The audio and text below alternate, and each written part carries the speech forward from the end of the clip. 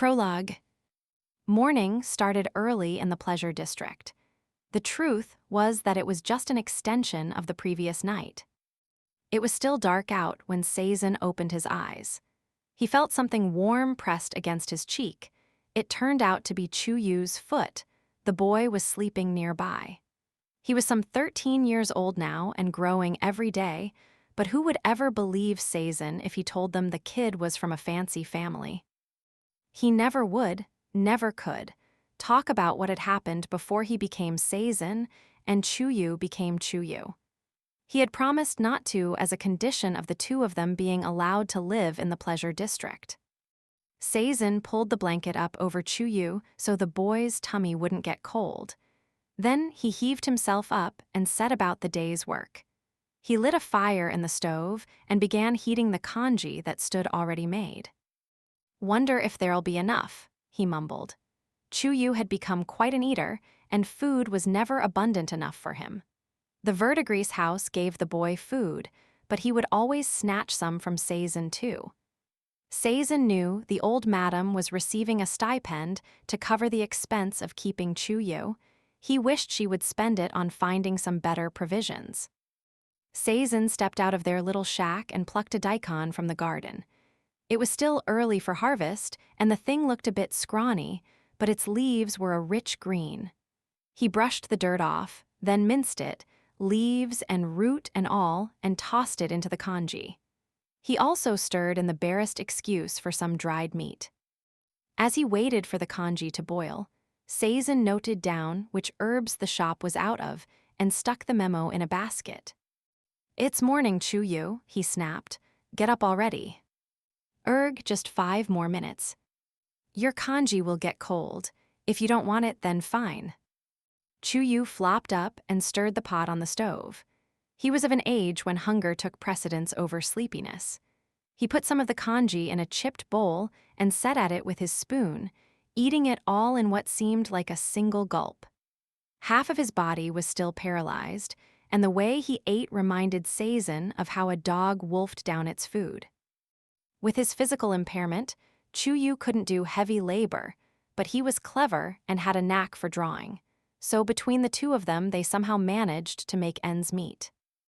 Maomao, this shack's former resident, sometimes mentioned Chuyu in her letters. Seizhen always wrote back that everything was going fine, but maybe those reports were part of the reason Maomao hardly visited the pleasure district. Seizhen couldn't blame her. Working at court certainly paid better than being an apothecary in a brothel, but at one point she had been away far to the west for an entire year nearly before he realized it. Maomao hadn't exactly taken Chuyu in out of an excess of affection, and the old madam was handling all the expenses, so Seizhen was in no position to demand that Maomao come back and look after the boy. Still, he could understand how Chuyu, as the one who had been dragged into all this, might feel some resentment. He was still too young to grasp all the things adults had to contend with. Incidentally, he was living in Seizhen's shack because, as a man, even a young one, he couldn't be allowed to stay in the verdigris house itself. "More," said Chuyu. "Slow down a little." "But I'm hungry." At this rate, it was only a matter of time until Chuyu got taller than Seizhen. He just hoped the boy wouldn't hit his rebellious phase while they were still living under the same roof. When Seizhen finished eating, he went over to the verdigris house. Languid courtesans exuded an indescribable aroma. Seizhen made his way awkwardly to the shop. Seizhen was only just over 30 years old. He might not have a wife yet on account of his poor farmer's background, but as a man, he was still in the prime of life. The madam had offered him a courtesan at a special discount, but if he got too into that sort of thing, the cost of medicine, which he invoiced to the verdigris house, might as well be paid in scrip. "Seizhen, did you get that kudzu I asked for?" Akyo called. He was the chief of the verdigris house's manservants and had done Seizhen more than a few decent turns. "Yeah, this enough?" Seizhen asked, handing him the powdered kudzu root. Kudzu was simple enough to find just about anywhere. It was processing the stuff that was the real challenge. Plenty, thanks. Ukyo handed him some small change. Seizen might have wished for more, considering the labor involved, but insofar as it would be used at the verdigris house, he would have had to haggle with the madam for a better rate. Then again, he was on good terms with Ukyo. Kudzu, you know, it takes so long to work on. This really isn't quite enough, Seizen ventured. It's all I can wring out of the old lady. The best I can do is send over a manservant with time to kill. That would be a real help. Maomao was a better negotiator for money as such. It was her adoptive father Liumen who was the putative owner of the apothecary shop. Seizen had only met him a handful of times, but had discovered he was an elderly man who looked like he wouldn't hurt a fly, the polar opposite of Maomao. Maomao had warned Seizen that her father's one real flaw was that he was too good-hearted, which made him reluctant to charge people. Seizen took solace in the thought that in that regard, at least, he outdid Liumen. The powdered kudzu root wasn't actually medicinal. It was for cooking.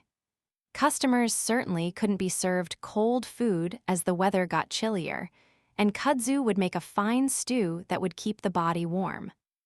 Mornings, Seizen would make up any medicines that were in short supply. Being the worrying type, he always kept the recipes Maomao had given him close at hand. If he just followed them, being careful to use the right quantities of everything, it would all turn out fine. Come afternoon, customers would start filtering in. That included denizens of other brothels as well as the courtesans' clients. The courtesans themselves wanted abortifacients, which women in their line of work always needed to have available, while their clients were looking for vitality tonics. Seizen had wondered if it was really safe to sell medicine to people from competing businesses, whereupon he was told he should sell to such customers at twice the price quoted to patrons of the verdigris house. He didn't know whether that meant the local folks were getting a good deal or if the strangers were getting ripped off. All he knew was that the buyers kept coming, so they must not have realized the madam was squeezing them dry.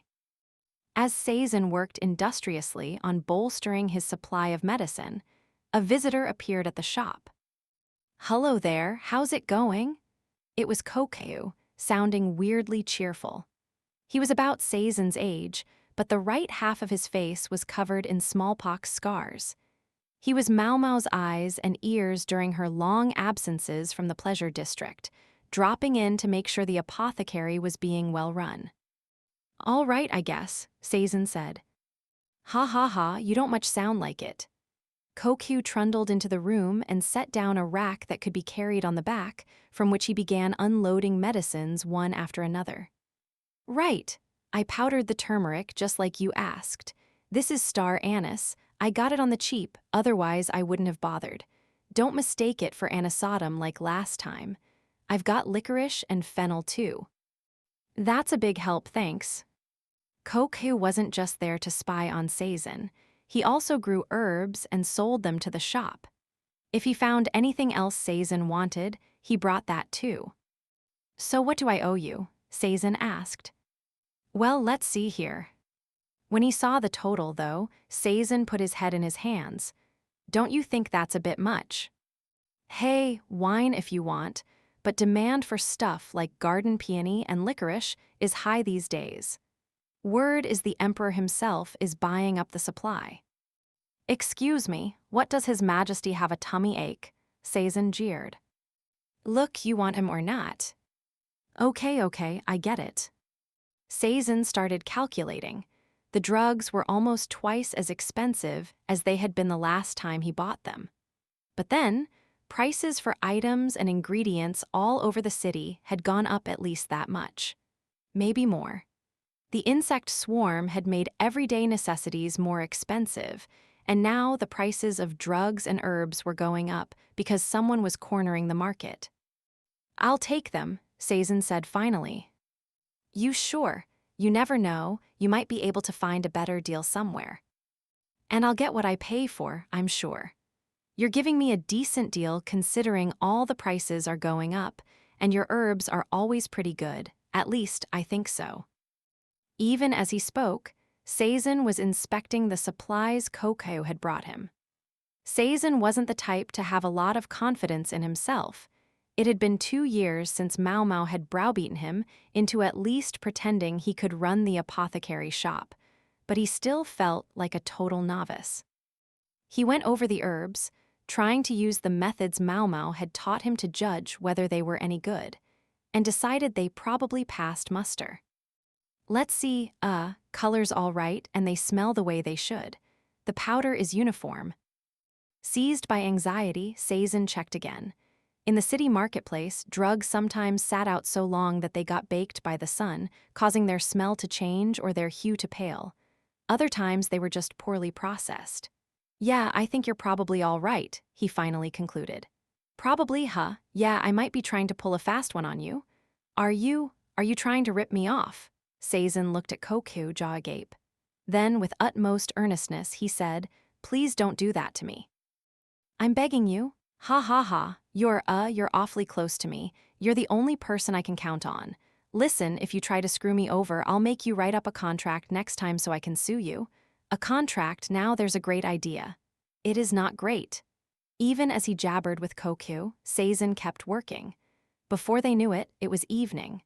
Seizun made up his mind to go back to his shack before he could get caught up in the tide of customers who appeared as the day darkened. "Chuyu, let's head back," he called. "Yeah, sure," Chuyu said with studied indifference, but he started cleaning up his painting supplies. His art was getting better and better, but he still hadn't moved beyond earning a bit of pocket change with it. You needed a proper patron to make a living doing that sort of thing. The old madam had engaged Chuyu to draw decent portraits of the ladies of the Verdigris house, and they were lined up in order of popularity. Zielin's older sister, who'd really stepped in it recently, had dropped noticeably down the line. New customers, those who had arrived via introductions by their connections, would often pick their first partners by studying the pictures as much as by the ladies' reputations. If any of the clients should happen to take a liking to Chuyu's artistic style, it could open up the path to his future.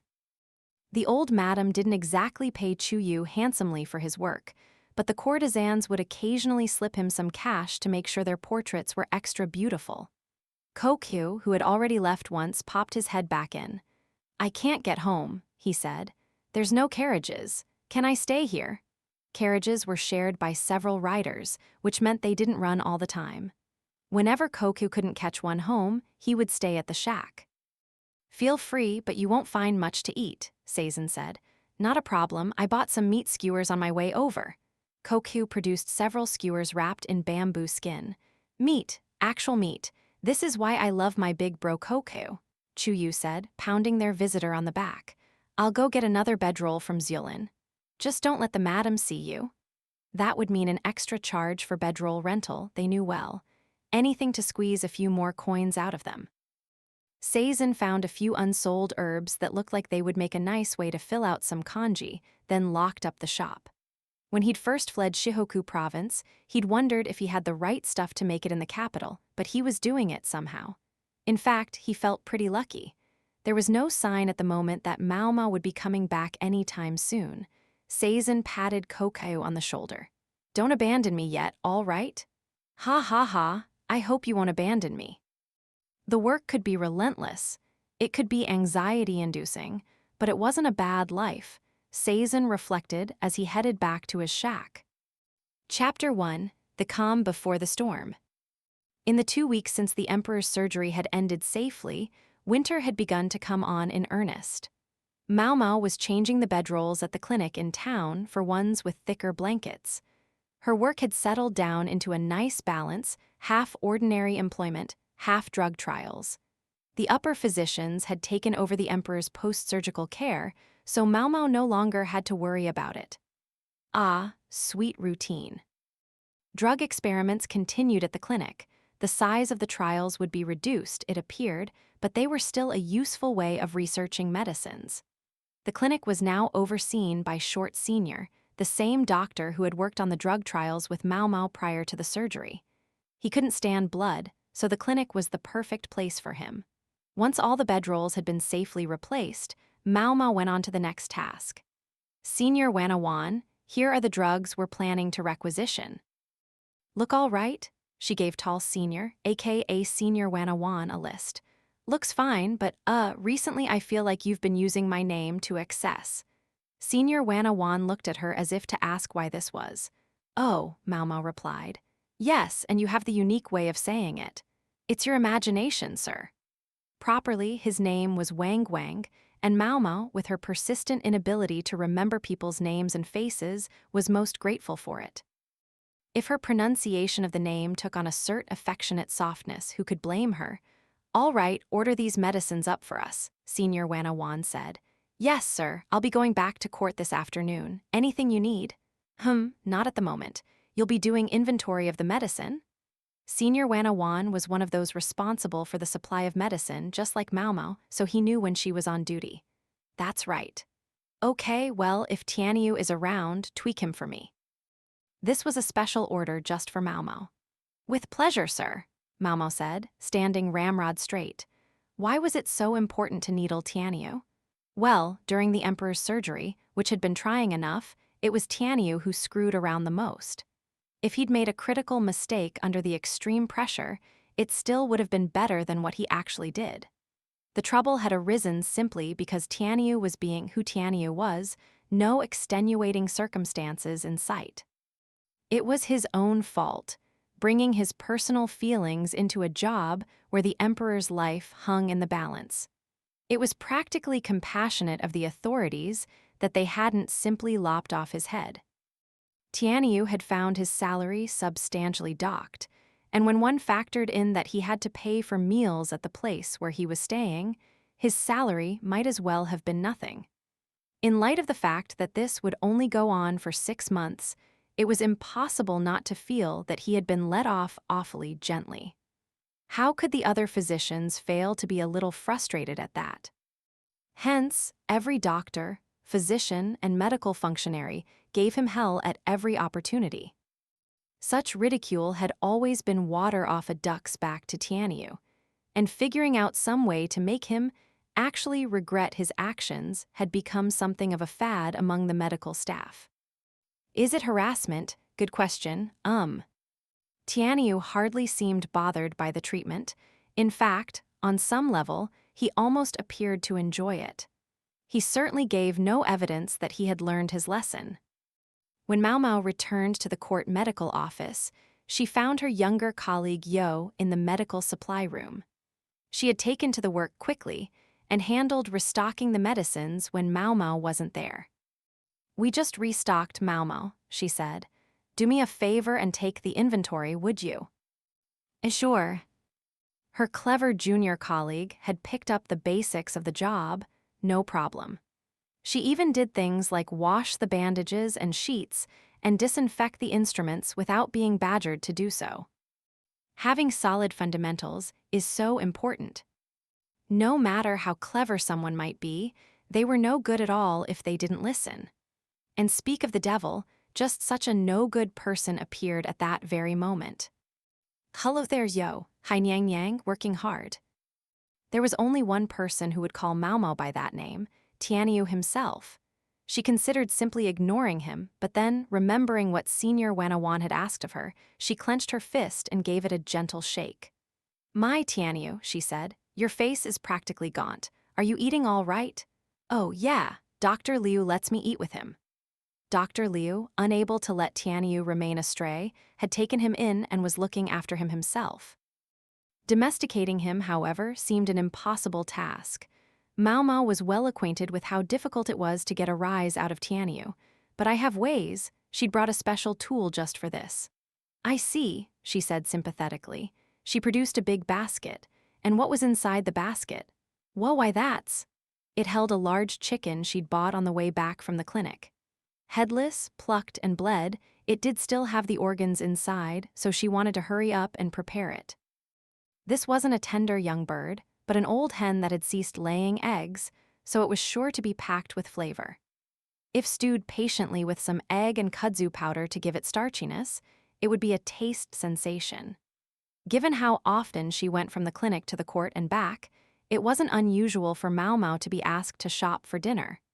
If she made chicken soup for the medical office, not only would the physicians be grateful, but she would probably get some money to cover dinner expenses. Two birds, so to speak, with one stone. The possibility of soup for dinner, however, was not what commanded Tianyu's attention. "Ooh, Nyang Nyang, I'm begging you, please let me chop up that chicken." He pressed his hands to his cheeks and squirmed demonstratively. His eyes, which usually looked as engaged as a fish's, now glowed fiercely. Dr. Liu knew very well that a simple pay cut would never be enough to teach Tianyu anything. There's a different way to make him feel the pain. One denied Tianyu the opportunity to do his beloved dissections.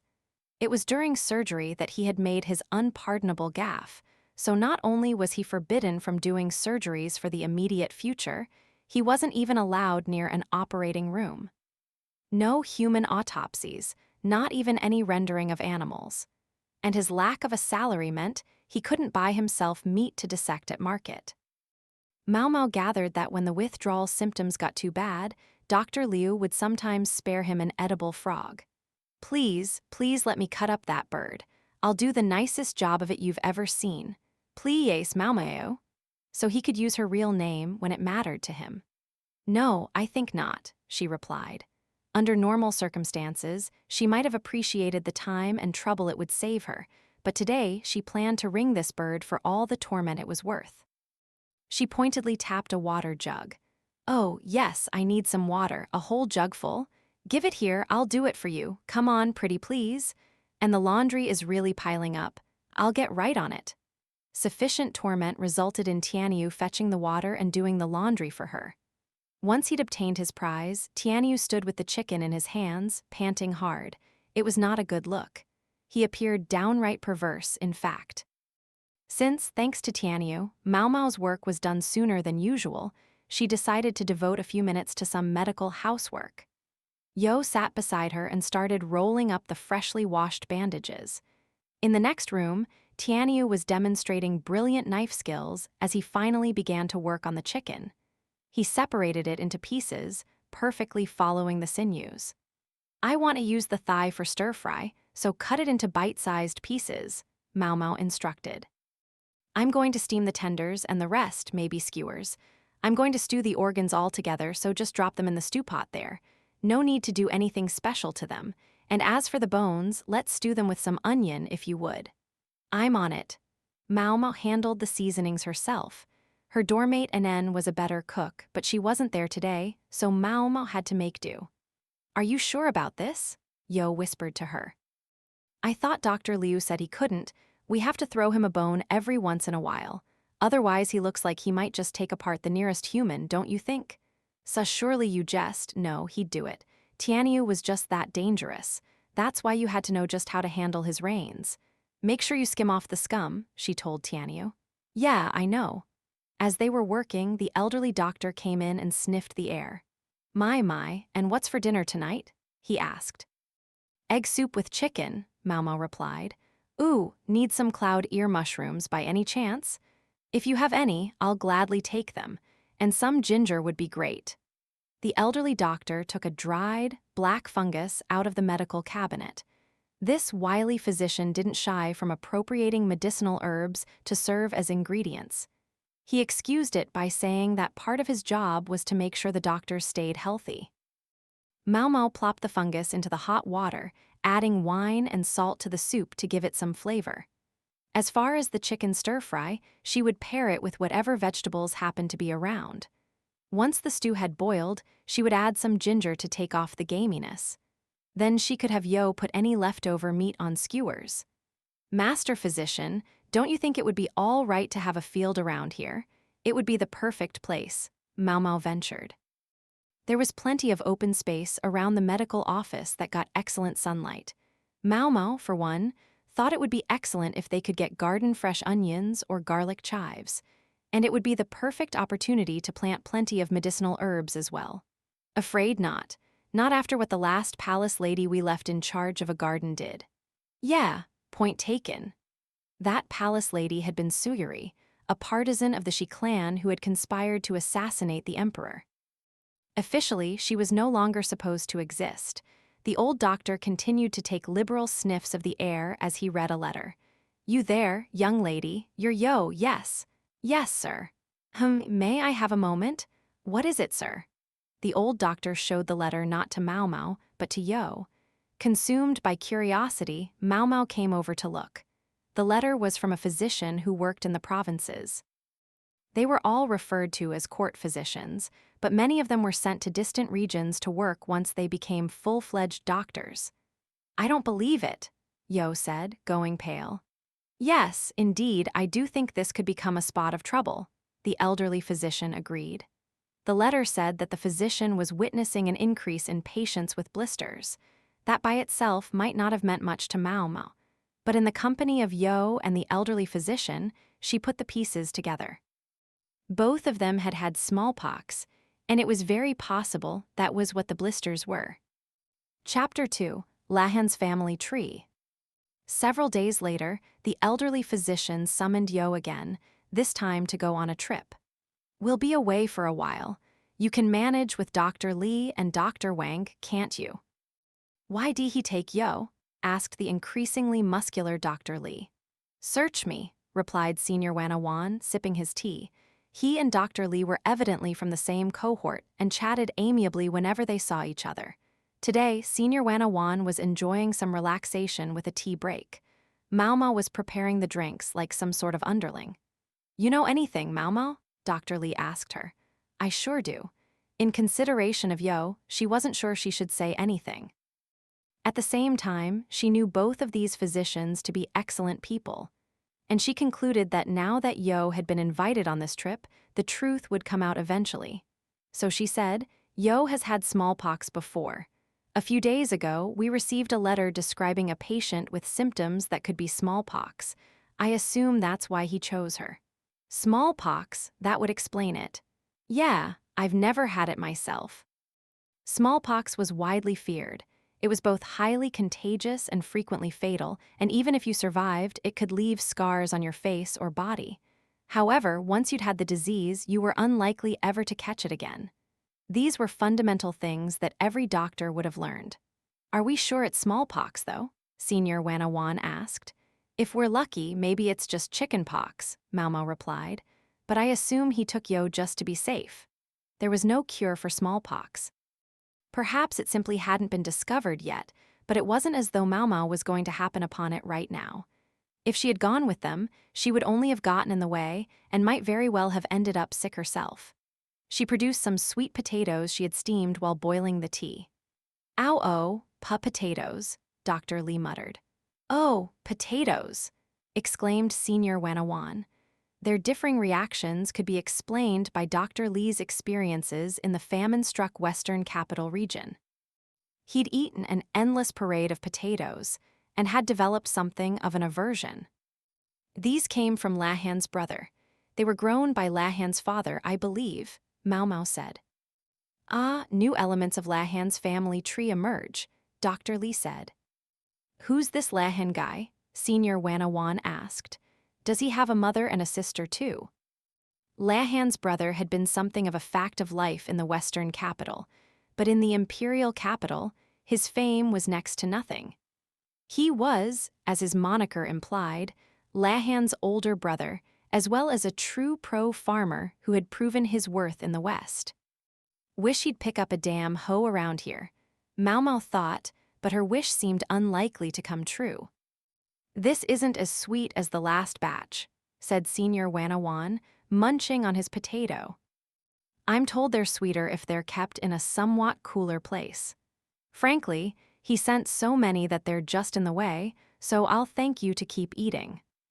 From what Maomao heard, the freak strategist's house was now all but buried in potatoes, so Yao and Maomao had been enlisted to hand them out at the medical offices. Maybe they could turn them into sweet treats. If they're short-handed, we could lend them Tianyu. Dr. Li was rifling through the medicine cabinet to see if there might be some spices they could use to glam up their potatoes. In the Western capital, they'd frequently had butter to spread on them. Please send someone more useful than Dr. Tianyu, Maomao said. He won't be serious about anything but dissecting livestock. Indeed, it was the only thing he was good for. Anyway, doesn't it seem a little unfair that he got off with nothing more than docked pay and a bit of collegial abuse? I mean, after what he did, Maomao said. Oh, you haven't heard, Senior Wanawan asked, peeling the skin off his potato. Tianyu's already been whipped. Maomao frowned.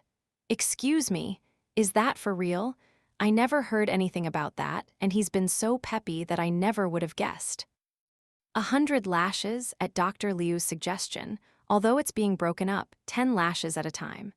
I guess when you give somebody all 100 at once, they tend to die in the middle of it, which means that he's got it so together that he can take that beating and still do all his work no problem. It's got to be murderously painful, though. Dr. Li held up 9 fingers. Tianyu had 9 beatings left. About the time his wounds were healing, he would find himself under the lash once more. Don't let him live and don't let him die, I think is the philosophy. True, 6 months of docked pay would be too cheap a price to pay for making light of the emperor's life. 100 lashes was hardly a mild punishment either, but Tianyu could be glad to escape with his head still on his shoulders. Aha, but they're not letting him off that easy. He has to log where he was whipped and the intensity of the pain. I realize this isn't very nice, but could I see the log? Ask Dr. Liu, Dr. Li suggested, so they passed their break time in idle chatter. Dr. Li and Senior Wanawan both helped clean up the tea implements when they were done, one reason Maomao liked them so much. The physician's break was offset slightly from that of the soldiers so that right about the time they were wrapping up tea, men who had been injured in training could start trickling in. True to form, they had just finished cleaning up when an injured man appeared. Right, where are you hurt? Dr. Li asked. He was having a duel, and I think he took a serious blow to the head, answered another soldier in lieu of his companion, who was quite unable to stay on his feet. Strange, though, this other soldier was dressed for the part but didn't seem very steady himself. Haven't I seen him somewhere? Maomao was pondering the matter when the soldier spoke directly to her. Hello, Lady Maomao, it's been much too long. He gave her a deep, humble bow. That's it. She realized who he was, Yujun, older stepbrother of the former high consort Lishu. It appeared he was still playing lackey to the soldiers. Once Yujun had explained what had happened to the injured man and turned over whatever belongings the man needed, he left. You know, that reminds me. I wonder how Lady Lishu and Basin are doing. She soon dismissed the thought. It had little to do with her, so she got back to work.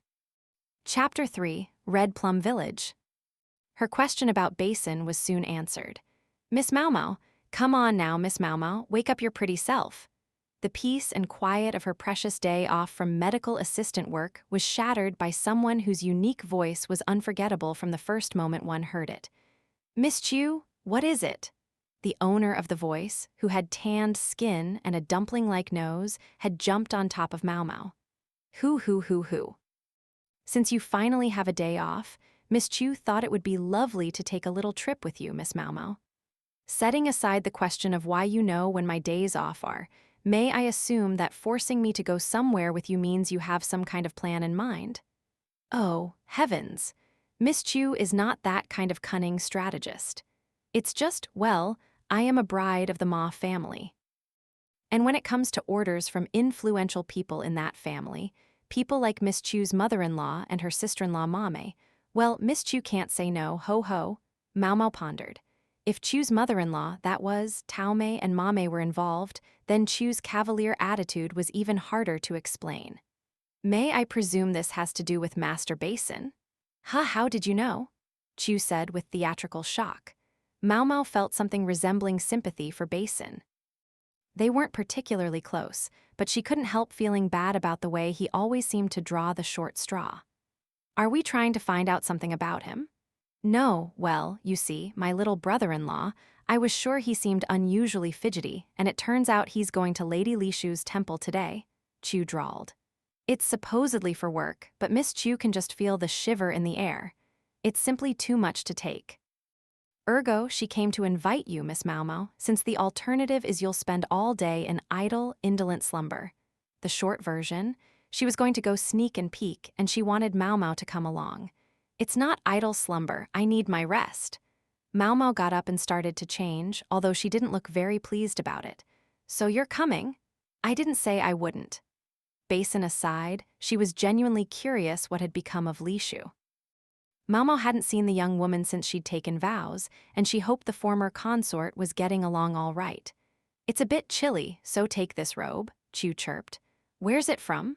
I hate to break it to you, but it's not from the Moon Prince. It's second-hand from Maomao.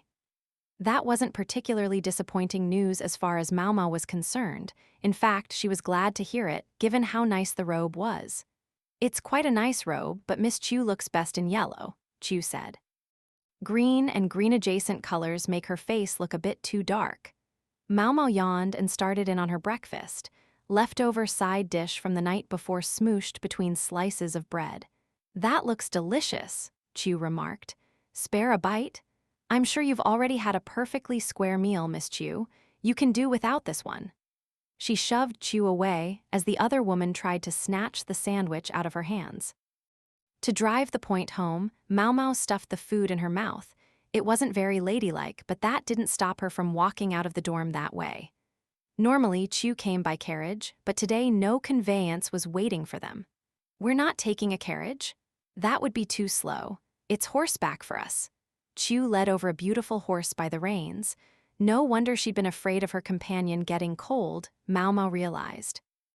They hadn't been riding for even 2 hours when they arrived at their destination. True, it was faster than going by carriage, but the continual whipping of the wind was tiring. And Chu had been going at a substantial clip. By the time they arrived, their mount glistened with sweat.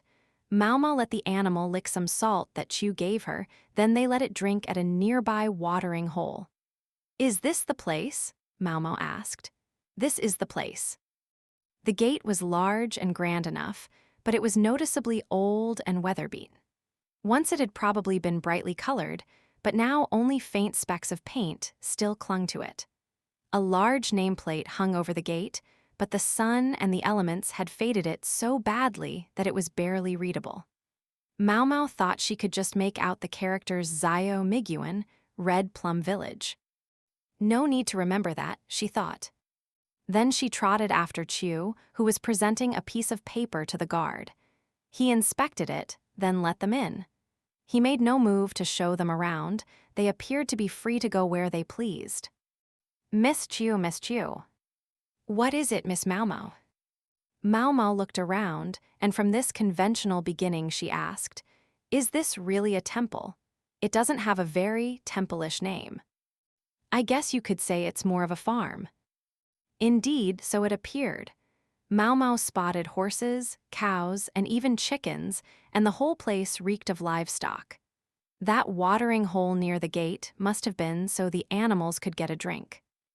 Maomao also saw a substantial farm plot planted with all manner of vegetables. Maybe the place was self-sufficient. Now, Miss Maomao, please don't pick any herbs you find, even if they are medicinal. This is private property, and they won't be happy with you, Chu said, catching Maomao by the scruff of the neck and dragging her along. Her dominant hand might have been all but useless, but Chu still proved quite capable of both riding a horse and dragging Maomao away with just one arm. Chu's natural agility was part of the reason for her riding ability, but the reins had also been modified so that they could affix easily to her limp right arm. Maomao took in the idyllic scenery as they went along. Vegetables, herbs, and a lot of very nutritious-looking animals, she observed. Yes, indeed. You said this was a temple, but to me, it looks more like a place for rich folk to pass the time. What makes you say that?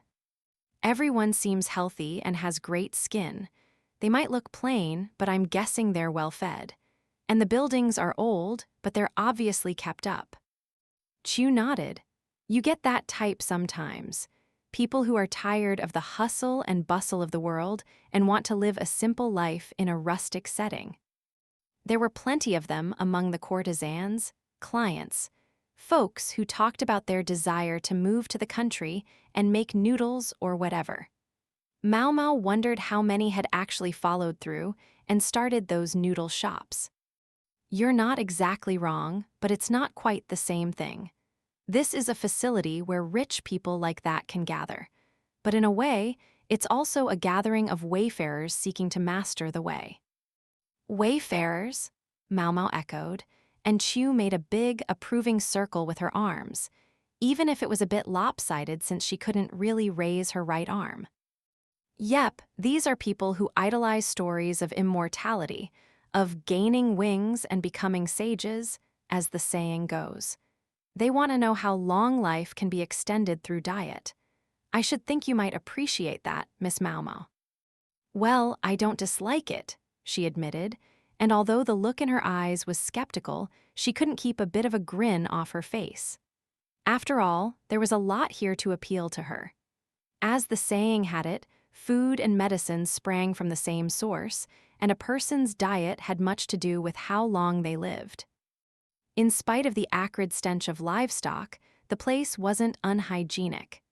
Excrement from the animals wasn't just washed away from wherever it fell, but was collected in one place. The pile was obviously fermenting from the inside, judging by how it emitted a white steam. Maomao saw bulls as well as cows with prominent udders. That told her they used milk here. There were baskets in the lake and river to serve as traps. She suspected they were catching shrimp and loach and maybe eel. All excellent sources of nutrition. And most important of all, it occurred to Maomao, the food around here might just be delicious. She started to cherish a modest hope. There was, of course, no guarantee that they would treat her to a meal. They hadn't even bothered to furnish a guide, after Allah, although that was partly because the women had already arrived at their destination. Ah, there they are, Chu piped up. Look, right over there. In front of what looked like a large chicken coop, Maomao could see a man and a woman. One of them was Basin, the other a refined young lady. She's really grown. The young woman was noticeably taller than the last time Maomao had seen her. Maomao felt like she remembered the girl being shorter than she was, but now the other woman was the taller of them. Maomao suspected her small, lithe body hadn't changed. Before, her skin had been pale and her cheeks pink like cherry blossoms, but she was somewhat darker now. Her simple outfit lacked something in elegance, but it had durability to recommend it. It was patched in places, but otherwise it was perfectly good clothing.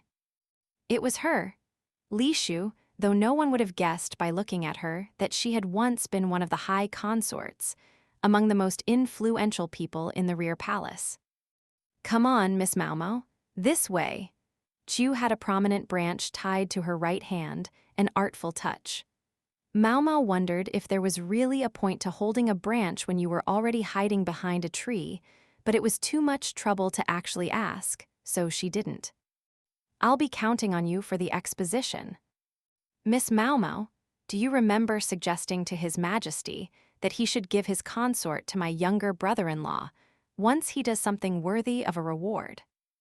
Not very clearly, and I definitely don't think you were there, Maomao said, struggling to call up the memory. Truth be told, there aren't that many people well-placed enough to object to whoever Lady Li Shu might marry. Sure, the chattering classes will gasp and writhe, but His Majesty regards Lady Li Shu like his own daughter. The leader of the Yu clan doesn't want his dear granddaughter living out the rest of her days as a nun either, so I don't think anyone is upset that the Ma clan is making a move for her. If they were, they wouldn't find excuses to send my brother here on jobs, where he just happens to run into Lady Li Shu. Chu winked broadly at Maomao.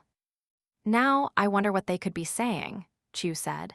She proceeded to read Basin's and Li Shu's lips, even doing the voices. It's gotten pretty cold. Are you keeping well? Yes, I'm all right, thank you.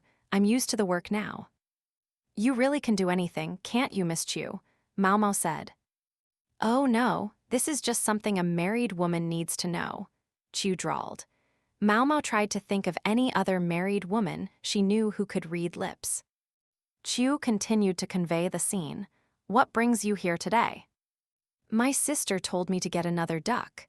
I mean, we have one at home already.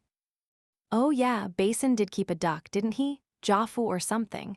Maomao was surprised to realize Chu still hadn't eaten her. A duck, what a transparent excuse. The sister in question would have to be Maomao. She would stop at nothing to see her little brother married. Oh, your hand, once as white as an ice fish, has turned so red. An ice fish, you charmer. It's my cheeks that will turn red from embarrassment. When I see your great, broad chest, Master Basin, I feel my heart start to dance. My dear, I feel the same. My blood runs hot. Maomao looked at her narrator. Miss Chu. Yes. Did you get bored? It had not escaped Maomao that Chu had begun making up her own script at some point. What was I supposed to do? They're talking, but they're not saying anything. How long can two people possibly talk about the weather? It did sound boring, but for these two socially awkward youngsters, getting a real conversation going was probably harder than passing the civil service exams. God, what a pain. Chu gave Maomao a knowing look. You're thinking, couldn't the bigwigs just order them to get together and then, boom, it's done? Yes. You know, a lot of us think the same thing about you, Miss Maomao, Chu drawled. Maomao pointedly looked away. So you see how it is. It might not be the most direct route, but they need some quiet help to find their own way to their happily ever after. And that's what you and Miss Chu are here for. I'm here for that, huh?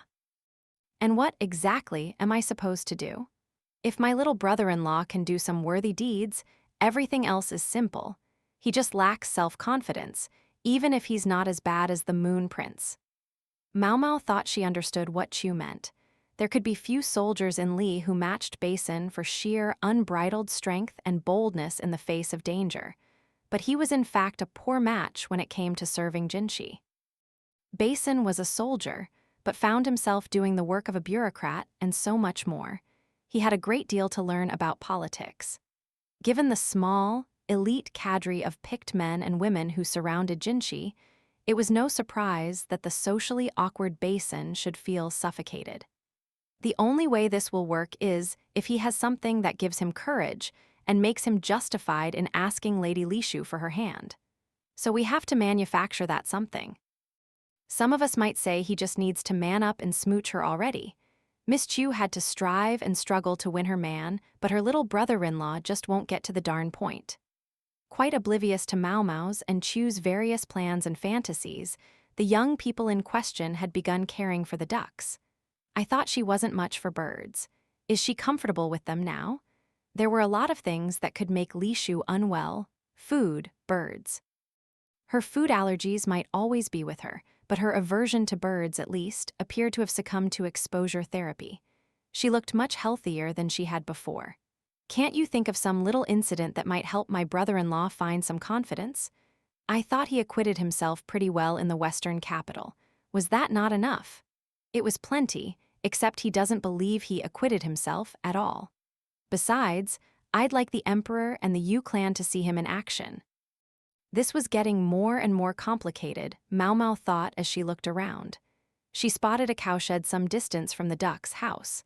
They have so many oxen here, at least one of them must have produced a bezoar, right? Such were the thoughts of Maomao. Sadly, actually finding a bezoar meant cutting the animal open, so even if one of the oxen here possessed one, Maomao wouldn't be able to get her hands on it. Miss Chu can't stand it. There, see. Lady Lishu pretended to accidentally trip, and my little brother helped her up. Ooh, if only Miss Chu could become a teasing little wind and flip up Lady Lishu's dress. There was Chu, once again reminding Maomao that she was the word crass incarnate. Okay, tell me, was there a point to us staking them out today? Miss Chu needs her hobbies. I'm going home. Maomao stood and trotted briskly back down the path they'd come up. Chu scrambled after her. You won't be able to hail a carriage in this corner of nowhere, she smirked. Maomao gave her an accusing stare, so this was why they'd come by horse. You're right that watching them stumble along won't get us anywhere, so how about we devise a new strategy? Yes, we could. And I don't mind mentioning that I've gotten pretty hungry. What a coincidence, so has Miss Chu. Sadly, while we have permission to enter Red Plum Village, that doesn't include one of their become an immortal sage meals. But maybe we could at least swing a few souvenirs. Chu was holding several of what appeared to be mud balls. Century eggs, Maomao asked. Well, I had to give up on the duck. Did you steal those? A beat. I'll get my little brother to pay for them later. Chu tucked some of the blackened eggs into the folds of Maomao's robe. Maomao felt like she was being bribed to stay quiet. I'm still going home, she said. You're no fun. Maomao stuck out her lip and headed for the stable where their animal had been taken. There was a man there, and despite the mean look in his eyes, he was brushing the horses with care. It was a big stable. There must have been at least 10 horses there, all well-muscled, obviously used for farm work. Excuse me, we'd like our horse back, please, Chu said, and the unpleasant-looking man brought out the horse they had come on. Here, he said. Great, thanks. The man, evidently dedicated to his work, went back to brushing. Have you been doing this a long time, mister? Chu chirped. About 10 years. What do you think about that girl who showed up a couple years ago, Li Shu? I was only told she's not for the likes of me to talk to. I see. So people didn't realize that she was from decent stock. I'll thank you not to bother me while I'm working, the man said. Oh, gosh, pardon me, Chu said, sticking out her tongue in embarrassment. One could become almost inured to beautiful women when living and working in the rear palace. But here, Li Shu was like the proverbial crane in the rubbish heap, a jewel among the refuse. It would hardly surprise Maomao to learn that one or two of the men here had entertained thoughts of laying hands on her. I'm glad they seem to be keeping everyone in check, Chu said with a wink as she spurred the horse to a trot. The day concluded with a meal, over which Maomao and Chu exchanged their share of ribald chatter, and after which they finally went home. Why did she want to go out there? Maomao wondered. She had come out of the whole affair with nothing but some mud balls, century eggs, to show for it. Chapter 4, Medicinal Congee. The next morning, Maomao awoke to find the air very chilly. Oof, it's cold. She sat up sniffling. Gotta make sure I get a comforter, she thought, plucking her thin bedroll off the ground. She de-lent her previous bedroll to another girl while she was away in the western capital for a year, and it looked like it wasn't coming back. She wasn't thrilled about that, but she was at least grateful that everyone had left her room alone for an entire year. She wouldn't have been surprised to return to find that everything she owned had been carted off. Maomao had no strong objections to her current work environment, but if there was one thing she didn't love about it, it was the constantly changing time of her shifts. Unlike in the pleasure district, there was no madam to come thwack you awake if you overslept. In order to make sure she wasn't late to work, Maomao had had to cultivate a habit of getting up at the same time every single day. I start late today, so I've got some time to kill. She would have loved to catch a few more winks, but she resisted. If she let herself slip back to sleep, she definitely wouldn't get up on time, especially not now that it was cold. She put a heavyish over jacket on and went to the dining hall. Good morning, said Changsha, Maomao's younger colleague. She was already eating breakfast. It was congee with medicinal herbs, as well as some salt and vinegar for taste. It was a very plain meal. There weren't even any side dishes, but that was what commoners ate. Maomao, sadly, had become rather accustomed to the breakfasts of the rich, and now had to reckon with her status as a commoner. She often found her eyes going to serious-looking ingredients, only to get sticker shock when she actually reached for them. Good morning, she said. She would eat the same congee as Changsha. A dining hall there was, but you had to make your own food, so she and Changsha often prepared their meals together. This breakfast was something Maomao had whipped up the night before. What do you think the ingredients in today's congee are? Maomao asked Changsha, a gentle riddle. Rootstock and carrot, Changsha replied, and, to judge by the smell, fishwort. That's right, and a bit of tea to keep the odor down. Why would one deliberately use malodorous ingredients? Simply to keep the other inhabitants of the dormitory from snitching their food. Back when NN was making meals here, things left out overnight had often been gone come morning. It was easy to assume that the other commoners in the lodgings had helped themselves, but with alarming frequency, the true culprits turned out to be young ladies from distinguished houses. The reason, they alleged, was because the meal had been made by a servant. NN was indeed Yao's servant, and the mindset seemed to be that if a servant had made it, it was up for grabs. NN, of course, was not happy.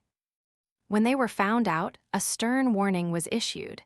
If the stealing stopped, the guilty could stay at the dorm, but if it continued, they would be chased out. The ultimate result, only those young ladies with some life skills remained at the dorm. Then again, it was relatively unusual for a young lady from a good background to stay in the dorms to begin with. And NN hardly ever left it at just making meals ahead for Yao's sake. The dormitory was occupied exclusively by palace ladies who had passed the examinations, but for that exact reason, there were many inexperienced chefs among its ranks. There was a dining hall, but no one to make and serve food, and the explanation was simple. Many of the palace women were there to find husbands. Thus, they had to learn to cook for themselves, but the whole thing could be awfully inconvenient. There's something else in it, too, Maomao prompted Changsha. Given the thickness and the heat, is it kudzu? Bingo. Kudzu warmed the body and helped prevent colds. Health was of paramount interest to Maomao. Finding flavors that went well together was a secondary concern. Changsha had a good nose as well as a sensitive tongue, everything she needed, and more to become a doctor. In terms of knowledge of medicines, at least, she was probably doing better even than Yao. Here, this is for you, Maomao said, graciously handing Changsha one of the century eggs she'd gotten from Chu. Why, thank you. Are you on the late shift today too, Changsha? Yeah, plenty of time between now and then. Agreed. Truth be told, this was the time when Maomao most felt she could relax, but it was her bad habit that moments like this were precisely when her head would fill with all kinds of thoughts. She let her mind wander as she added an egg to her congee. Today's work, she would be at the medical office the entire day. There were plenty of chores that had piled up and needed to be taken care of. I wonder what happened to Basin after. She could only assume it had gone nowhere. Maomao was content to wait for communications from Chu rather than taking any initiative herself. Just one other thing. Changsha. Yes. Is Yo back yet? She'd gone to see patients in the countryside with the elderly doctor several days before. She wasn't back yesterday. I wonder why he took her with him. Maybe she's the most fit for the job. Maomao had been willing to tell Dr. Li and Senior Wana Wan about Yo's history, but for the time being she would refrain from mentioning it to Changsha. She was a young woman of the same age. It might make Yo uncomfortable. And are Yao and Anen doing well? Maom wasn't in the same department, so she didn't see much of them. If she was ever going to bump into them, it would probably be at the laundry area, but it was so cold that she was always in a hurry to get the job done and head back, so there was hardly any opportunity to meet the other young ladies. Yes, they're well. There was a soldier who sought Yao's hand, so NN was at her scariest all day yesterday. Yao was of an appropriate age to get married and had a very womanly body. Not only that, but she was the daughter of a well-established family. Normally, one might have expected her to be here polishing her manners, or else actively in search of a husband, so it wasn't hard to see why she was so popular with the men, even if she doesn't seem to realize it herself. I wish they wouldn't do that in the workplace, Maomao said. She held up her congee bowl at an angle, scraping out the very last spoonfuls. Chapter 5, The Doctor's Conference. After breakfast, Maomao trotted over to work, in no particular hurry.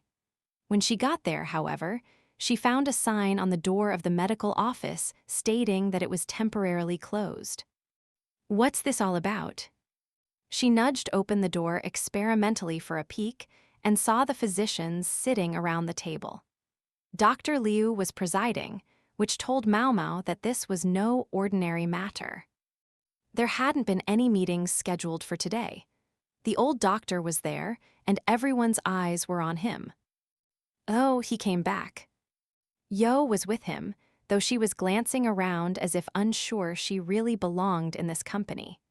When she saw Maomao, relief flooded her eyes and her face relaxed. I wonder what happened. Maomao slipped into the room as casually as she could. She had been around longer than Yo, and it made her a bit bolder. Dr. Liu gave her a look of annoyance, but didn't send her away. Instead, he began the meeting. Maomao stuck around. She was supposed to be on shift right now anyway. If she didn't join the meeting, she would just be bored. I apologize that this has taken as long as it has, the elderly doctor began. We needed a few days to see how we looked ourselves. Closer to 10 would have been ideal, but I hope you'll humor me in this case. The old physician was wearing thick gloves and had a cloth over his mouth, as did Yo. They were clearly trying to prevent the spread of something contagious, in this case, from themselves to the other doctors. We're all aware of that. Please just state your conclusions, Dr. Liu said testily. It was smallpox.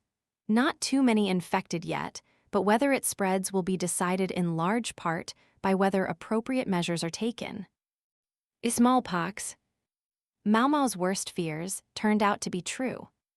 If it becomes an epidemic, infected people will find their way to the capital. We have to be ready. Are we going to be safe? One of the younger physicians asked anxiously. We'll make things safe, don't you get it?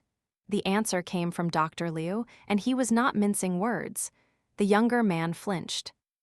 Have you gathered the symptomatic patients in one place? Yeah, and I temporarily cordoned off the village, no one in or out. I left a couple of doctors there, but we're going to need more soon, and I wouldn't mind some soldiers to serve as lookouts. Smallpox has a long incubation period, so the place needs to be isolated for 2 weeks at least. You want new peoples. Well, you can't go, Liu.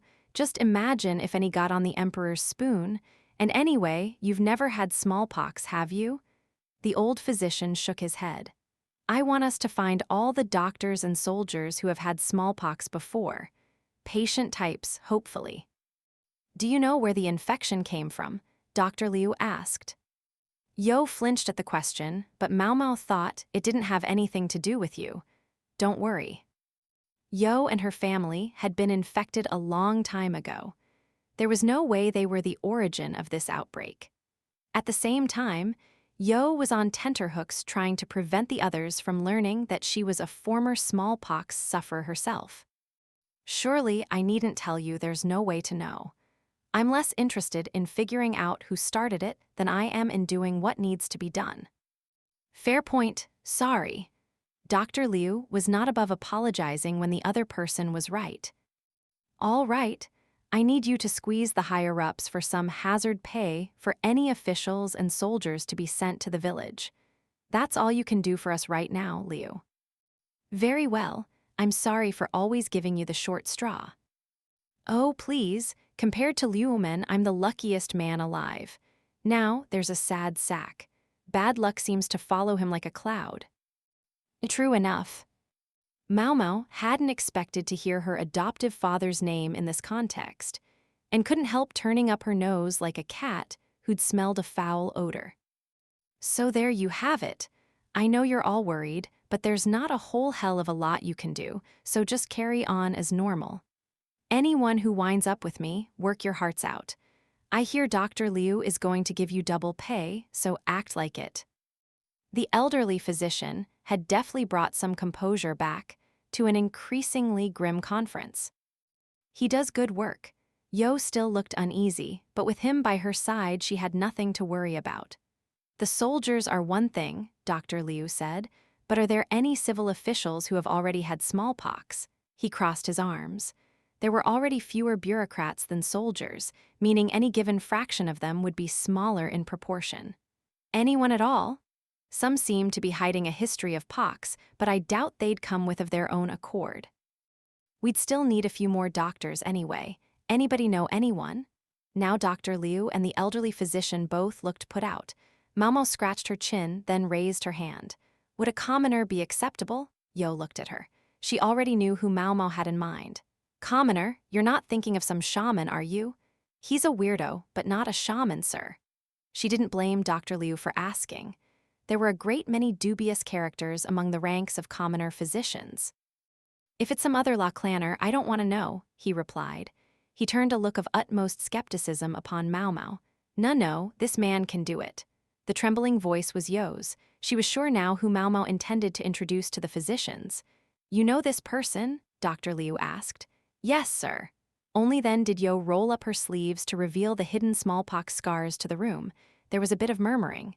I survived having smallpox thanks to him. All right, Dr. Liu said. Yo's conviction appeared to have reached him. Let's get in touch with him at least. Yes, sir, Maomao said. Chapter 6, The Interview. Maomao knew only one commoner doctor who was well-versed in smallpox, Penghou. He was a young man with smallpox scars covering half his face, although he never seemed to take his own misfortune too seriously. The moment the conference was over, Maomao sent Penghou a letter. Yo could just as easily have done it, but since it was Maomao's idea, she took the job on herself. Awesome, came the response. I'll be there. Heck yeah, just what Maomao had expected. Very doctor-like, Yo scoffed when she saw the letter. This was a man who had once gone so far as to dress up as a woman in hopes of taking the palace lady's examination. He would never refuse a summons from on high. Along with Penghou's message, however, came a letter from Sazin. Sazin, he's the one who's running your apothecary shop now, isn't he? Yo said, studying the letter with some confusion. It was substantially longer than Penghou's. Together they read it. Together they fell silent, moved to real pity by its contents. The gist of it was, please don't take Penghou from me. There were tear stains on the letter, and the tone was something like a wife desperately trying to prevent her husband from being sent to war. When did Sazin get married to a doctor? No idea. Maomao wasn't sure if Yo was joking or not, but she had been to the Verdigris house's apothecary shop before, so she ought to know that Sazin was a fully grown man. It sounded like Sazin was dependent on Penghou. Although Maomao felt bad for abandoning him, it would be a good chance to separate them for a while. In any event, Penghou himself was all on board, so it would be simple enough to ignore Sazin and have him come to the palace at the earliest possible opportunity. The interviewers would be Maomao's old man, that was, Liumen, Dr. Liu, the elderly doctor, and another of the upper physicians. The elderly doctor had decided to wait to see Penghou before he went back to the village. Since Penghou would be working directly under him, he wanted to know whom he was dealing with. As the ones who had recommended Penghou, Maomao and Yo sat in a corner of the room, where they would act as note-takers. Penghou wore his typical shit-eating grin. He'd put on somewhat nicer clothes than usual, and once he was seated in front of the interviewers, he removed the cloth covering half his face. His naturally handsome looks made the scars all the more striking. I'm Penghou, he said. Pleasure to meet you. We heard you're experienced in the treatment of smallpox. Is that true? Asked Dr. Liu, getting the ball rolling. You can see my experience right in front of you. My instructor in the medical arts exposed me to pus from a smallpox patient. I developed the disease and, well, you can see the results. I was real lucky I didn't die. As usual, he didn't pull punches when talking about the rough parts of his life. This was an anti-contamination measure that turned serious? Liumen asked. No, I had a younger twin brother. My instructor wanted to see how children raised in the same environment would respond to stronger or weaker poison in the pus. I happened to get the stronger dose, which is probably why I was infected. In other words, he was stating on the record that this wasn't to prevent infection, it was human experimentation. The court physicians had done patient trials at the clinic in town, but nothing so awful as what Penghou's instructor had undertaken. And what was the result? Dr. Liu asked. I got a serious case, while my brother just had a mild fever. He didn't even get any scars. Where did this man get the pus he administered to your brother? And where is that doctor now? The physicians had been distracted from their interview by interest in the experiments that had been done on Coco. Maomao was curious herself. Oh, my mentor's dead. He didn't leave any written records either, and I didn't understand any of it, which put me in a real bind. Your brother doesn't know what was done to him either. He's dead too. Oh boy, did he freak out when he saw my face. Stabbed our mentor right to death. That's why there's no records. Then later, in a fit of conscience, he hanged himself. There was a collective stunned silence. That savage, Maomao thought. She'd known that Coco's mentor had died, but the circumstances were vastly more awful than she'd imagined. Yo looked pale, and the physicians were edging away from Coco. Only Liumen sat still, regarding him with pity. Maomao's adoptive father was acquainted with sorrows himself, but Coco might have had just as much grief in his life as Liumen. That was more than 10 years ago, Coco said. I've been investigating my mentor's research ever since then, but it's a tough nut to crack. I brought my notes about everything I've learned and discovered about communicable diseases. Wanna see them? Dr. Liu took the papers without a word and began looking through them. He showed them to Liumen and then to the other doctors. Coco might sound like he wasn't quite all there, but his notes were thorough and precise, and the elderly physician in particular could be seen to nod several times. Man, I want to know what's in there. Maomao shifted from side to side, desperate to get a glimpse, but it was no use. She would have to get Coco to show her the notes later. She glanced over at Yo and saw the other young woman was still not looking very well. Maomao shook her shoulder gently. We're not done recording, she said. Right. Yo quickly got her brush moving again. Maomao suspected Coco's revelations about his past had included things Yo herself hadn't known. What's this about lifetime immunity? The old doctor asked. It's a phrase my mentor used sometimes. It means that once you get a disease, you can never get it again as long as you live. When I translated it from my mentor's language, I figured that was about the right expression. Are you positive the disease can never be caught a second time? Oh, you can never be positive, but at least in my case, I've been taking smallpox scabs and introducing them to myself every 3 years without catching it again. I've been to a lot of villages with smallpox, too, but I've never once heard someone say that they got the disease a second time. With enough data, I guess there might be exceptions, but for now I'm operating on the assumption that once you've had smallpox, you can't get it again. Coco refused to state the matter unequivocally, which paradoxically made him the more persuasive. The 4 doctors appeared to be of one mind. May we copy this material into a book? Dr. Liu asked. Coco grinned but didn't answer. Dr. Liu held up 5 fingers. We'll pay you 50 silver pieces. Yes, sir. Coco turned out to have a surprisingly sharp sense for money. Maomao knew it from experience. She'd found herself having to give way to him on negotiations more than once. Another thing, Dr. Liu said, the site of this project is in the provinces. You'd be away from the capital and living in a rural area, possibly for a long time. Is that acceptable? Once again, Coco only smiled. The doctors looked at each other, perplexed, and Maomao signaled to them with a hand gesture suggesting money. They still hadn't told Coco how much he would make for his troubles. We'll pay you 2 silver pieces per day. Coco continued grinning and sat perfectly still. Only the tips of his fingers twitched.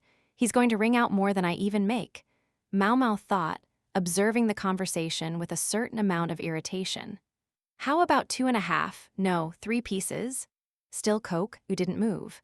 The offer was already far more than what a novice medical officer would make per day. The number was presumably so high because they were dragging an outsider into the middle of a crisis. Dr. Liu had a good deal of authority, it was true, but if he simply made a snap executive decision, the department that held the purse strings would not be impressed. Ordinarily, one would observe the situation and raise the offer gradually. Fine, 5 pieces, Dr. Liu said, forced into a lavish offer. At last Coco nodded. Are they sure about that? 5 pieces of silver is like what an upper physician makes, isn't it? Yo asked Maomao with a worried nudge. That's the kind of salary you can command when you're irreplaceable.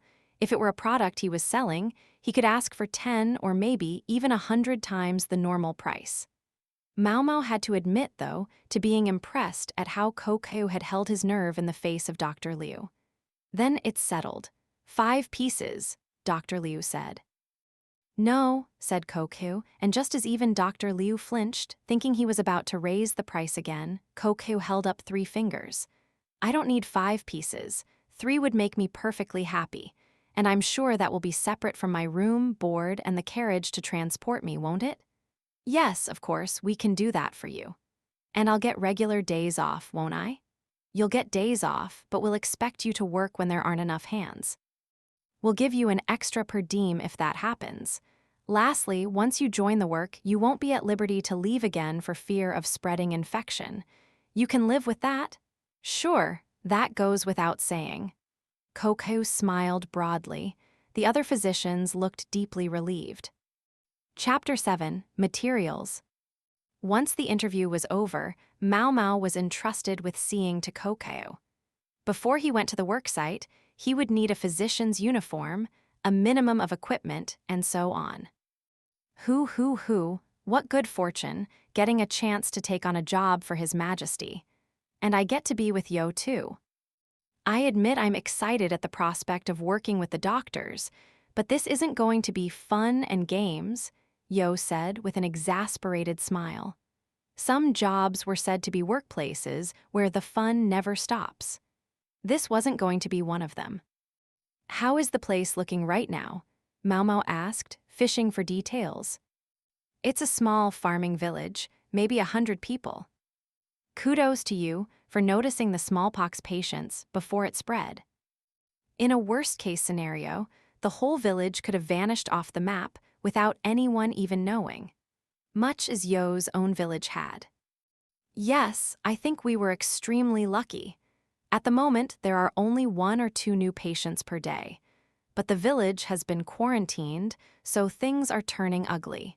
Frustration and anger are mounting day by day. You haven't actually done examinations on patients yet, have you, Yo? No, I was simply told to go as Dr. Lau's assistant. He's been very considerate of me, so I think I've had it pretty easy. He's letting me stay at a house outside the village. Oh yeah, the old doctor's name was Dr. Lau, which literally meant Dr. Old. Of course, Maomao could remember a direct superior's name. It was probably the second easiest name to remember behind Senior Wanwen. Through simple association, Maomao had come to think of Dr. Lau as the old doctor. She'd overheard other physicians referring to him as Gramps when he wasn't around. If we get more patients, I can only assume I'll have to start doing examinations, Yo said. Maomao pondered a moment, then decided to take the direct route. If you're not comfortable with it, you could just quit. Thank you, but no. This is something I can do because of who I am. I don't get that many chances to do something you can't, Maomao. Yo rolled up her sleeves with a hint of pride to show her scars. If that's how you feel, fine. Maomao was worried about more than an outbreak of disease, however. The isolated townspeople's pent-up frustrations could all too easily be turned on the doctors on site, and they would start with whomever looked most vulnerable. My dad said he would start coming with us. Partly because Dr. Lau asked him, but the pay is great, so he's more than happy. Yo's family had moved to the capital with their village's surviving children. This might be the best chance they would ever have to save up some money to put food on the table. That reminds me, Penghou, are you really happy getting 3 silver pieces for your salary? Maomao asked. Oh, yeah. It's sure better than what I make poking my head in at the apothecary shop in the pleasure district. He chirped as he tried the fit of some uniforms. Gee, sorry we're so cheap, Maomao thought, smiling tightly. I guess Sazin will have to manage somehow. Sazin didn't have a very high opinion of himself, but he was a decent medicine man. His problem was that he didn't believe failure was ever an option. But medicine varied from person to person. What worked for one might not work for another. No need to overthink it. As long as you were attentive to when a drug wasn't doing its job and dropped it, things would work out. Still, that Dr. Liu, was it? Kokyu said. He did offer me a whole 5 silver pieces. Awfully nice of him. Ah, so Kokyu had been playing tough as a test of Dr. Liu. He's a superb physician, Maomao said, even if he is awfully strict. Dr. Liu stood side by side with Liu Men among the most famous medical practitioners in Li. He may be strict, but he understood what he was getting with me, and I sure appreciate that.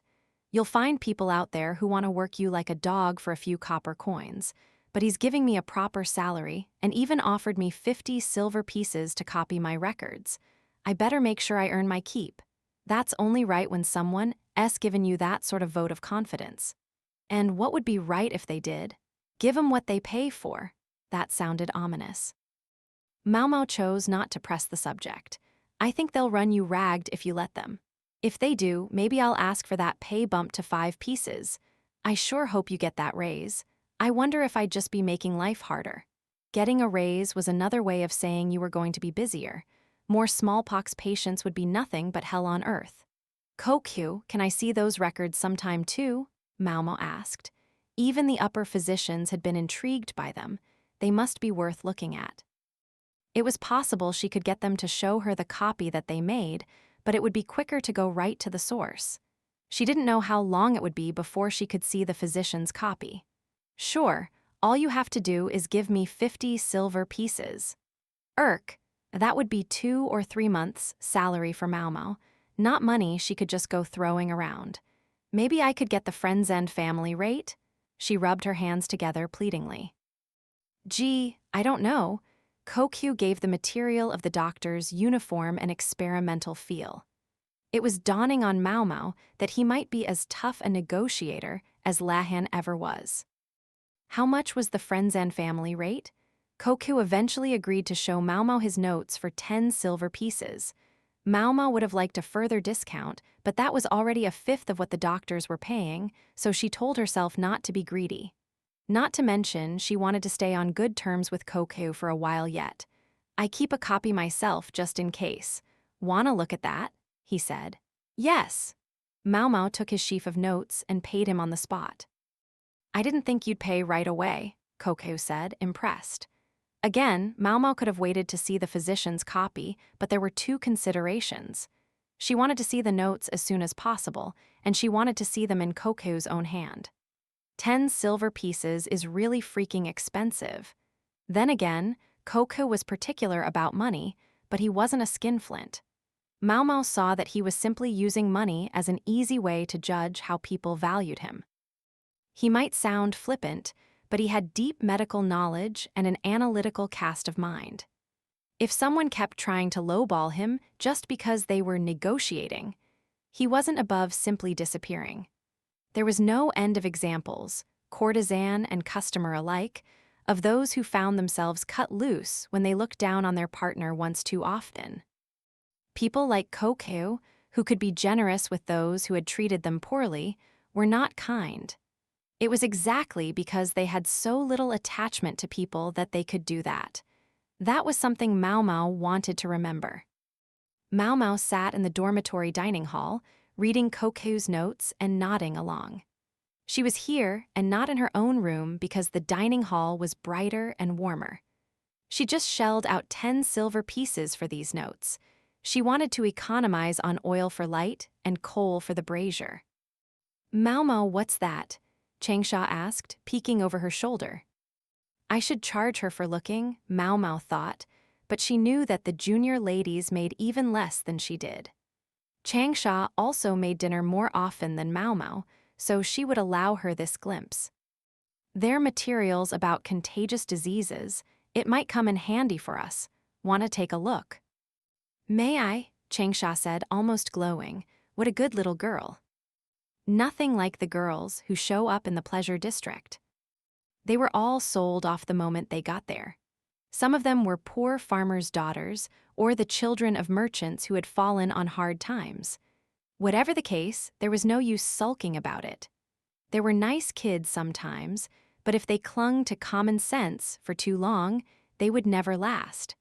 That wasn't to say that the girls who became courtesans were unpleasant, only that Changsha was blessed by comparison. Penghou was a remarkably talented writer. Maomao also noticed words in a foreign language jotted here and there in his notes. Stuff like this is why I wanted to see the original manuscript.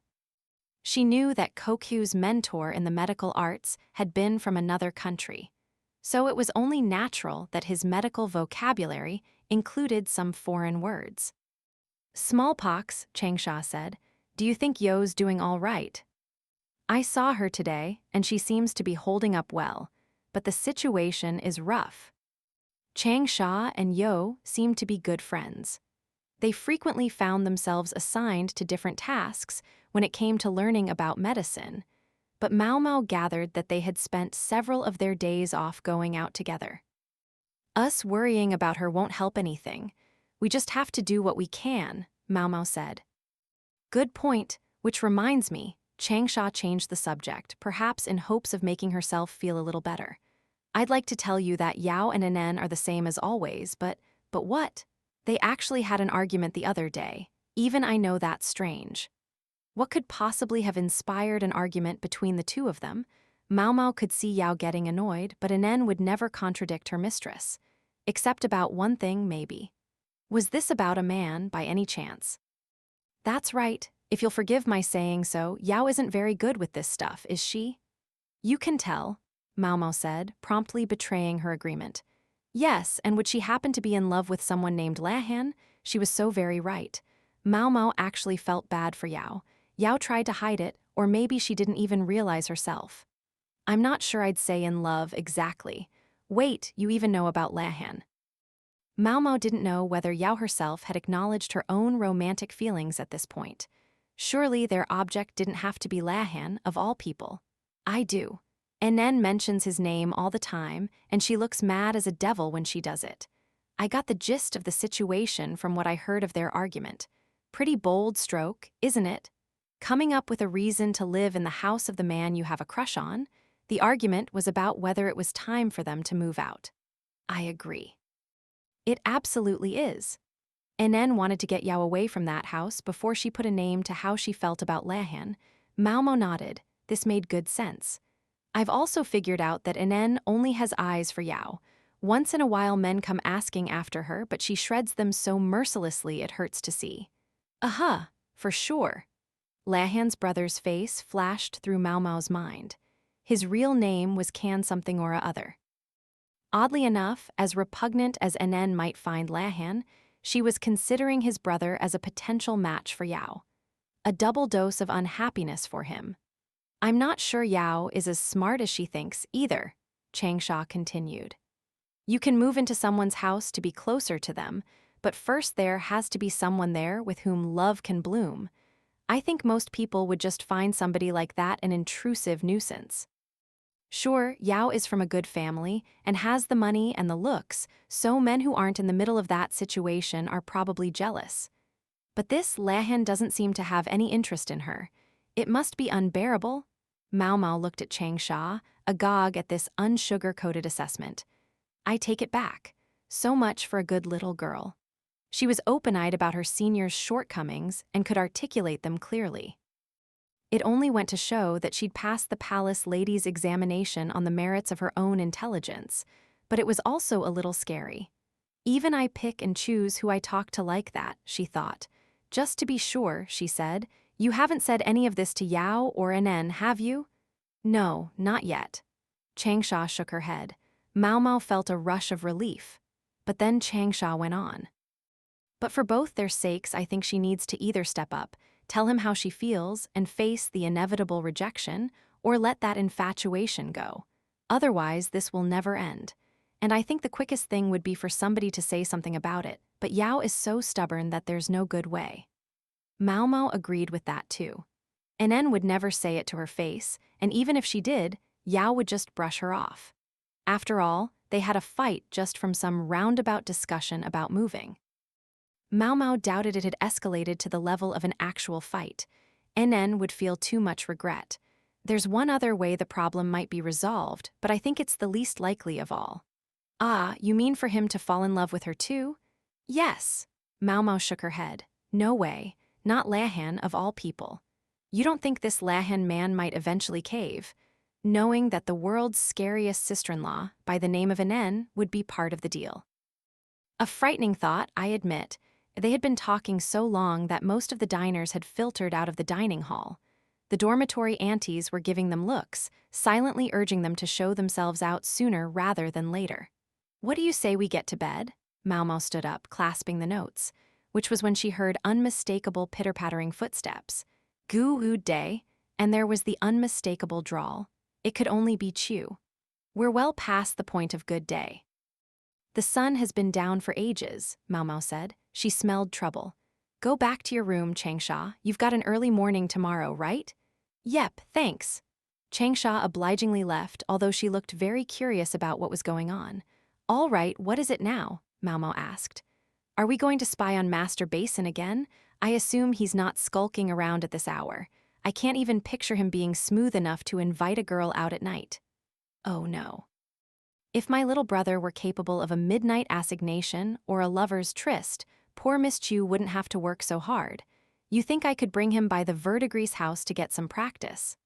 I'm sure my sister Perrin would love to teach him. Definitely don't do that, please.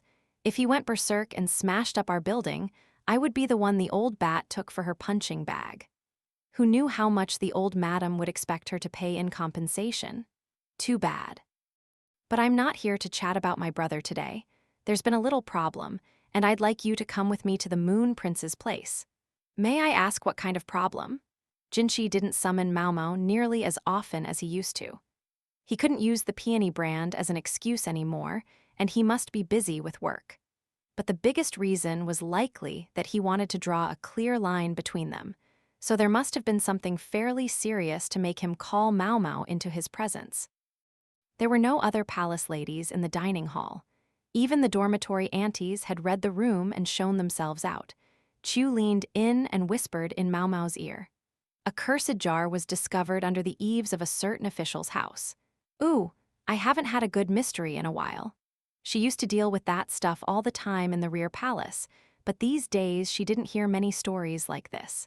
I know, and this official's daughter is in dire straits because of the curse. Whatever it was, the story had made its way to Jinshi. That implied the official in question was highly placed. And you want me to break this curse? Oh, yes, exactly, Miss Maomao. Do you believe in curses? Chu, like Maomao, was not the superstitious type. Let's call it a matter of the mind or the heart. Curses may not exist for you, Miss Maomao, but sometimes things happen for which other people have no other name. She grinned. Now, are you coming? Do I have a choice? Ooh. Clearly, she did not. Chapter 8, The Cursed Jar. Maomao had assumed Chu would take her to Jinshi's palace, but instead their carriage arrived at a storehouse. Standing in the light of a watchfire was Jinshi, with Basin attending him. Basin's older sister Maomao was there too. Maomao recognized several of the guards, but as per usual, she didn't remember their names, so we'll omit them from our list. Sorry to burst in so late, inside, the storehouse was surprisingly warm, with several lights and braziers burning. Glad it's so cozy, but I see a problem here. She was worried about ventilation. She'd once nearly died because of incompletely combusted charcoal. Maomao discreetly made sure that the windows and doors were cracked. Sorry to drag you out here. Jinshi sat in a simple chair and was looking at a table on which sat a most mysterious jar. There was a thick carpet at his feet. It was like a slice of another world right there in the storehouse. The braziers that all but surrounded the table made clear that someone had tried to make the place as livable as possible. It was like there was a whole separate little room right there. Forgive me for sparing any preamble, but take a look at this. It was the same sort of thing Jinshi had always said during their time in the rear palace, except that since he wasn't pretending to be a eunuch anymore, his voice was a little lower. His eyes looked a bit too wide, too. Maybe it was a trick of the light. Now isn't this a filthy thing? Maomao said. Don't say that while you try to pick it up with your bare hands. He batted her hand away. The familiarity of the exchange was oddly comforting. If I don't touch it, How will I know what's in it? You delegate. The jar was small enough to hold easily in 2 hands. It was also sealed firmly shut, with a slew of ceremonial wards plastered all over the lid. The wards were inscribed with magical incantations. They made the thing look like the quintessential cursed jar. Suyern would never have stood for a hexed object entering Jinxi's palace. That must be why they were here instead. Master Jinxi, did Lady Suyern stand quietly by and let you occupy the same space as a cursed jar? She did not. I'm surprised you were able to bring her around. I said that sometimes I need a change of pace. I was told in no uncertain terms not to touch the jar and not to catch a cold, hence few thorough precautions. Yes, that would explain the braziers and the carpet and the luxurious fur warmer around Jinxi's shoulders. Suyern's overprotective streak was on full display. A change of pace, huh? Maomao didn't doubt that it was exhausting to do desk work all day, every day. Knowing that she couldn't let it get too late, she got down to business. I take it you haven't examined the contents of the jar yet. No, as you can see. There seems to be some sort of liquid inside, although I doubt it's a cursing brew, Jinxi said, referring to a particular kind of magic. Insects would be placed in a jar and allowed to fight to the death until only one remained, with the survivor turned into a liquid believed to impart curses. Being left in there long enough to liquefy certainly wouldn't be pleasant, Maomao agreed. She once left a snake she had been raising for rather too long. Long enough that it had been desiccated when she found it, but imagining the process it must have gone through to get there made one's skin crawl. Do you suppose it could be blood or something? You think of the most awful things, Miss Maomao, Chu said with a melodramatic show of fear. Oh, don't act so shocked. Maomao ignored her and continued to study the jar. I'm told this was found at an official's house. That's right. And then it was brought to you. Yes. Maomao heaved a sigh. May I assume this official was someone of quite high rank? Frankly, you can probably guess the only people who could make such an odd request of me. In his eunuch days, it might have been one thing, but who could bring a cursed jar to the imperial younger brother? Such a person would have to be audacious indeed. Most would consider it an act of impertinence. I can certainly think of one person who wouldn't think twice about it. The freak strategist came immediately to mind. Still, this kind of thing was out of his usual wheelhouse when it came to tormenting Jinxi. Besides, his family didn't have any daughters who might be in dire straits because of a curse. Who does that leave? Time for some process of elimination. Maomao could think of one other highly ranked official who fit the bill. Would it be someone associated with the Empress Dowager's family? Maomao wasn't actually sure whether she should ask, but it was too late now. Instead of responding, Jinxi heaved an even bigger sigh than Maomao had. Basin, however, was more transparent. How did you know? He burst out. It was time for him to learn to keep a straight face. And this official's daughter? The daughter of the clan Patriarch. That would make her the Empress Dowager's niece, or in other words, the Emperor's cousin. Where was the poison discovered? Maomao asked. She wanted to know every detail of the situation. It was buried under the eaves of the house right near the daughter's room. Her pet cat found it, or so I'm told. A very clever cat. Just like mine. Maomao chose to ignore that. Instead, she took a cloth from the folds of her robe and wrapped it around her right hand. What do you think you're doing? Jinxi asked. You told me to investigate. I can't just sit here. I can touch it with my hand wrapped, can't I? But Jinxi seemed to want to object. Chu only looked on with interest. There is a clear hierarchy of who does what at moments like this, Maomao said, holding some handkerchiefs out to Basin. And we have my little brother here. She looked very into this. Jinxi didn't say anything. Maomao didn't say anything. But they were probably having the same thought. This does not bode well.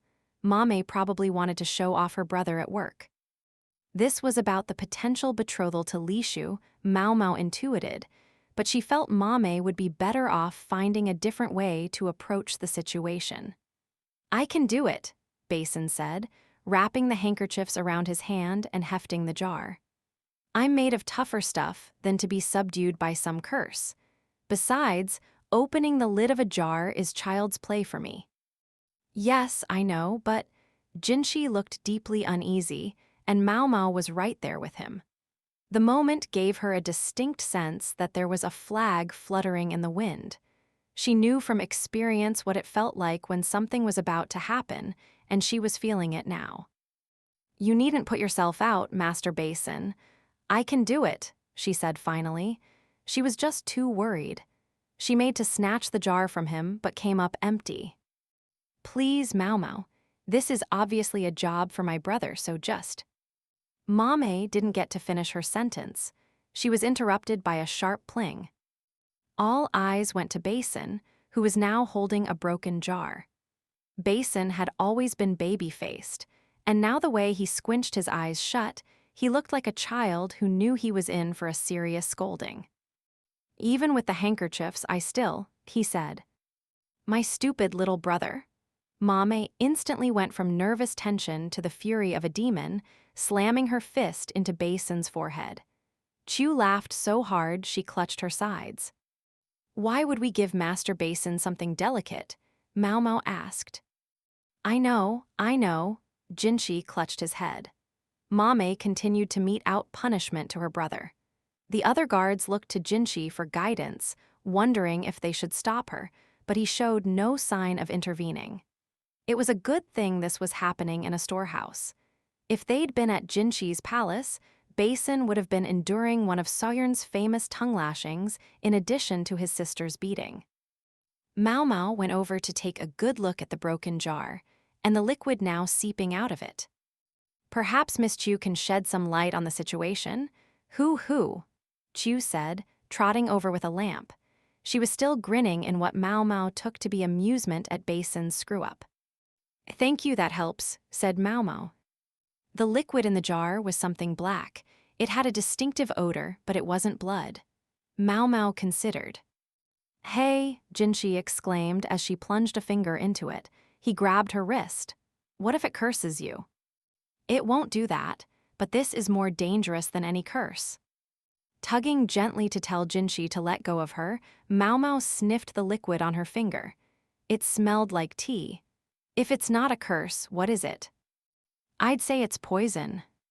Maomao had been half right. Shock showed plainly on Jinshi's face. "Poison?" "Yes, just like I thought. More accurately, it's something in the process of becoming poisonous." The identity of the liquid was richly steeped tea.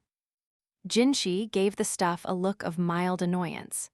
This particular poison was hardly anything remarkable by palace standards, but actually finding it, and thus having to deal with it, was certainly not welcome news. For as Maomao said, poison was far more potentially harmful to its target than a simple curse. If you put strong tea in a bamboo flask and bury it in the ground for a month or so, it turns into poison. A high-quality tea, something well-dried and not fermented, is ideal. This person didn't use a bamboo flask, obviously, but it looks like the same method.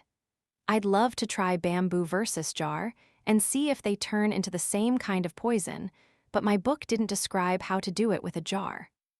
"There's no need to see that. Why do you even have a book like that?" Jinshi stared daggers at her, but it was simple. She'd found it at the bookstore and bought it. Personal interest. "I thought if you left tea sitting around for a month, it would just go bad and give you an upset stomach," Basin offered.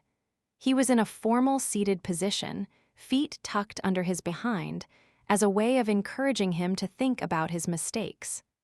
The marks of Mame's fists and slippers were evident all over him. "Oh, it definitely turned into poison." "Why are you using the past tense?" Jinshi demanded, stalking up to Maomao. "Ha ha ha," she tried to laugh it off, but Jinshi wouldn't stop glowering at her. There was more. She demade the tea with the verdigris house's best leaves, giving the madam a fit. Moreover, Testing her creation had gradually sapped her of her strength until Liu Humen had frantically intervened with an antidote. The book she had referenced for her experiment had been burned. "Anyway, we need to focus on solving the case," she said, forcibly bringing them back to the subject. She took another close look at the shattered jar and its contents. It doesn't seem to have fully matured yet. The wards bearing curses must have been for one of two things. Either the person thought creating the poison was somehow a magical process, or they wanted it to look like they were placing a curse instead of producing poison. In Maomao's estimation, this did not seem like the work of a master of either medicine or poison. If they had known what they were doing, they would have used a bamboo flask, not some jar, and they would have known that strips of paper with spells written on them would be of no use. There was, however, the possibility that they believed that the tea would turn into poison by placing a curse on it. Jinshi gave a thoughtful hem. "Something catch your attention, sir. How precisely would this poison be used, and what would be the effect?" Jinshi asked. He knew more about poison than the average citizen.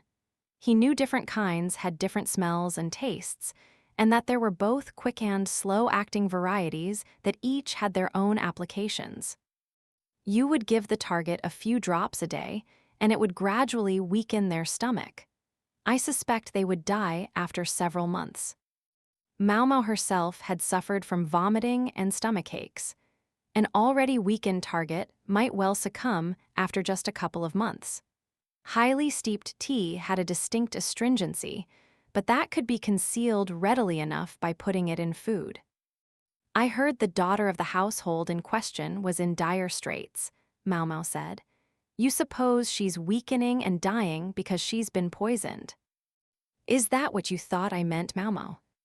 "Well, yes. Wait, I assumed the dire straits were that she was dying from a curse. Am I wrong about that?" Maomao grunted. True, the expression could be taken any number of ways.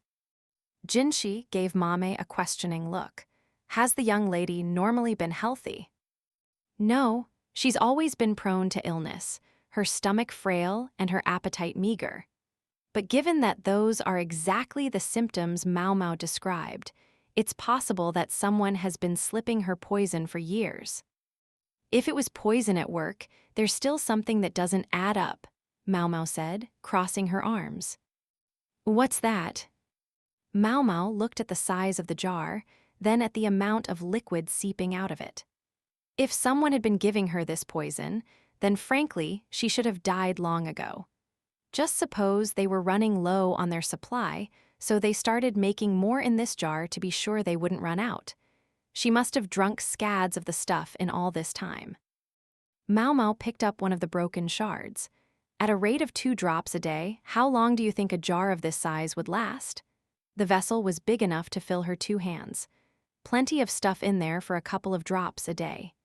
"Easily 6 months at least, I'd say," Jinshi replied. "Like I said, more than enough to kill somebody.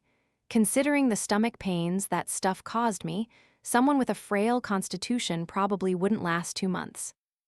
Jinshi glowered at her as if to say, "I knew you had tried it." "Ahem," Maomao coughed to distract him. "There's always the possibility that it was diluted with a weaker poison as well. Would it be possible for me to investigate whether the young lady in question is being given poison even now?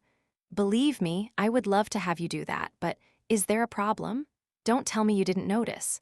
The problem is which family we're talking about." Maomao nodded. "Ah, yes. It was the Empress Dowager's clan, that's what he'd said." Maomao didn't know much about them, but this was the family that had made their way in the world by offering their very young daughter to the former emperor. She didn't know who ran the place now, but from the way Jinshi was acting, it seemed like it might be smart not to get involved. "Aren't you the one who sent me to the Crystal Pavilion in order to solve a problem at the rear palace?" "Notwithstanding her ladies," Jinshi said uneasily, "Consort Lihua at least was an outstanding person." In other words, the same could not be said for the head of the Empress Dowager's family. Fair enough. I'm not sure about the whole asking the emperor's brother to investigate a cursed jar thing, even if they are family. This was not like asking the eunuch, Jinshi, to do something in the rear palace. Come to think of it, did the Empress Dowager's family send another young lady who's a current consort at the rear palace? Maomao asked. They did, and she's not unrelated to this situation. Let me guess. They brought the matter to you because they thought someone in the family was trying to curse this consort. So they did. So that's the story. A daughter in dire straits, meaning not one who was suffering from a curse, but one who was suspected of cursing an imperial consort. A curse might or might not have any practical effect, but people would expect her to be punished for it. Who was it they sent to the rear palace again? Maomao pressed a finger to her temple, thinking. She seemed to remember that it was not the Empress Dowager's granddaughter, but the granddaughter of her half-sister. Mame helpfully jogged her memory. The girl who entered the rear palace was the Patriarch's grandniece, which also makes her the grandniece of the Empress Dowager. And rumors are going around at the moment that she might be with child. Mame was still jabbing Basin with her fingernails even as she spoke. The Empress Dowager's family had tried hard to have Jinshi reinstated as the heir apparent. No doubt they were all in a tizzy to know that their grandniece might be pregnant. They would certainly want to avoid any stroke of misfortune, like a curse. Why would they drag you into such a dangerous mess? Maomao asked before she could stop herself. Hey! Basin shouted, but Mame gave him a whack on the head to shut him up. If two members of the family are trying to curse each other, the best thing would be to keep it in the family. Jinshi might technically be a relative, but Maomao couldn't understand why these people would get him involved. There was something going on here that she still didn't know about. I can understand you taking this on in the rear palace, Master Jinshi, but in your current position, couldn't you just tell them no? The request actually came from the Empress Dowager herself. She asked you personally. Whatever her family may have been like, they were still, well, her family, even if they had sold her into the rear palace. She wanted my advice on whether the Patriarch's frail daughter had really put a curse on someone. What made them think she had? It would be a lot easier to buy if she'd been accused of cursing someone else's family. The cursed jar was supposedly found by her room. It's worth noting that it should have been the Patriarch's own daughter who went into the rear palace, but his grandniece went instead. She was too weak to enter the rear palace, so she supposedly cursed the woman who went in her place out of sheer resentment. At least, that's what those around her seem to believe. Do people really take that attitude with the Patriarch's daughter? She is the daughter of the clan head, but not of his legal wife. She's a concubine's child. Ah. Now it was beginning to make sense. People would treat a girl like that very differently.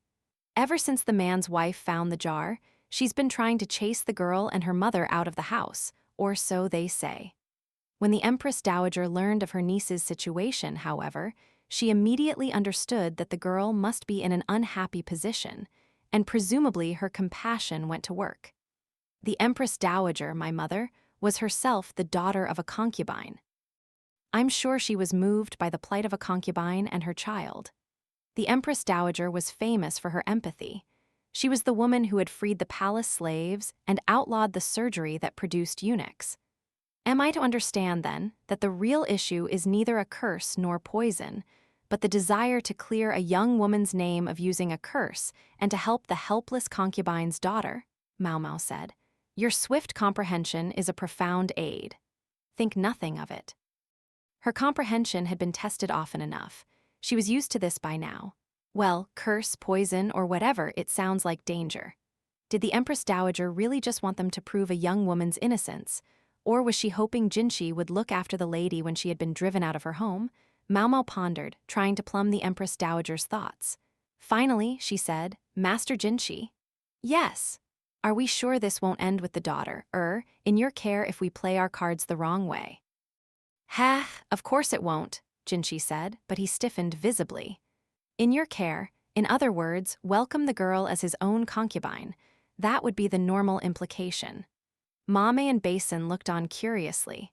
The expression on Jinshi's face made them wonder what he and Maomao could possibly be talking about. Chu had long ago grown bored and was warming a grilled rice cake over a brazier. On impulse, Maomao nudged Jinshi and whispered in his ear. Master Jinshi, you haven't told the Empress Dowager about the brand on your side, have you? How in the world could I? He hissed back. What am I supposed to say? Oh, by the way, I scorched a brand into my own flesh. Well, then why did you do it in the first? Jinshi slapped a hand over Maomao's mouth. She had come dangerously close to yelling. My mother may have been a strict disciplinarian, but she wouldn't force me to do something I didn't want to, he said. But we can't speak for her family. Yes, Jinshi said slowly. I wouldn't put it past my uncle Sir Hao. This Patriarch Hao sounded like something of a villain. Actually, that reminds me, he sure caused us his share of trouble. The proxy war between the families of the Empress Dowager and the Empress had kept the medical staff very busy. True, in the end it had turned out to be only a small group of hot-headed youngsters causing all the trouble, but the fact remained that Hao had not intervened to stop them. As for Jinshi, as the imperial younger brother, he couldn't afford to take in a consort. That meant proving the girl's innocence was their only option, but there were plenty of hurdles. Since they had determined that this was not a curse but poison at work, it was possible that poisoning explained the girl's continual frailty. If they couldn't find out who was poisoning her, however, she would continue to waste away until she died. And one thing is for sure, whichever it is, her life is in danger. What do you want to do, Master Jinshi? It doesn't really matter, does it? My mother is a compassionate person. She doesn't really care about what this jar is. She wants to rescue that young lady. Easy for her to say, Maomao folded her arms and groaned. Jinshi was quite a soft touch himself, even if he wasn't as bad as the Empress Dowager, really not the stuff of a politician. It comes down to this. We have to see what's happening on the ground or we just won't know. That's what I thought. Jinshi didn't sound enthused, but he would do it. Mame and Basin didn't look any happier than he did. Only Chu was her usual merry self. Chapter 9, The Patriarch's Daughter, Part 1. On this occasion, Jinshi would be accompanying them to the Empress Dowager's family home. As such, it was just him and Maomao in the carriage. Mame and Chu rode in another vehicle, while Basin followed on horseback. Needless to say, the arrangement was Chu's idea. Let me give you some background on the Empress Dowager's family. Just for your reference, Jinshi said. Yes, sir. He proceeded to explain the situation to her. She'd heard parts of it before. The repetition might have been in deference to the ever-forgetful Maomao. Sadly for Chu, Maomao and Jinshi both had their work brains on, and none of the developments she might have hoped for came to pass. The Empress Dowager has a complicated relationship with her family, Jinshi said. She was the daughter of a concubine of the former patriarch of the clan. The current clan head was her half-brother, a man named Hao. Originally, they had been a merchant family dealing in all kinds of dyes, and about a century before, they had received a commission to serve the imperial palace. That connection meant that some of the men of the clan became civil servants. The massicot gold color, allowed only to the emperor, was produced by the Empress Dowager's clan as well. One could have called them upstarts, and perhaps they were, but as time went on, their act of social climbing became merely a facet of history. By the reign of the former emperor, they were firmly entrenched as a trusted household by the throne. Their work with clothing naturally led them to take on projects for the rear palace. Presumably, this same information network was what had allowed them to send Anshi, the future mother of the current emperor, into the rear palace herself. To all appearances, the family had built itself quite a secure position by that point.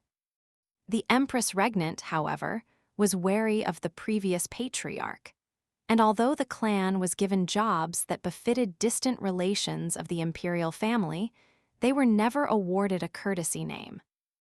I see. In other words, they were not one of the named clans. No wonder they were so incensed that the Empress's family had been gifted the courtesy name Jioku. Hao is not on excellent terms with the Empress Dowager. In fact, she rarely even exchanges letters with him directly, but corresponds with his wife instead. With his wife, Maomao cocked her head, but let it go. There was a reason the Empress Dowager's clan couldn't wield their influence as freely as she might have thought. but they still have enough power to cause chaos in the palace. Maybe that was actually healthier than having the balance of power in the royal realm tilt too far in the direction of the Gyoku clan. If there's so much bad blood between them, could the Empress Dowager have chosen simply not to intervene? Don't say that. Even had she pretended not to notice the situation, the price would have been paid by the concubine and her daughter. A bit too close to home for the Empress Dowager's tastes, I presume. It wasn't that Maomao didn't understand how she felt. It was just that sometimes you had to cut your losses in order to avoid causing even bigger problems. It might sound cold, but Maomao had no interest in causing 10 new furors to solve one old trouble. "I know you want me to help, but there are limits to what I can do," she said. He was asking a lot of her. 1. Prove that Hao's daughter had not cast a curse. 2. If the girl was indeed suffering from poison, discover who was doing it to her. 3. Do all of this in such a way that the girl herself would be safe. 4. But the girl could not end up as Jinxi's royal concubine. There's difficult, and then there's way too difficult. Furthermore, even if she did catch somebody poisoning the young lady, it wouldn't do for them to be punished, lest the case should become public knowledge. There are limits, she reiterated without quite meaning to. "I can only ask you to do your best," Jinxi replied. His proclivity to push himself far past his limits was alive and well, she thought. Maybe he really did feel bad about this one, though, because he fiddled with something near at hand. "Do you want this?" he asked finally. "What is it?" He held out a wooden box. Inside was a desiccated specimen of some creature with a tightly curled tail. "Seahorse!" Maomao exclaimed. Seahorses were sometimes said to be the bastard children of dragons. They lived in the ocean, but they looked less like fish than like legless lizards. Maomao reached out, eyes sparkling, but Jinxi swiped the box away. "Will you work hard?" "I'll work so hard," Maomao said, smacking herself on the chest. "Which reminds me, shall I take our usual tack and pose as your maid today?" Jinxi glanced away. "I've told them only that we have someone well-versed in cursing brews. But truth be told, I don't think we can cover for you for very long. I think there's an unspoken but very real understanding among the medical staff of who you actually are." Maomao remained studiously silent. What was Jinxi saying? "Much as I know you hate the idea, quite frankly, it would make a lot of things vastly easier if you were to openly use the honored strategist's name." "I know that, thank you." Oh, how she knew it. What he was saying was, Maomao was going to do this as the freak strategist's daughter. I should have known there was some reason he had a seahorse ready to go. She gazed out the window, mulling over what a huge pain this all was. Hao's mansion turned out to be close enough that it hadn't really required a carriage. More troublingly, it was not far at all from the home of the freak strategist. That was perhaps inevitable. The capital was a big place, but the areas where people lived were more constrained. The mansions for high officials were all built in the same general vicinity, and there was always the issue of available land, such that houses built later often found themselves confined to a smaller scale than their predecessors. Hao's mansion was emphatically not one of the cramped ones. It was, however, rather ordinary looking for an estate that belonged to the family of the Empress Dowager. The gate bore a crest depicting safflower and gardenia.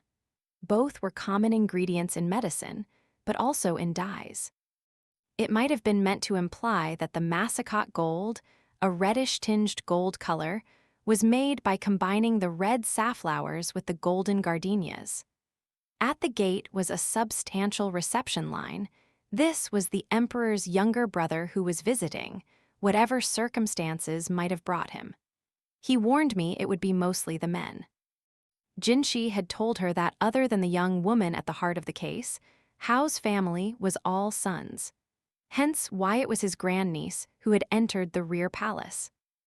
Maomao didn't spot any young ladies among the assembled greeters. There were 1 or 2 women, but their dress showed that they were servants. We'll leave off a description of the looks they gave Jinxi. Among the crowd, she saw a wispy woman who looked to be in her 50s. Her face was pale except for her nose, which was bright red, as if she had put red makeup on it. She was wearing nicer clothing than anyone else there, so Maomao took her to be Hao's wife. There was also an attractive woman somewhere in her 30s. She stood demurely in the back, but had the next nicest clothes after the wife. She seemed too refined to be a servant. She's the concubine, then. She exuded a gossamer but unmistakable eroticism. "Pardon me for coming so late at night," Jinshi said. He spoke to a man of 40, no, maybe 50 or so. His outfit and bearing both marked him as the most important person there, so Maomao understood that he must be the Patriarch Hao. Nonetheless, he lacked something in authority. Maybe it was the youthful quality of his face. Maybe growing a beard would make him look a little older. Then again, he didn't appear to have much body hair at all, so maybe growing a beard was beyond him. To think that's where the family resemblance lies. The Empress Dowager, too, had a baby face. "No, sir, it's you who must pardon me. By rights, we should have resolved this concern on our own, without troubling your honored self with the matter. But Anshi, you know, she's always been the worrying type." Hao acted like he was good friends with the Empress Dowager. No doubt he wanted to put the best spin he could on the situation, but the truth was already out. The two of them did not get along.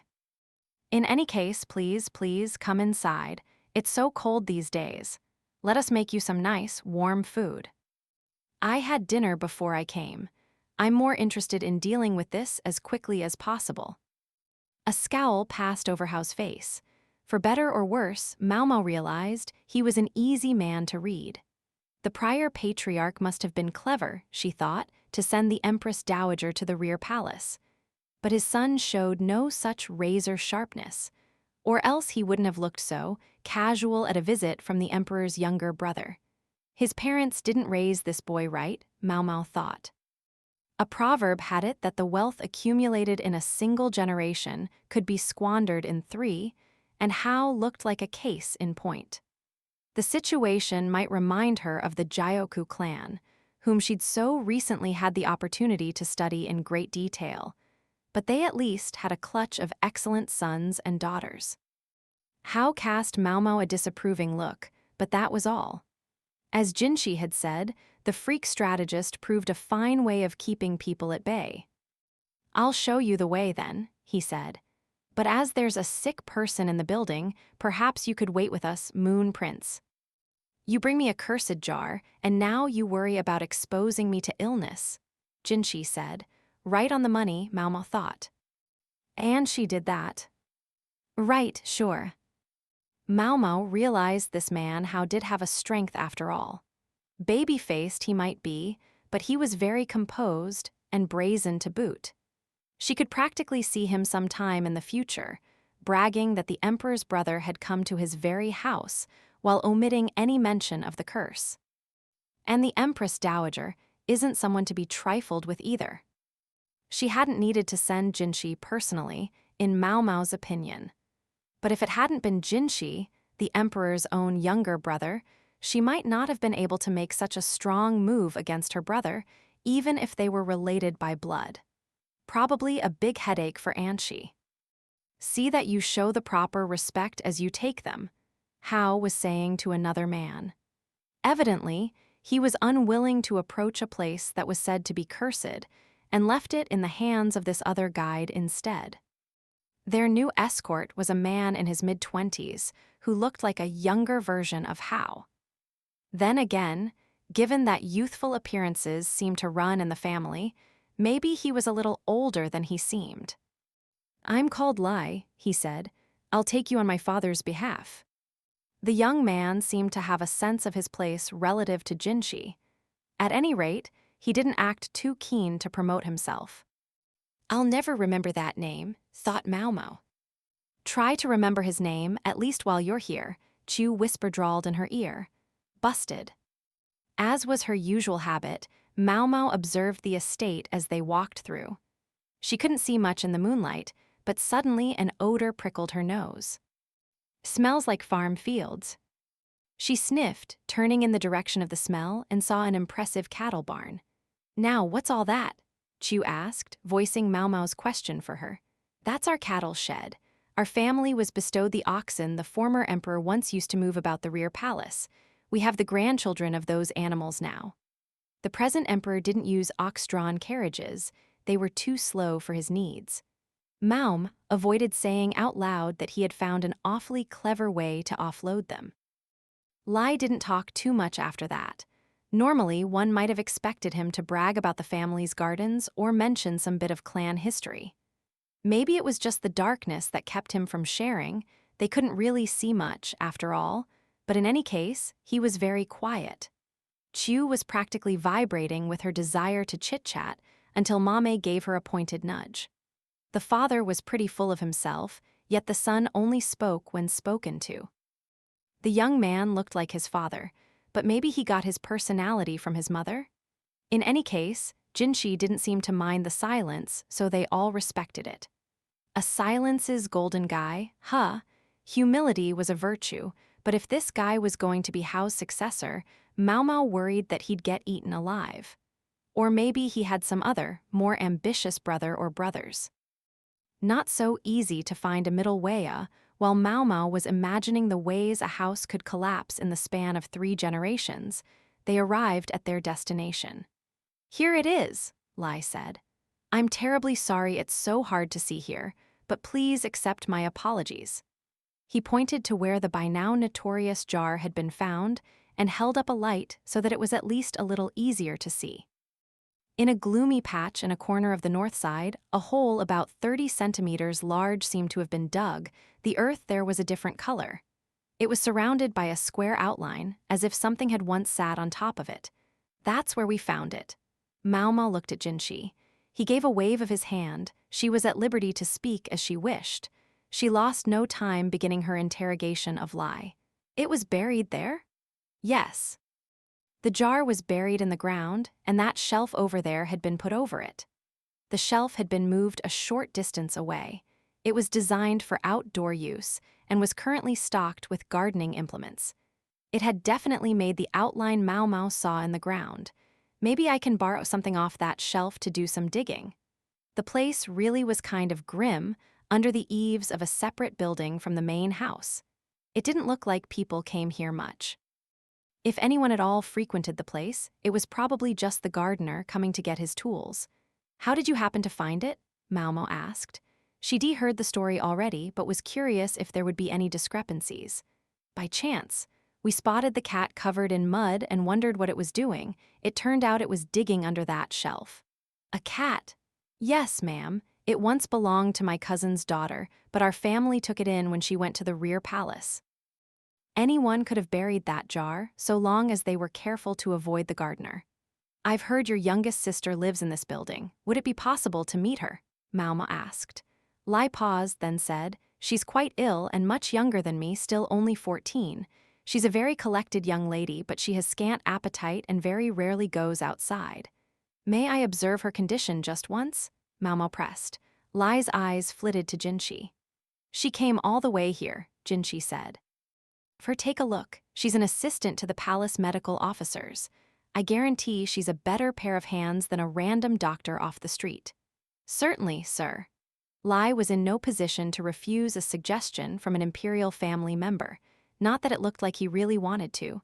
He doesn't act like someone who's poisoning the girl, Maomao thought, observing Lai's movements. It wouldn't be proper for a man to enter a young lady's chamber. "I'll wait outside," Jinshi said, stopping by the door. A cultured, considerate attitude for a man to have, and perfect cover for preventing the trouble that would arise if the girl saw him and got any funny ideas. And of course, another expression of his determination not to bring the young lady home as his royal concubine. "If you would wait in the next room then, sir," Lai said. Jinshi was joined by Basin and Maomao, while Chu went with Maomao. "I'm coming in," Lai announced brusquely and then opened the door. "Master Lai, whatever is the matter?" The question came from the beautiful 30-ish woman who had been among the reception party. She held a small teapot in her hand. She must have been making tea. I knew she must be the concubine, Maomao thought, observing her from behind Lai. Next she looked to the bed, where there lay a girl, still young enough to appear childishly innocent. Her color was bad, however, and although Lai had said she was 14, her body didn't show it. Mother and daughter looked much like each other. "Maom, could see why Hao would have liked to send the girl to the rear palace, if only she hadn't been ill. The room was dark. No wonder, given the hour, but the moonlight that filtered and made the girl look like just a pale, floating face. Maybe the dearth of visual information was what made Maomao's sense of smell kick into overdrive. She detected the scent of honey from the candle and the smell of the herbs in the teapot, probably something to help the girl sleep. Maomao also noticed that something about the lovely concubine felt oddly familiar. The woman set down the teapot with long, slim fingers. She carried herself like a swaying willow. She conscientiously held her head at an angle that would show her best side to the visitors at all times. Maomao knew, for she had spent her entire life around such women. She comes from the pleasure district. Her outfit was plainer now, but the way she wore it and the very aura she exuded, those things couldn't be changed. In the dim room, too, she had an eroticism that reminded Maomao of a courtesan in the bedchamber. But there was no need to make any smart remarks about the matter, so she stayed quiet. "A companion of the Moon Prince is here to look at Jizzy," Lai said. Jizzy. What a fantastic name. It referred to the gardenia, which had applications as both a medicine and a dye. If Hao had named the girl after the family crest and business, it meant he expected great things of her and had presumably raised her accordingly. "Maybe we can get something as a souvenir."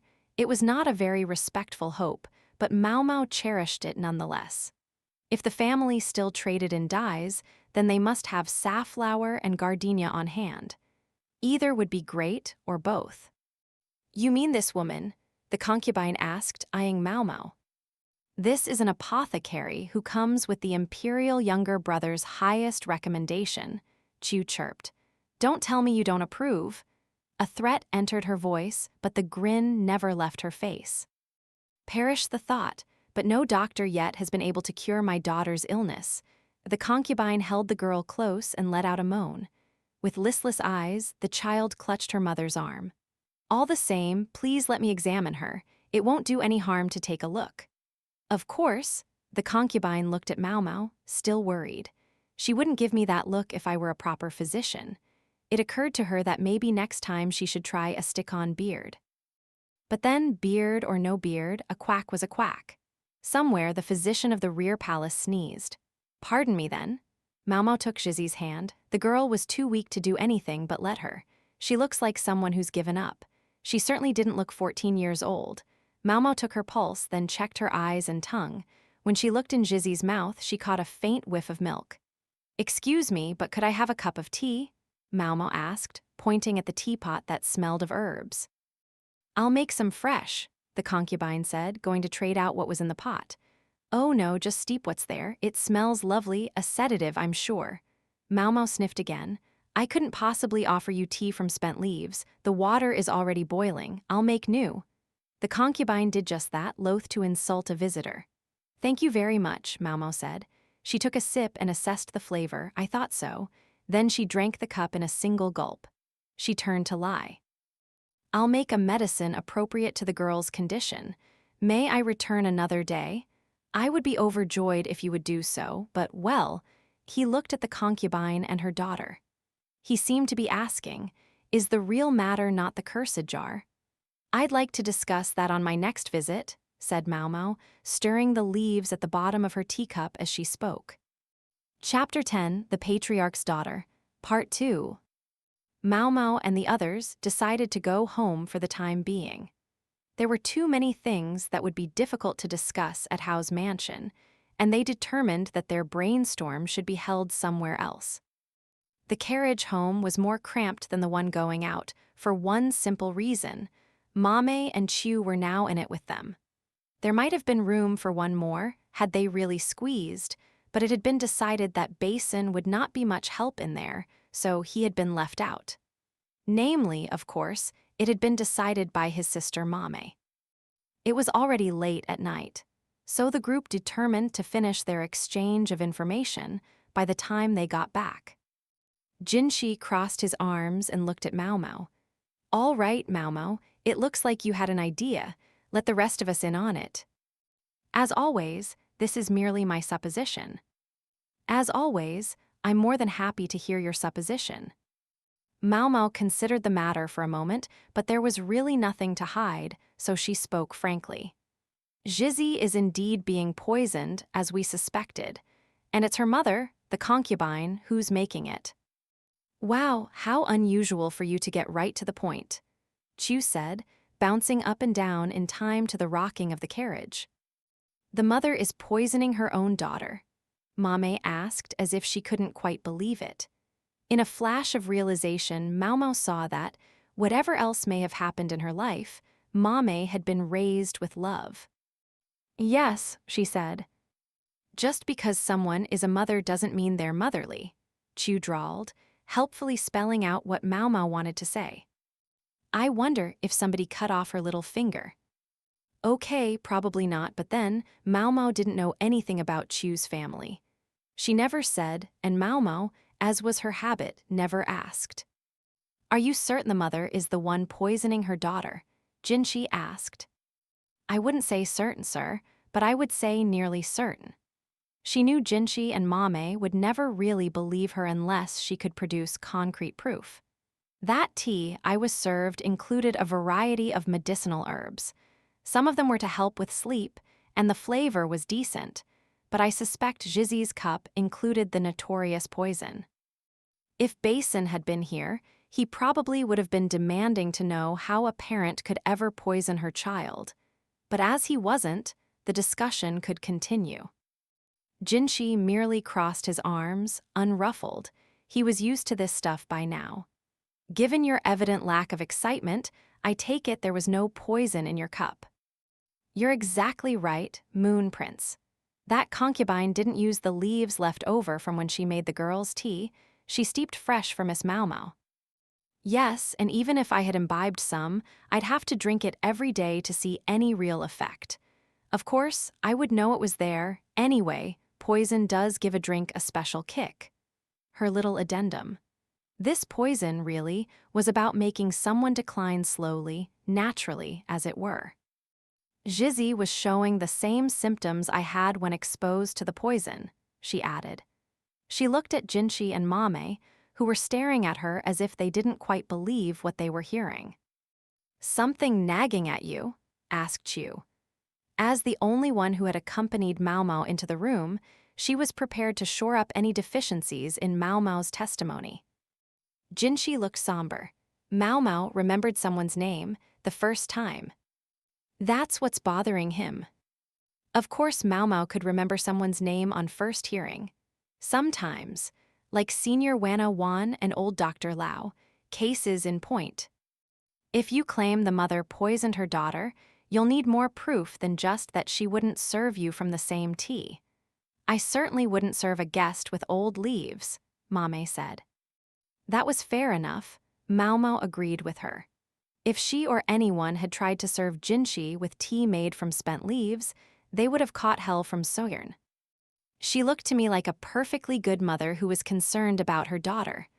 Looked, now, said Chu, but there was a barb in her tone. The tea she steeped fresh for me had something bitter in it, as well as catmint. Catmint? Yes, sir. The name may refer to cats, and they do like it, but it has medicinal effects on humans as well. Speaking of cats, that's right, sir. Back in the rear palace, they'd had a nasty little calico number also named Maomao, who'd often gone after the medical office's supply of catnip. If someone who frequently handled catmint had touched the jar, the smell might have rubbed off on it, which would explain why a cat discovered it, or so I suspect. And I think the reason she put something bitter in the tea is to cover the bitterness of the poison. But Jizzy's mother has no reason to do her harm, Maomao said. If it were the wife poisoning her, that would make sense, but… Maomao said. What is it? Maomao, you seem to be taking this as Jizzy's mother tormenting her personally. Isn't she? She and her mother are both on the verge of being thrown out of that house. I guess that's the obvious way to look at it. Maomao took the opportunity to bring together everything they knew about the girl and her mother. We first learned of this when the Empress Dowager said that Jizzy was in dire straits and asked for help. Yes. Yes. But the Empress Dowager's only communication with Hao's household is through his wife, his legal wife. The story went from the wife to the Empress Dowager and then to Master Jinshi. If the wife really wanted Jizzy and her mother out of the house, I don't think she would have reached out to the Empress Dowager. The Empress Dowager was a woman of abounding compassion. What was more, Jizzy and the Empress Dowager were in similar situations. The wife would probably have understood that much if they were close enough to exchange letters. Now that you mention it, Maomao was a very smart woman, but being born and raised in a privileged environment could produce certain blind spots. Maybe pairing her with Chu was the perfect thing. It would be natural for a sick person to live in a separate building, and besides, no one would believe that a wife and a concubine would get along. An annex would provide just the right distance to keep the peace in the household, Maomao remarked. Maomao didn't say anything.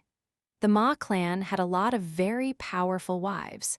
It wasn't surprising that Maomao might naturally take a dim view of concubines, even if that's the polar opposite of the imperial family's approach. Guards who practiced self-denial were probably better in a whole variety of ways than guards who were too frisky. When it comes to Jizzy's half-brother, Mr. Lai, Chu piped up.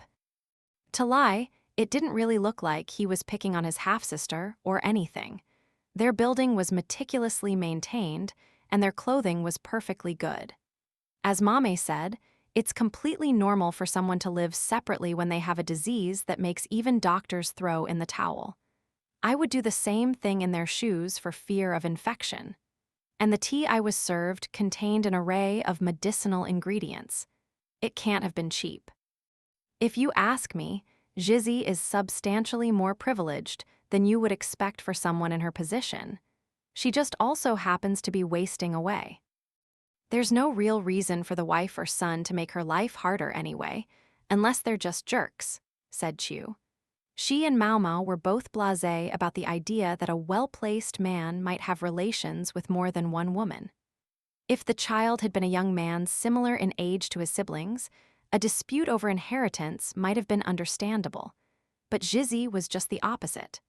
Tormenting someone who wasn't even really your enemy was simply too petty. It's the wife's job to look after the family finances while Master Hao is away. If she really wanted to drive Jizzy out, she wouldn't let her live in that kind of luxury, Maomao added. Maomao murmured. And if I may say so, this mother and daughter didn't look especially close. Ooh, you thought so too, Miss Maomao. Well, what do you mean? Were things really that bad between them? Maomao asked. Oh, if you'd seen them, Miss Maomao, I think you would understand. That lady acted less like a mother and more like just a woman. Chu was exactly right. From a passing glance, especially by a man, she might have looked like a solicitous mother. The concubine was once a courtesan, was she? Maomao asked Chu. Maomao had her information network, sure, but it would never be as good as Chu's. Chu grinned as if to say she'd checked all this out long ago. You think so? Maomao asked. Yep, guess you got a discerning eye growing up in the pleasure district, Miss Maomao. A courtesan still moves like a courtesan, even after she retires. A first-rate courtesan transfixed her customers, her guests, with her very movements. She needed to understand what angle to tilt her head to be most attractive to them. Every ripple of her hair and twitch of her fingers was calculated. The concubine had been working her guests, Maomao and Chu, making sure that she looked as pitiful as possible. It had looked exactly like the courtesans at the Verdigris house who were the most ephemeral. She was trying to evoke sympathy, you mean? Jinshi asked. He looked like he wasn't quite getting it. That's right, Maomao said. The concubine had been wearing the next nicest clothes after Hao's wife, and anyway, If she was really neglected, she presumably wouldn't have been allowed to be present to greet the imperial younger brother. Most of all, however, the poison in the jar was made from expensive tea leaves. If she could obtain those, as well as herbal medicines, she could make as much poison as she wanted. I guess I let myself get carried away by my assumptions, Maomao said self-reproachfully. It's easy to do, Maomao thought. People preferred stories that made sense to them. It might be one thing for a servant who was perpetually in the household, but a visitor could well imagine any number of things. If she just wants to make herself look pitiful, that's her business.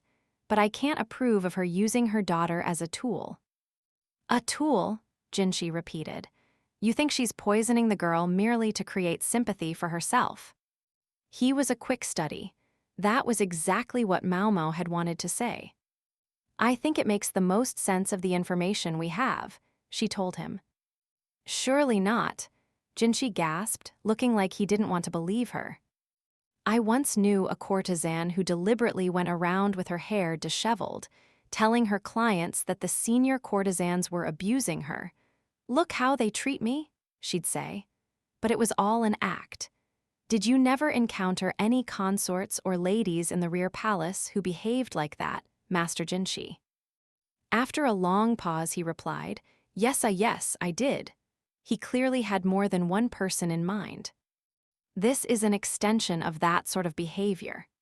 You weep to your customer that a kitten you've been caring for, or a little apprentice you especially dote on, has fallen ill with a mysterious ailment, and he feels such sympathy for you that he can never abandon you after that. Except in this case, the customer was Hao, the master of the house. But I just can't see the benefit of weakening her own child with poison. Sir Hao doesn't have any other daughters. Wouldn't it be more beneficial to the concubine to send the girl to the rear palace and make her a consort? Master Jinshi, could the daughter of a concubine, and a former courtesan at that, easily be elevated to the rank of a high consort? That left Jinshi at a loss. Having run the rear palace himself, he knew how many factors went into the selection of an upper consort. A woman needed family background as well as looks and intelligence. She had too many competitors to be lacking any of those things. If you'll forgive my asking, when Empress Jyokayo was elevated to high consort, were there many people who opposed the appointment? Empress Jyokayo's mother had been married to the governor of the West, Jyokyuan, who had several wives. Even now, there was no shortage of those who questioned whether someone with Western blood in her veins was fit to be empress. I don't know much about Master Hao, Maomao went on. But might he be the kind of person who would act as if a former courtesan like Zhizi's mother didn't exist in the interest of making his daughter more likely to become an upper consort? If anyone is neglecting the woman in that annex, might it not be Master Hao himself? If Hao was seeking to have a daughter appointed as high consort, he would want Zhizi to be the offspring not of the concubine, but of his legal wife.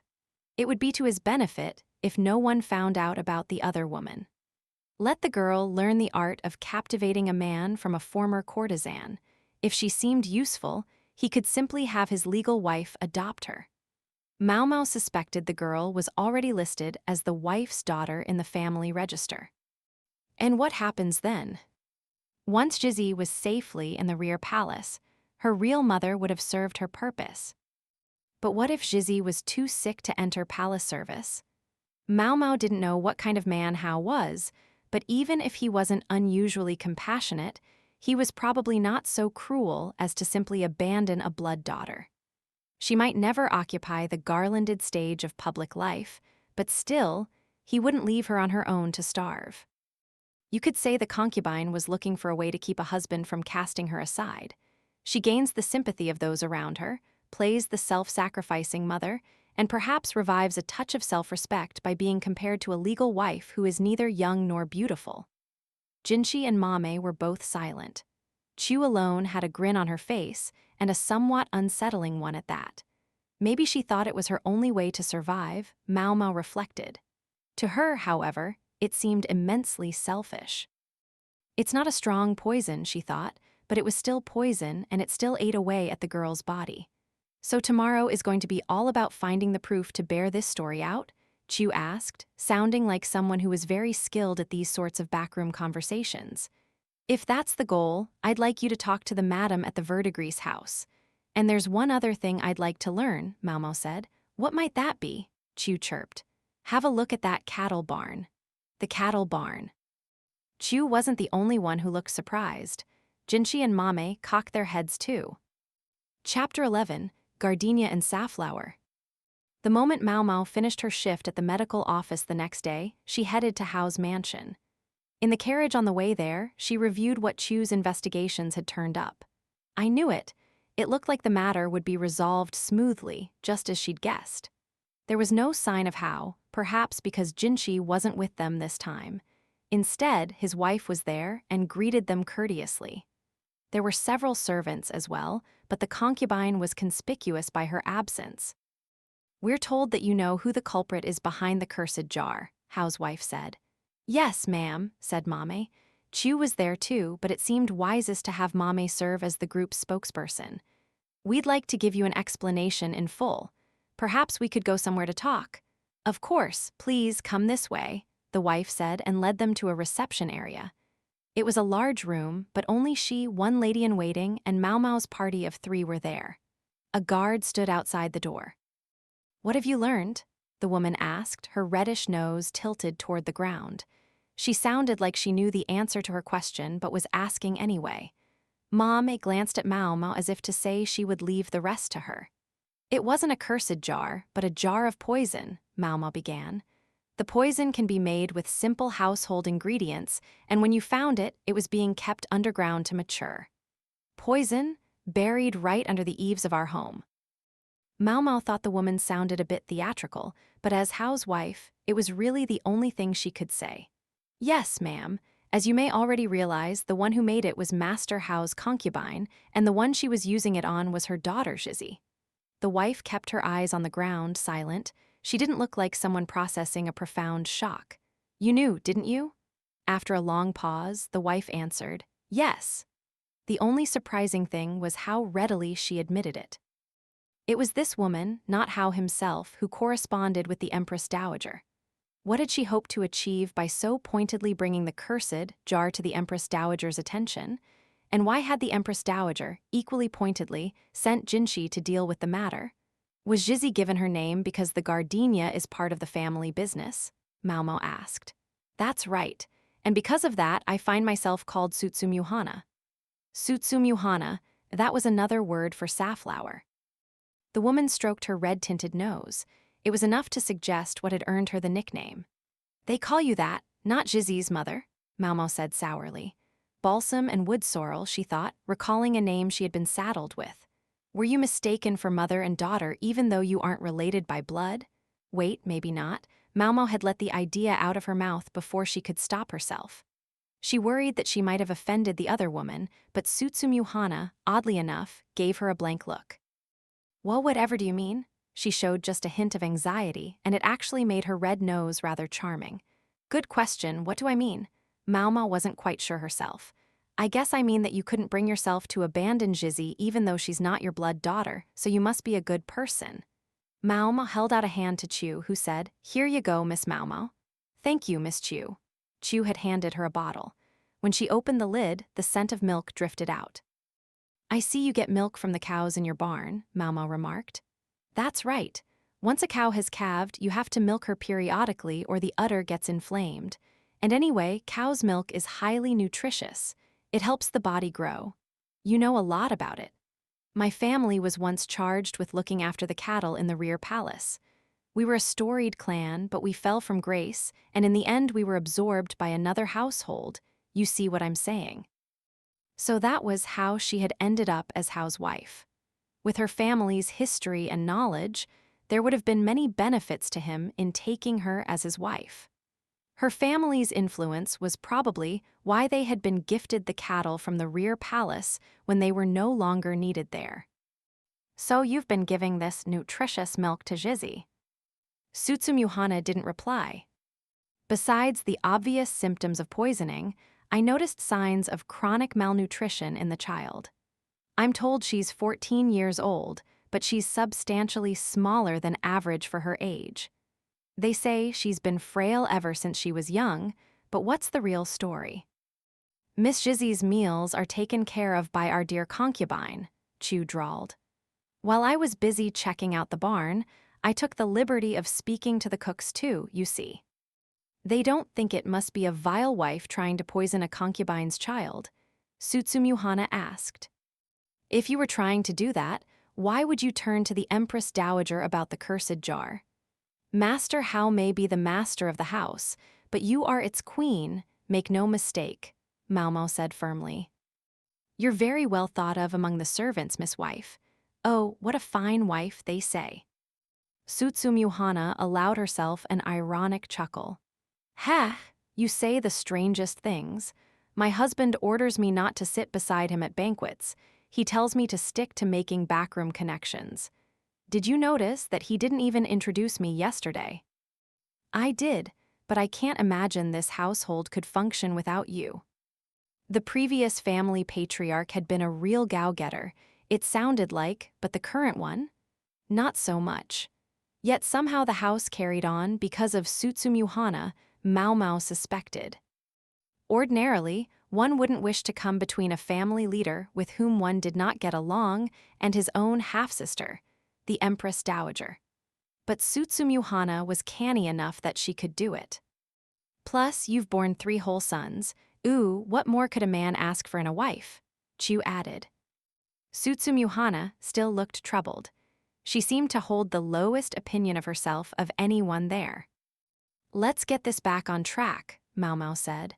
I see you don't think much of yourself, m'lady, so I'm going to speak based purely on my own opinions. Whether I'm right or wrong, you needn't say anything. Sutsumuhana looked at Maomao without so much as twitching a muscle. It looked to Maomao, though, like her pallor had improved somewhat. Maomao began to reprise what she had discussed with Jinshi and the others the night before. The concubine has been using Jizzy as a means to curry sympathy with Master Hao. I think you had an intuition that that was why Jizzy is suffering, but you had no actual proof. Until, by sheer chance, the cat unearthed that jar. Sutsumuhana closed her eyes. How long has Jizzy been drinking milk? You don't have to answer, m'lady. We can ask Jizzy herself. Sutsumuhana finally spoke, but it was to say, please, don't force a child to condemn her own mother. She's been getting milk since before she was even 10 years old. I would send it via my son or one of the servants. Maybe it wouldn't have looked good for Sutsumuhana to go in person. That explains it. It told Maomao why Jizzy's half-brother was obviously worried about her. Let me correct you on this much, at least, Sutsumuhana said. I am not a good person. I'm a hideous woman, gone nearly mad with jealousy. Sutsumuhana obviously took great care with her appearance. She wore sumptuous fabric as befitted a household of this quality, but in tones that were carefully subdued so as not to call too much attention to herself. Her nails were well manicured and her hair neatly combed. It seemed almost a point of pride that she didn't cake makeup onto her red nose, the source of so much of her inferiority complex. My husband was ensnared by a woman who wept at him. Oh, have pity on poor Jizzy, won't you? He does like a weak woman, that man, never even realizing that the woman's refusal to give her daughter anything but thin gruel is nothing short of abuse. Sutsumuhana never once said the concubine's name, referring to her only as the woman, as much sign as she would give of her contempt. Her refusal to use the woman's name was perhaps one reason she saw herself to be so ugly. That woman knows my husband very well. She's hardly the first concubine he's taken in his life, but she's the only one still with him. The others all went away, with suitable compensation in cash. They must have decided that he loved them more than he did me, because they would start to behave as if they were his real wife, until their arrogance finally grew repugnant to him and he fell out of love. Geez, finish what you start. Maomao thought. It would have been the obvious riposte if they were talking about a dog or cat. Then again, in the case of humans, it would look awfully compassionate even to offer them cash severance. Or perhaps it was Tsutsumyuhana who gave them the money. Maybe in exchange for written promises that the women would have no more to do with her family. Could it be? Maomao thought of Lai. He looked much more like his father than his mother. How many of Tsutsumyuhana's sons were actually hers? This woman has played the helpless waif all this time to keep your husband dangling on the hook, Maomao observed. And now we know she even used her own daughter for the same purpose. That's right. I wanted to think it had nothing to do with me. Just the offspring of a sad concubine, no blood of mine. But then I happened to see that wasted child fly out of her room, grab a frog hopping along the ground, and try to eat it. Maomao made a face. The idea of eating a frog was probably unimaginable to someone raised in the upper crust, and tree frogs are toxic, so I can't recommend consuming them. Even non-toxic frogs might well carry parasites and couldn't be eaten raw. You couldn't resist a jolt of compassion, could you? No. Her stomach was too weak for solid food, so I started by giving her warm milk. I thought her condition had improved considerably over the last few years, but recently she's begun to decline again. Tsutsumyuhana had been wondering why that should be when the cat found the cursed jar. That was when she realized the mother must be poisoning her daughter somehow. Why didn't you tell Master Hao that the woman was abusing her daughter? Maomao asked. As a mother herself, she might well object to Tsutsumyuhana's conduct. Oh, but I did, and what do you think happened? He said to me, "You're just trying to make her life harder, aren't you?" And can I really blame him? Why shouldn't he see in me a woman who is simply jealous of a younger, more beautiful concubine? Oh, yes, and I am jealous of her. So what could I say to him? And you didn't confront the concubine about it. Tsutsumyuhana gave a dry laugh. If I did that, I would no longer even be able to sneak the girl milk. Was the concubine that good at currying favor, or was Hao that shallow? Or was it both? Hao would call the concubine to his bedchamber instead of Tsutsumyuhana. There, she must have had the chance to tell him the most persuasive lies about how his wife was mistreating her. Whatever the case, it was partly my fault that Jizzy had gotten so bad. I wanted to help the child. So she had conferred with the Empress Dowager in the most roundabout way. Maomao gave the bottle of milk a gentle shake. Jizzy was quite lucky, I see. Was she? How exactly? That you gave her milk. It not only brought her nutrition, but it may have saved her life. Ooh, whatcha mean by that? Chu chirped, physically poking her head into the conversation. Milk and tea don't play well together. It robs the milk of its nutrients. Or, in other terms, when the poison in the tea mixed with the milk, it was diluted and weakened. If Jizzy had stopped drinking the milk, she probably would have died in short order. When Maomao had drunk the poisoned tea all those years ago, Liuomen had countered it with milk. Milk, in fact, was quite a common way to neutralize poison in someone's stomach. Considering the quantity of poison Jizzy had been given, by all rights she should have been dead long ago. And yet she was still alive, almost certainly thanks to the milk. It's not an antidote, though, and she will die at this rate, Maomao said. This is absurd, Maomao snapped. If her daughter dies, what will she have left? She was trying to control herself because they were in front of Tsutsumyuhana, but she couldn't suppress a flash of anger. A fair question, Maomao said. The weaker Jizzy got, the more Hao would sympathize with her mother. The woman might do anything to make herself the star of this tragedy. Truth be told, I had an inkling about the concubine, so I looked into her background. She originally comes from the city's pleasure district, doesn't she? Maomao asked Tsutsumyuhana. Yes, you know everything, don't you? In this case, it had been simple. Ask the pleasure district's living encyclopedia, the old madam. About 17 years ago, there was a beautiful and very popular courtesan. She had a number of well-to-do clients, but she lived with one disappointment. Maomao herself didn't know exactly whom the story was about. This courtesan's favorite apprentice was very sick. The owner of her brothel said to get rid of any girl who couldn't earn her keep, but this woman couldn't bring herself to abandon the young lady. She felt so deeply for her that she would frequently use her own earnings to summon doctors and apothecaries to treat her. Touched by her compassion, customers packed in to see her, and she grew ever more popular. Here Maomao allowed herself a thin smile. One day, however, she summoned not her usual doctor, but someone who ran an apothecary shop in the neighborhood, and that was her mistake. Unlike the physicians and the other apothecaries, who were effectively little more than witch doctors, this true apothecary discovered that the apprentice was being poisoned. The courtesan, enraged, chased this person out, but it turned out there were many who had thought the situation was fishy all along. Once the cracks in her story became more obvious, her customers began to distance themselves. I'm told that the woman promptly got her contract bought out by someone who didn't know of the incident. Her apprentice went on to work for one of the other courtesans and gradually regained her health. The real apothecary, needless to say, had been Liumen. Am I wrong to think that that courtesan became Master Hao's concubine? I don't know how many times I told him to reconsider his choice, Tsutsumyuhana said. In the end, she hadn't been able to stop him from buying the woman out. What would you like the Moon Prince to do, ma'am?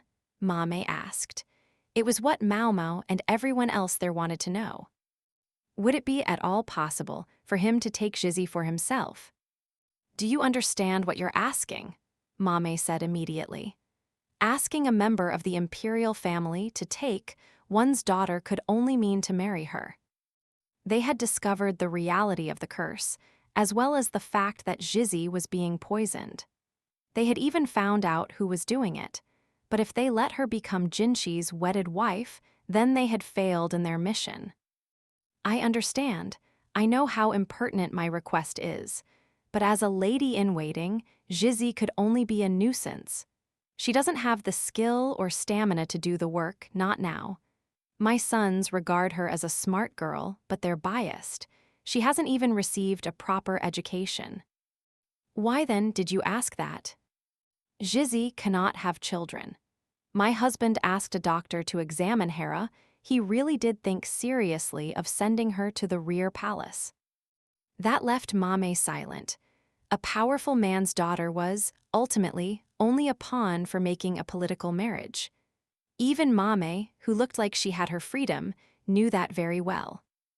All of this is because this household has acted so poorly, Tsutsumyuhana moaned. So you want the Moon Prince to take Miss Jizzy as a way of making it up to her, Chu drawled. Can't say I see any benefit at all to the Moon Prince, but I sure see lots of benefits for you and hubby. She was right. The Moon Prince comes to Master Hao's home and leaves with his daughter. To all appearances, it would look like the Moon Prince, a man without a single formal concubine, had taken a liking to her and chosen her for his own, Maomao added. It sure would. Whatever the case, Hao would be overjoyed. The imperial younger brother who had rejected all advances thus far would have chosen his daughter. So what if the girl couldn't bear children? It might still be enough to tip the balance of power in the palace. What do you think, Miss Maomao? Chu whispered in her ear, giving her a nudge. What am I supposed to say to that? Maybe Chu was fishing to see Maomao get jealous. Sadly for Chu, she felt no such thing. I would feel sorry for Jizzy if people were to put undue expectations on her shoulders, Maomao replied.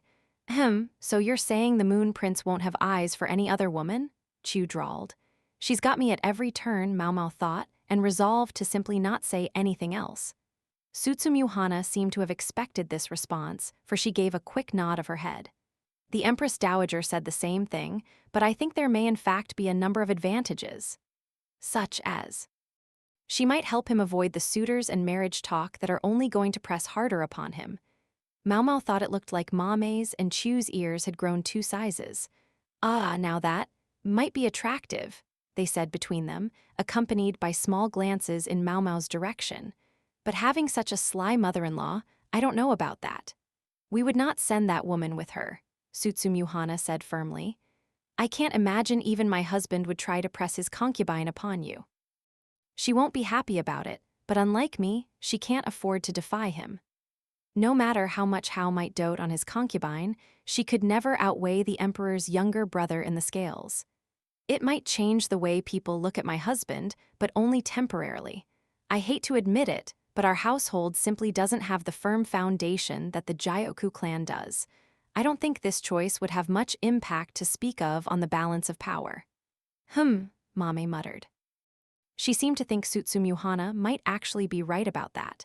Hao's wife was a clever woman, Maomao realized. There is still not a lot in it for him, Chu said. I have 3 sons, all of them very capable. We would never forget this kindness.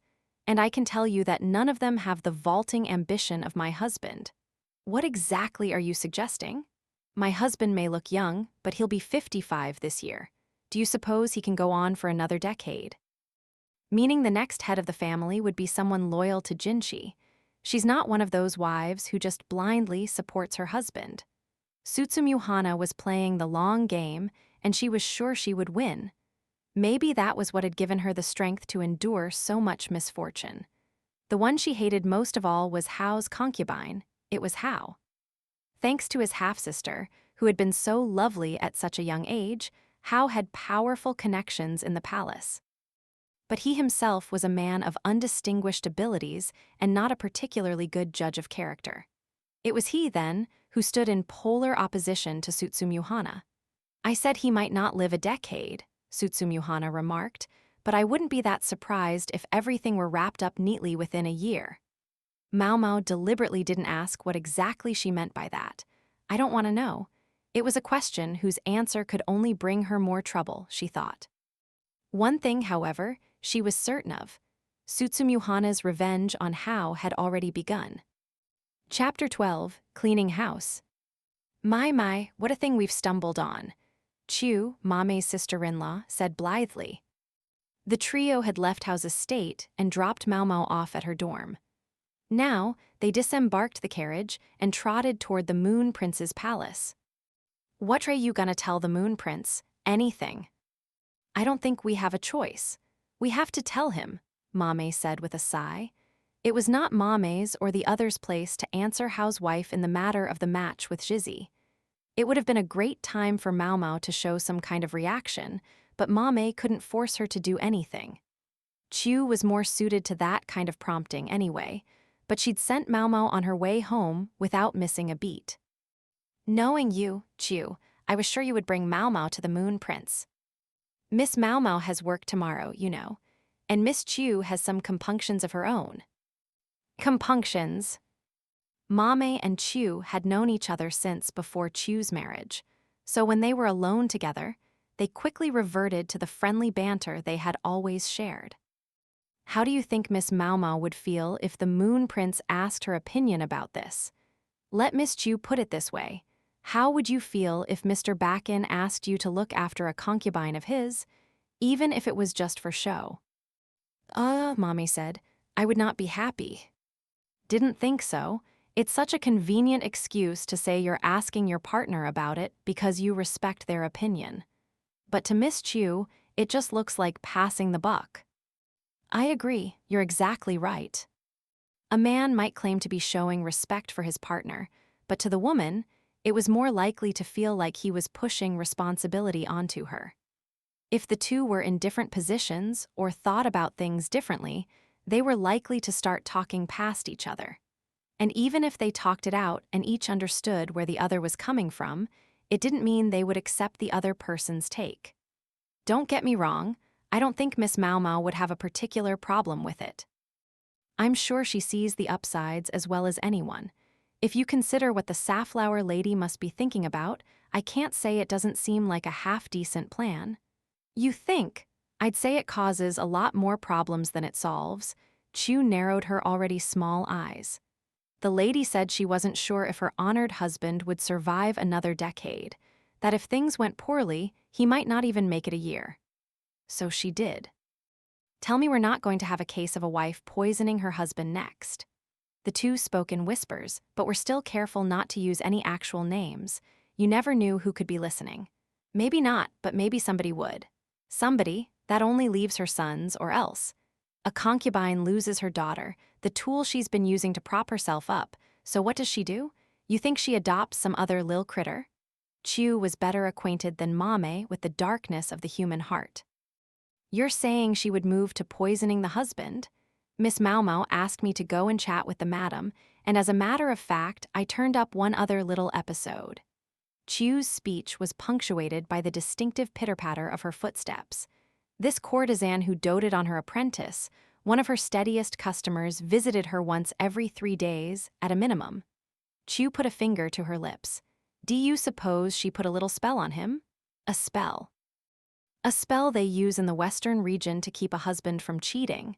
Every morning, you put a dash of a slow-acting poison in his breakfast, and every night you give him the antidote. If he's out all night having an affair, he won't get better. Chu was quite knowledgeable about the ways of the West. Of course, it doesn't have to be poison. You could use narcotics. Yeah, that would get someone coming back every 3 days, or sooner. Chu's suggestion made Maomao break out in a cold sweat. The doctors and apothecaries that woman called to treat her apprentice were all hacks and witch doctors, so she would have had plenty of ingredients. You're saying, I didn't say anything about it to Miss Maomao, but knowing her, she can probably guess. Chu crossed her arms and nodded in affirmation of her own point. Why didn't you say anything about it in front of the wife?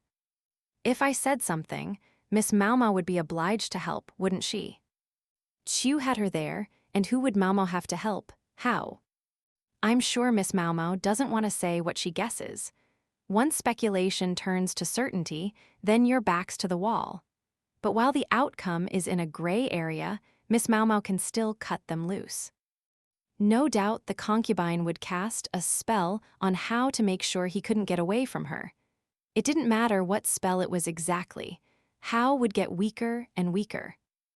Maomao would have agonized over whether to give an honest answer or to stay quiet. Miss Chu doesn't mind doing the dirty work, Chu drawled, 'cause she knows what kind of idiots try to keep their hands clean. She'd lost the use of her right arm because of someone who was hung up on bringing criminals to justice under the law. True, life might be easier if the husband were taken care of in a year. It could take a lot of arranging or get pretty messy, but in the grand scheme of things, it might be for the best. Now Maomao saw why Hao's wife hadn't tried to drive the concubine out. It wasn't because of preference or pity, but simply because she saw the other women as a tool to be used.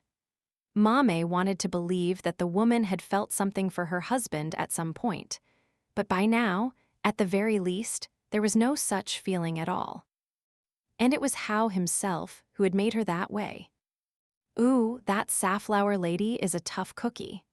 Her sons aren't ready to step into the limelight just yet, but they're sure made of better stuff than their dad, and if they really aren't as greedy as he is, things could be a lot easier for a while.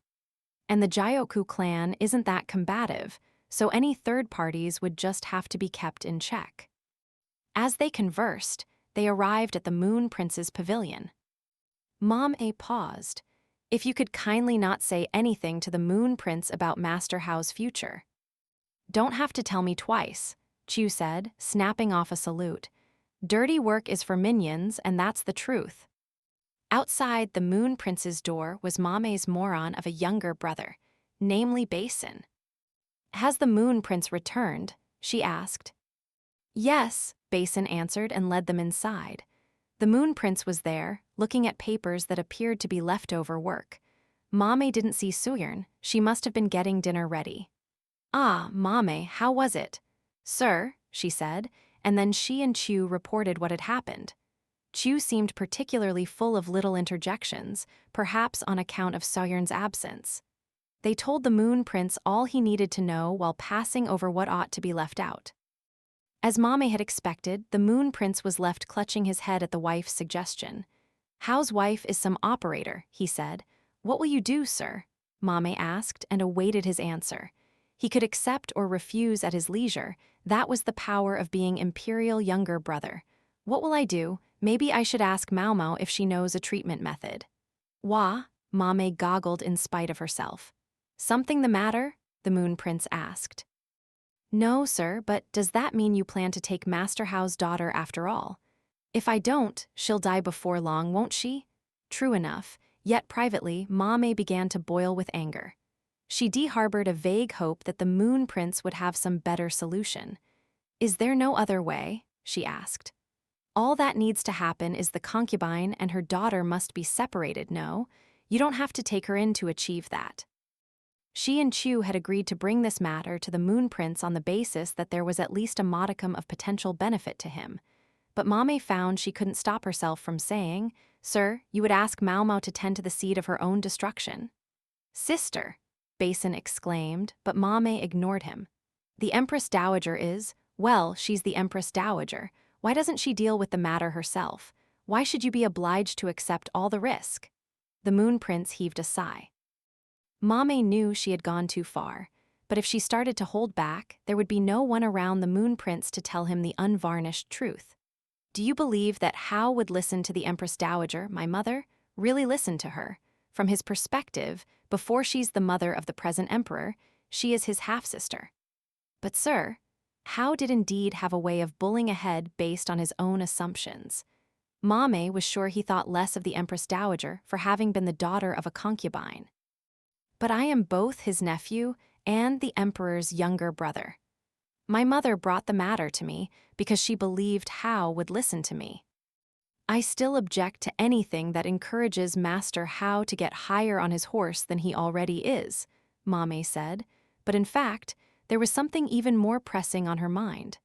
How would Maomao take this?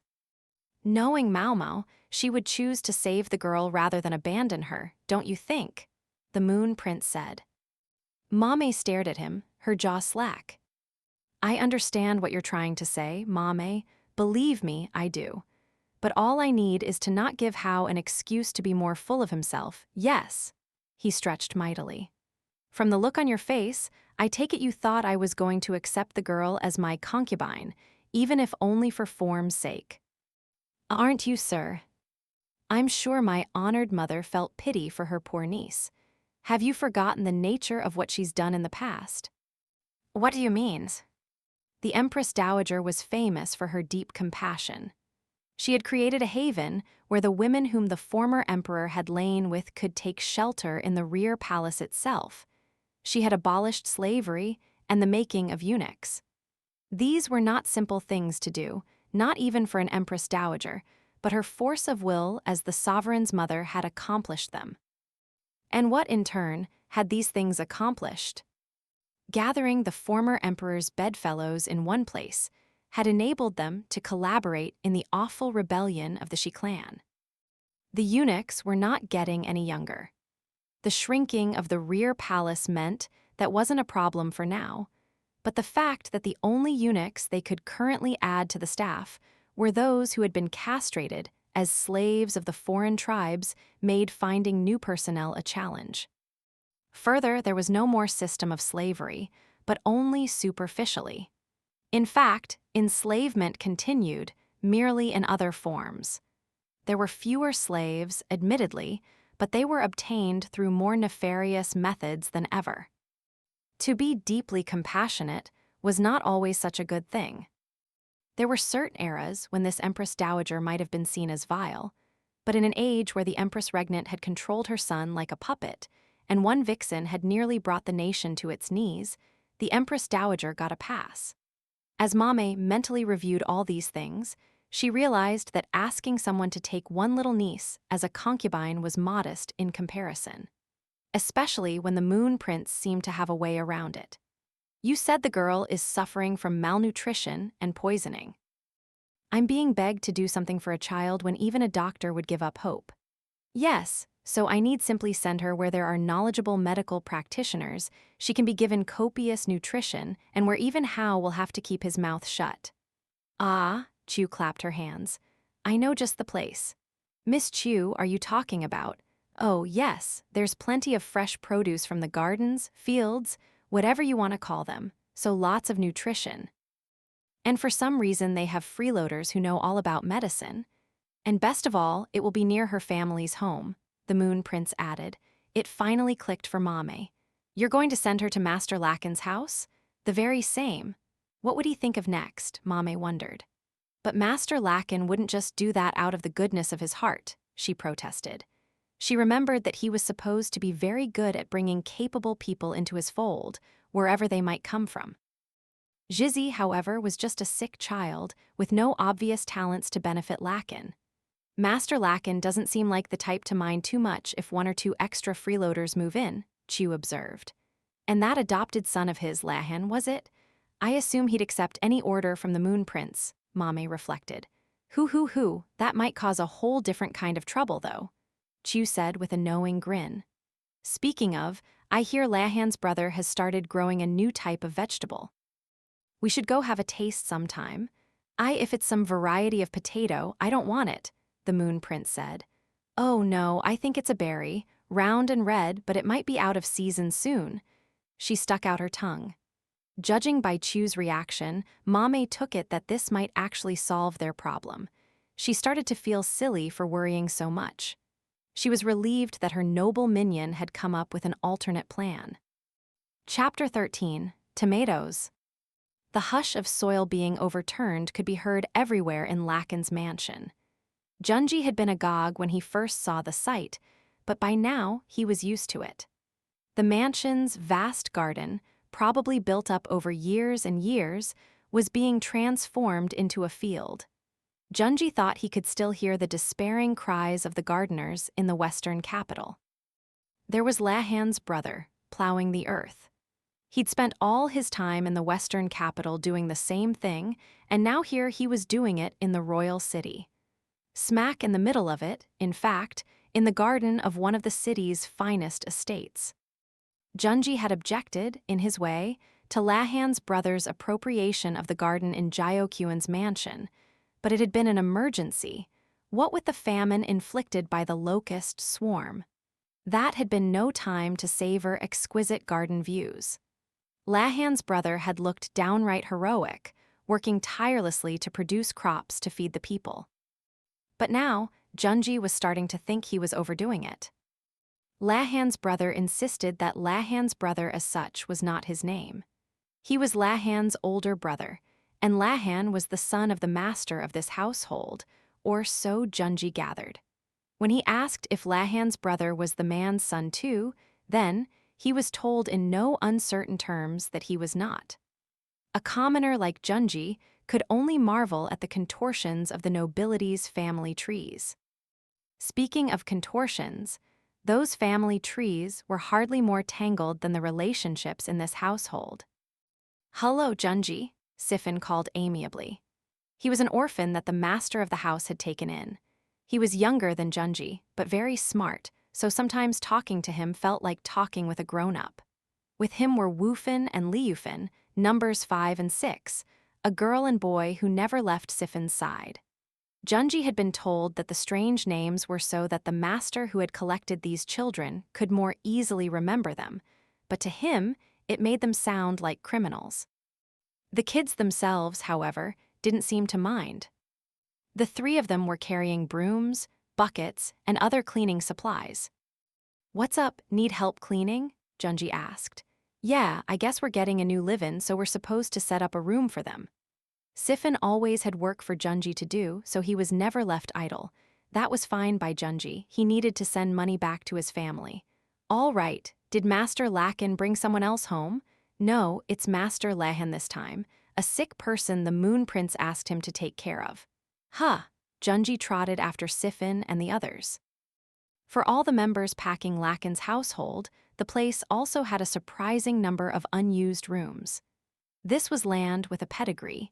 It had been around since the capital was moved here, so it had every right and opportunity to be big, but the Law clan didn't number very many people or have many servants, so there was plenty of space. Siffin headed for one of the annexes. It was right near one of the other outbuildings, in fact.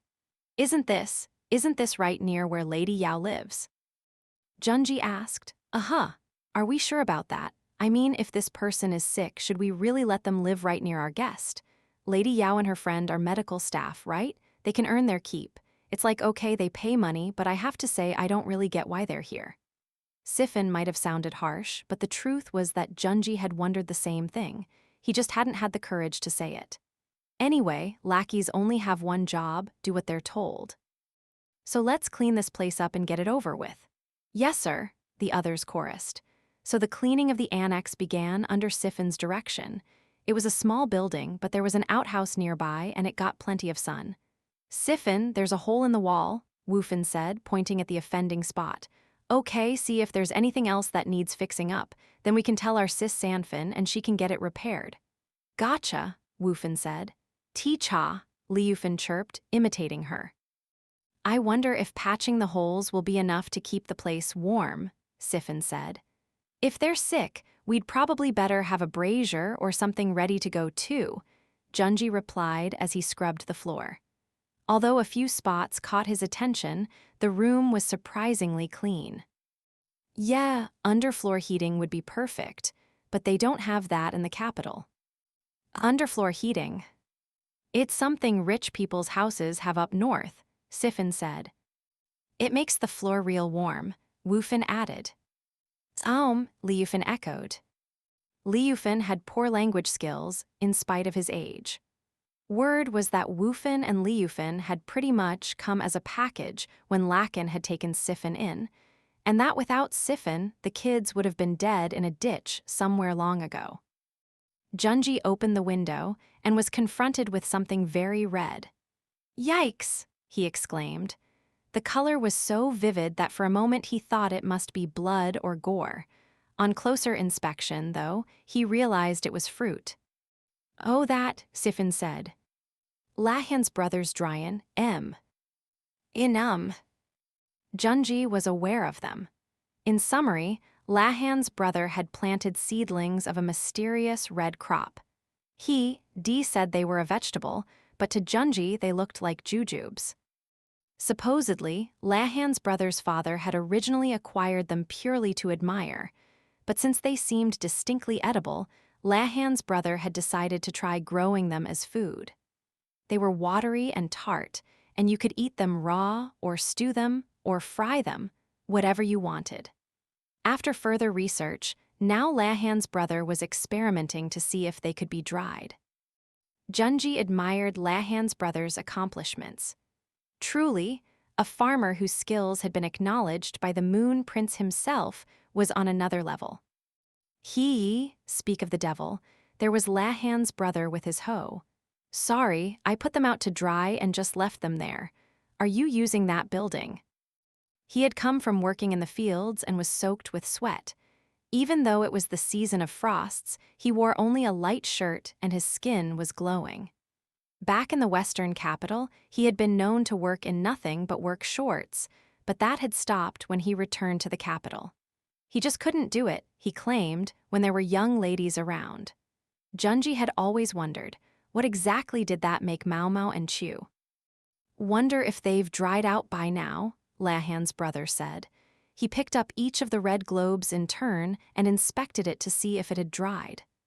A little longer, maybe, anyway. I can get them out of your way. I'll help you, Junji said. Great, take them to the storehouse over there. Evidently, the reason the annex had been so orderly was because Lahan's brother had been using it for storage. Junji saw other farming implements here and there around the building, so Lahan's brother must have been making regular trips there. What's going on? We have another guest coming, Lahan's brother asked. Yes, sir. A sick person, joining us on the orders of the Moon Prince. Someone who's sick, huh? They'll need lots of vegetables then. Any idea what they've got? I'm afraid I didn't hear. Just as they returned from depositing the red fruit in the storehouse, Yao and Anen got home. Lahan's brother quickly straightened his clothing and made sure to look alert. He was handsome enough, but somehow the scurry to dust off made him look comical. Why, hello, Anen, he said as the young ladies arrived at their annex. The two of them were frequently on different work schedules, but Anen would usually wait until Yao got off for the day. Oh, Ju, Anen started, but then with a look at Junji she said, I mean, Lahan's brother. All evidence was that she was aware of Lahan's brother's real name, but she wouldn't let Junji know what it was. He had the impression that Lahan's brother had made some sort of vow to the gods or Buddhas that prevented him from revealing his name. Lahan's brother leaned on a column of the annex and gave Enen a smile. "Are you done with work? If you're feeling tired, I have some vegetables that can soothe fatigue and give your skin a healthy glow. What do you say?" "Thank you very much. If you could just leave them off to the side in the kitchen like you always do, it would be a big help." "I'm on it." Junji had observed such exchanges quite a few times by now. It made him want to ask what exactly it was. A conversation between a chef and her purveyor. The question rose to his lips, but he held his tongue.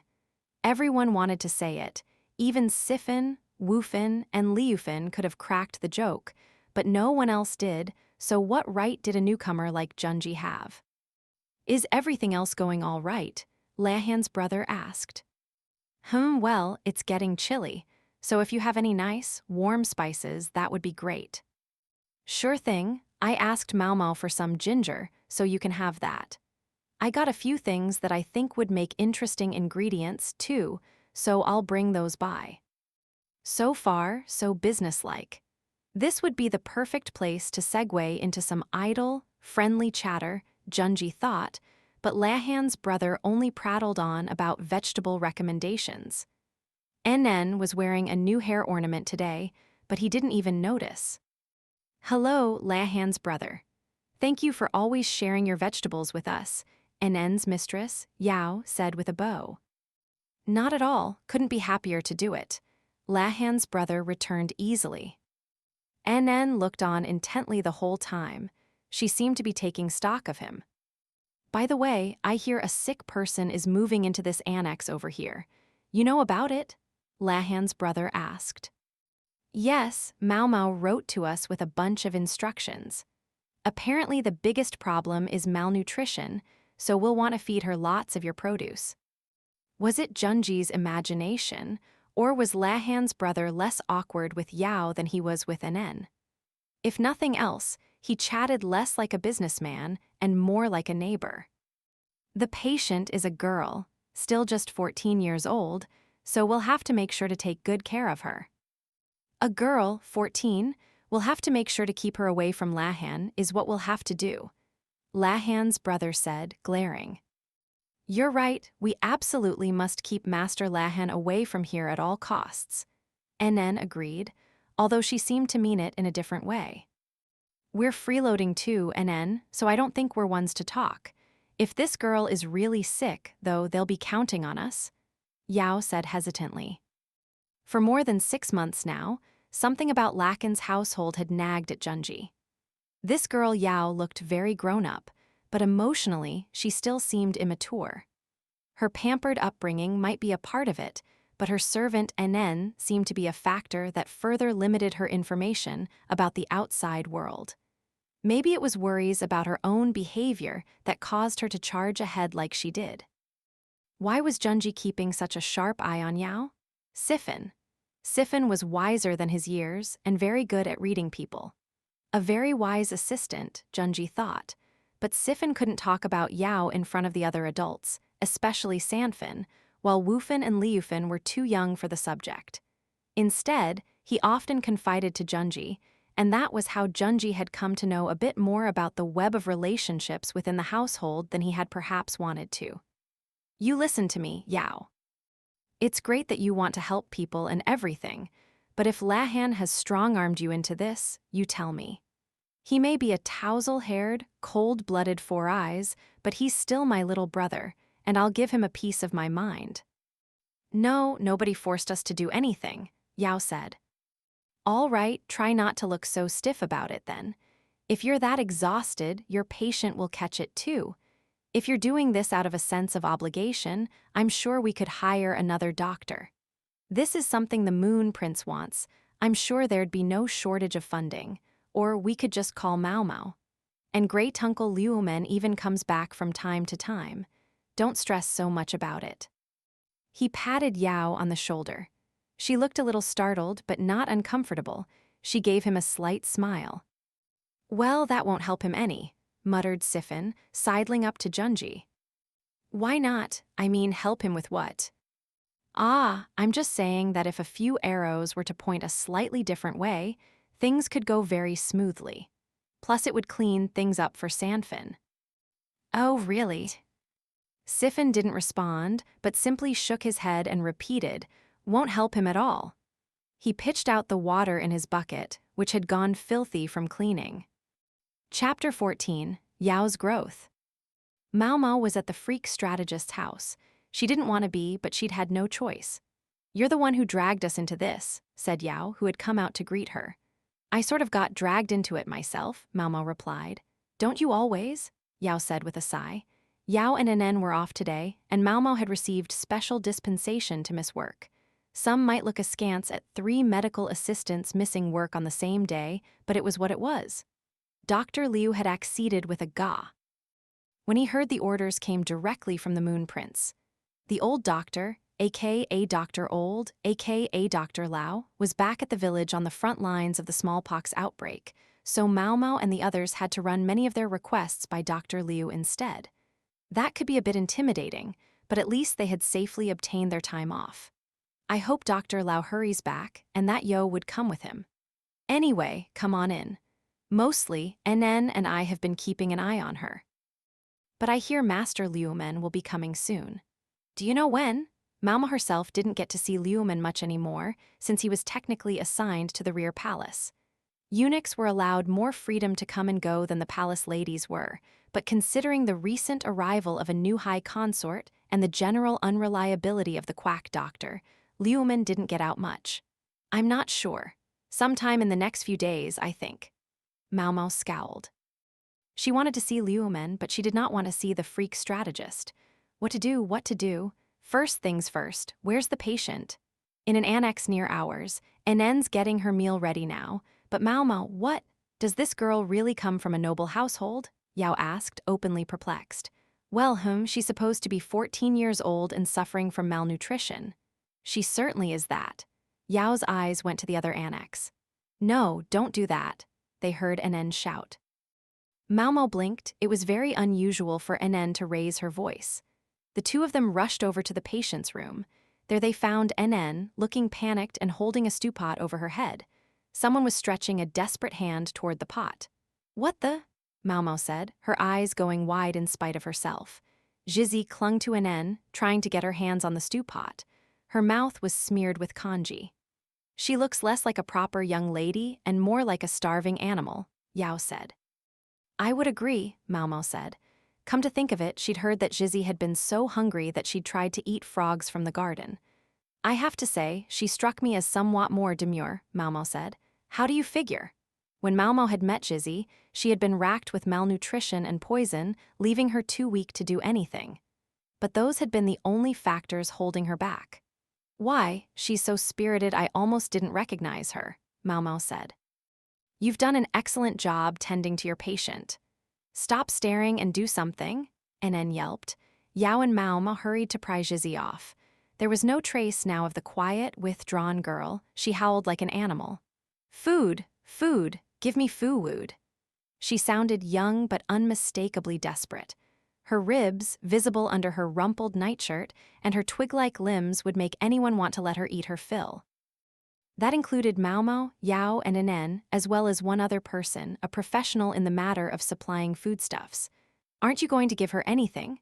Lahan's brother asked, clearly irritated. On his back was a basket full of root vegetables. I would love to, but we can't, Maomao replied. Why not? If you give too much nutrition to someone in a state of starvation, they'll die. They will? Lahan's brother had been about to pull a turnip from his basket, but he discreetly put it back. Aha. Once there was a castle that was under siege.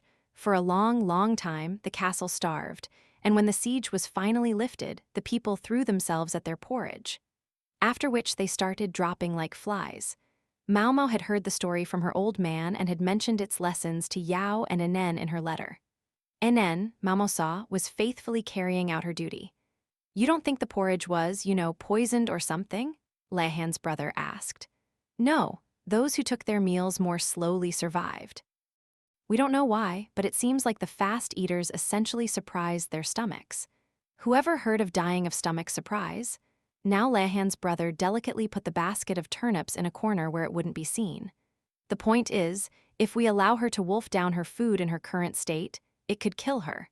We'll increase the amount bit by bit, so we'll all just have to live with it for the time being. Even with Maomao and Yao restraining her, however, Jizzy snatched at the congee.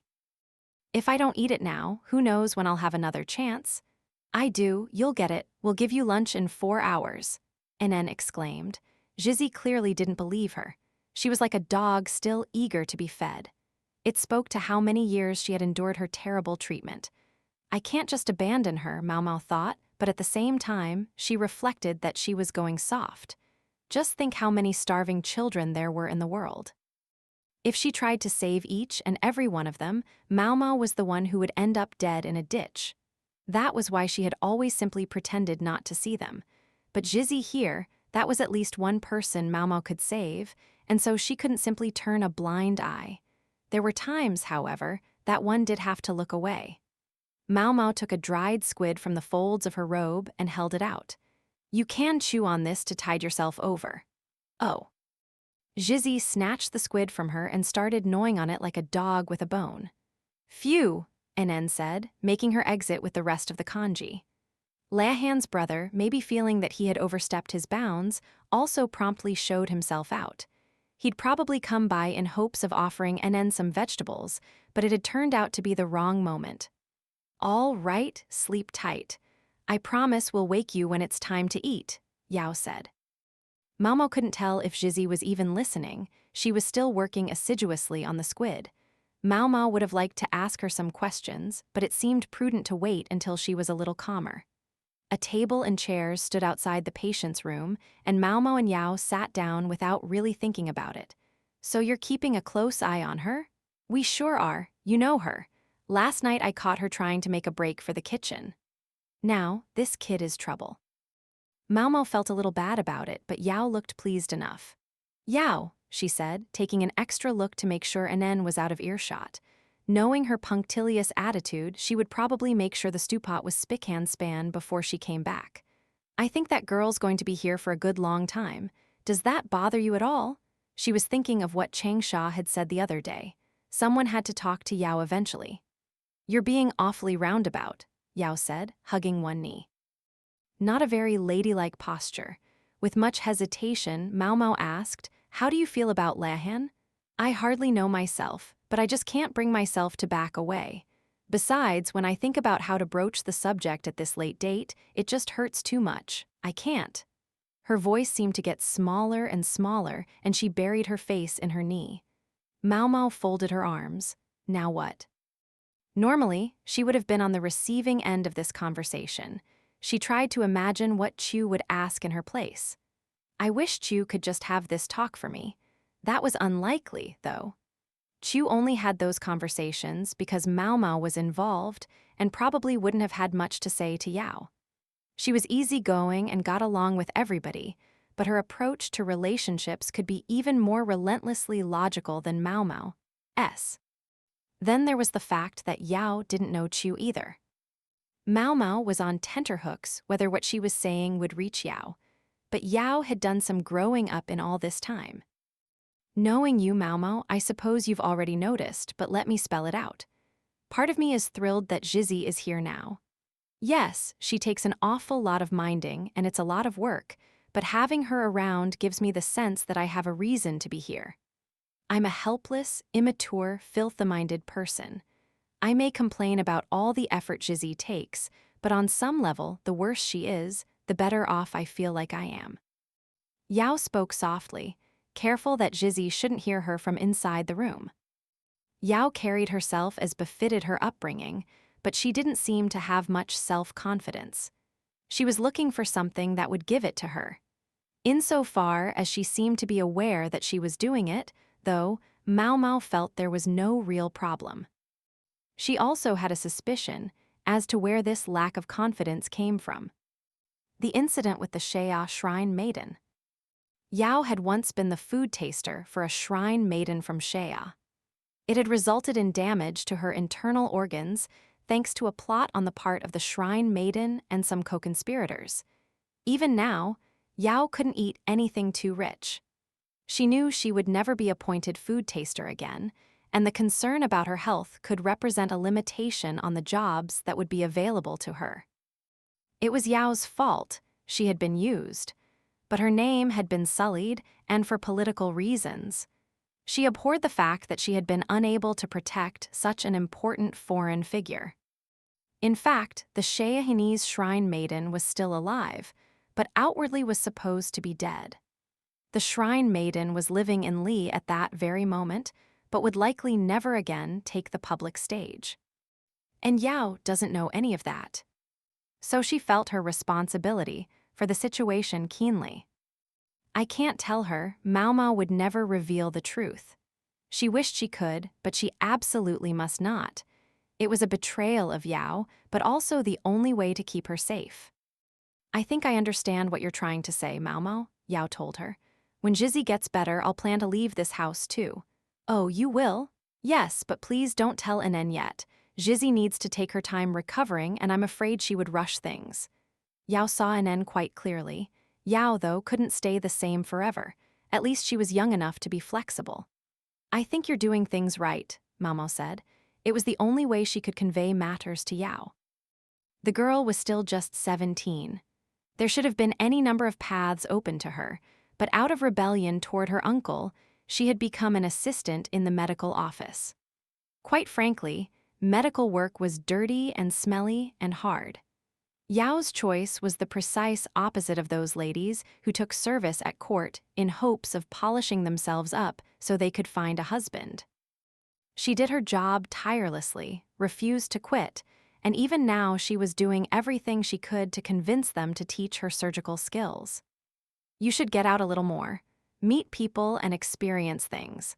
I mean, it's true that as a medical assistant, you've already experienced more than some women in this world, but at the moment, Yao didn't seem to appreciate just how capable she was. Maomao honestly believed that if she went to some other department, she would find herself indispensable almost immediately. You want to continue down the path of medicine, I assume? Maomao asked. Yes, but I don't want to travel all over the place like you do, Maomao. So Yao really didn't intend to give up her medical studies. I've got a bit of a jack-of-all-trades streak. Maomao would have been perfectly happy to lead a somewhat calmer life, but bustling around seemed to be her lot. She'd never had smallpox, so she was spared being swept up in the current crisis, but who knew what might yet happen? She debated pressing a little more into Yao's business, but decided to leave it at this for now. If she went too far, it would only backfire, something she knew all too well from experience. Yo is off somewhere right now. Do you think she's all right? Maomao asked. I think it's somewhere where there's a smallpox outbreak. I heard she won't get it, though. Yes, because she's had it once before, I believe. That's why she always wears long sleeves, huh? Yao said, letting out a sigh. If I got it, do you think they'd take me along? I wouldn't do that if I were you. There is no safe way to get smallpox. Not yet, anyway. Maomao thought of the man with the half-hidden, shit-eating grin. Koku must be out at the village with Yo and the others by now. If they could really use the method Koku's teacher had invented for giving someone smallpox, that would be big. If it were possible, they wouldn't have to struggle like they did now. Maybe I should write him a letter, Maomao thought. She didn't know if she would get an answer, but she wanted to hear what he had to say, and not just in the scheduled reports to the medical staff. Chapter 15, Letters, Dear Maomao. We've finally put Jizzy on a normal amount of food. She's much more cooperative now that she can eat regularly, and has gone from feral dog to more like a puppy in training. At first, I couldn't believe you had sent us such a wild child, but it turns out she's a perfectly good girl as long as her belly is full. Lady Yao makes all of Jizzy's food herself, so it's only natural that she should be doing so well. Speaking of Lady Yao, she's recently started to master not only knife skills, but cooking as well. Although I would be more than happy to take care of everything in the domain of food if nothing else. She's also finally started to open up to the idea of moving out and is looking for a place. We still have Jizzy to worry about, so I don't think we would move before the turn of the year, and considering matters of safety, I suspect we'll end up not far from Master Lahan's mansion, but it's a big first step in any case. I'll let you know when we find out where we're going. Sincerely, NN. NN was, well, NN. Yao seemed so eager to strike out on her own that it somewhat mystified Maomao that she would take NN wherever she ended up going. But Maomao eventually decided that no reply would be necessary and threw away her half-written response. Hey Maomao. Long time no see. I thought maybe I should shoot a quick note to the person who helped me get this job. I know you sent me one and it's taken me forever to get back to you, but what can I say? I've been so busy. Sorry about that. I can't say this is a very nice place to work. The villagers are constantly haranguing me about how they want to leave and leave soon, but, well, that's how things go sometimes. You asked if Yo is all right? Yeah, she's holding up, but I'll have a chat with the higher-ups and see if I can get her sent back for a visit. Her dad's also here. They're both adamant that they'll keep on working, but there's nothing wrong with spending New Year's having a nice time with your family, right? You know Dr. Lau, yeah? That guy is something else. I think he's pretty open to sending Yo back home as well. Now, there's a guy who knows the score. Plus, sometimes he gives me snacks. Good guy. Anyway, look after Yo for me if and when she goes home. Don't give her back until you think she's all right to go. I'll come back with her this time, so scare up a place for us to stay, all right? I'm sure the doctors will be more than happy to pay for my lodging. Oh, one question. Do you know anywhere near the capital where they keep plenty of cows and horses? See ya, Kokyo. Yo and Kokyu are coming back, huh? Yo must find the work demanding.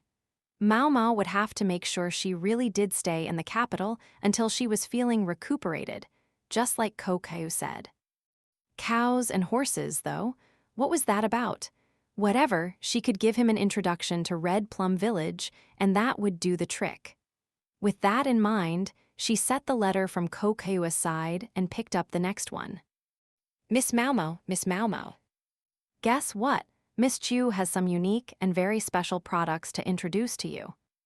Behold, the tools Miss Chu used to land her husband. I've included plenty of illustrations so that you can see exactly how they... Oh, it was just a catalog. Maomao tore it up and flung it in the brazier without finishing it.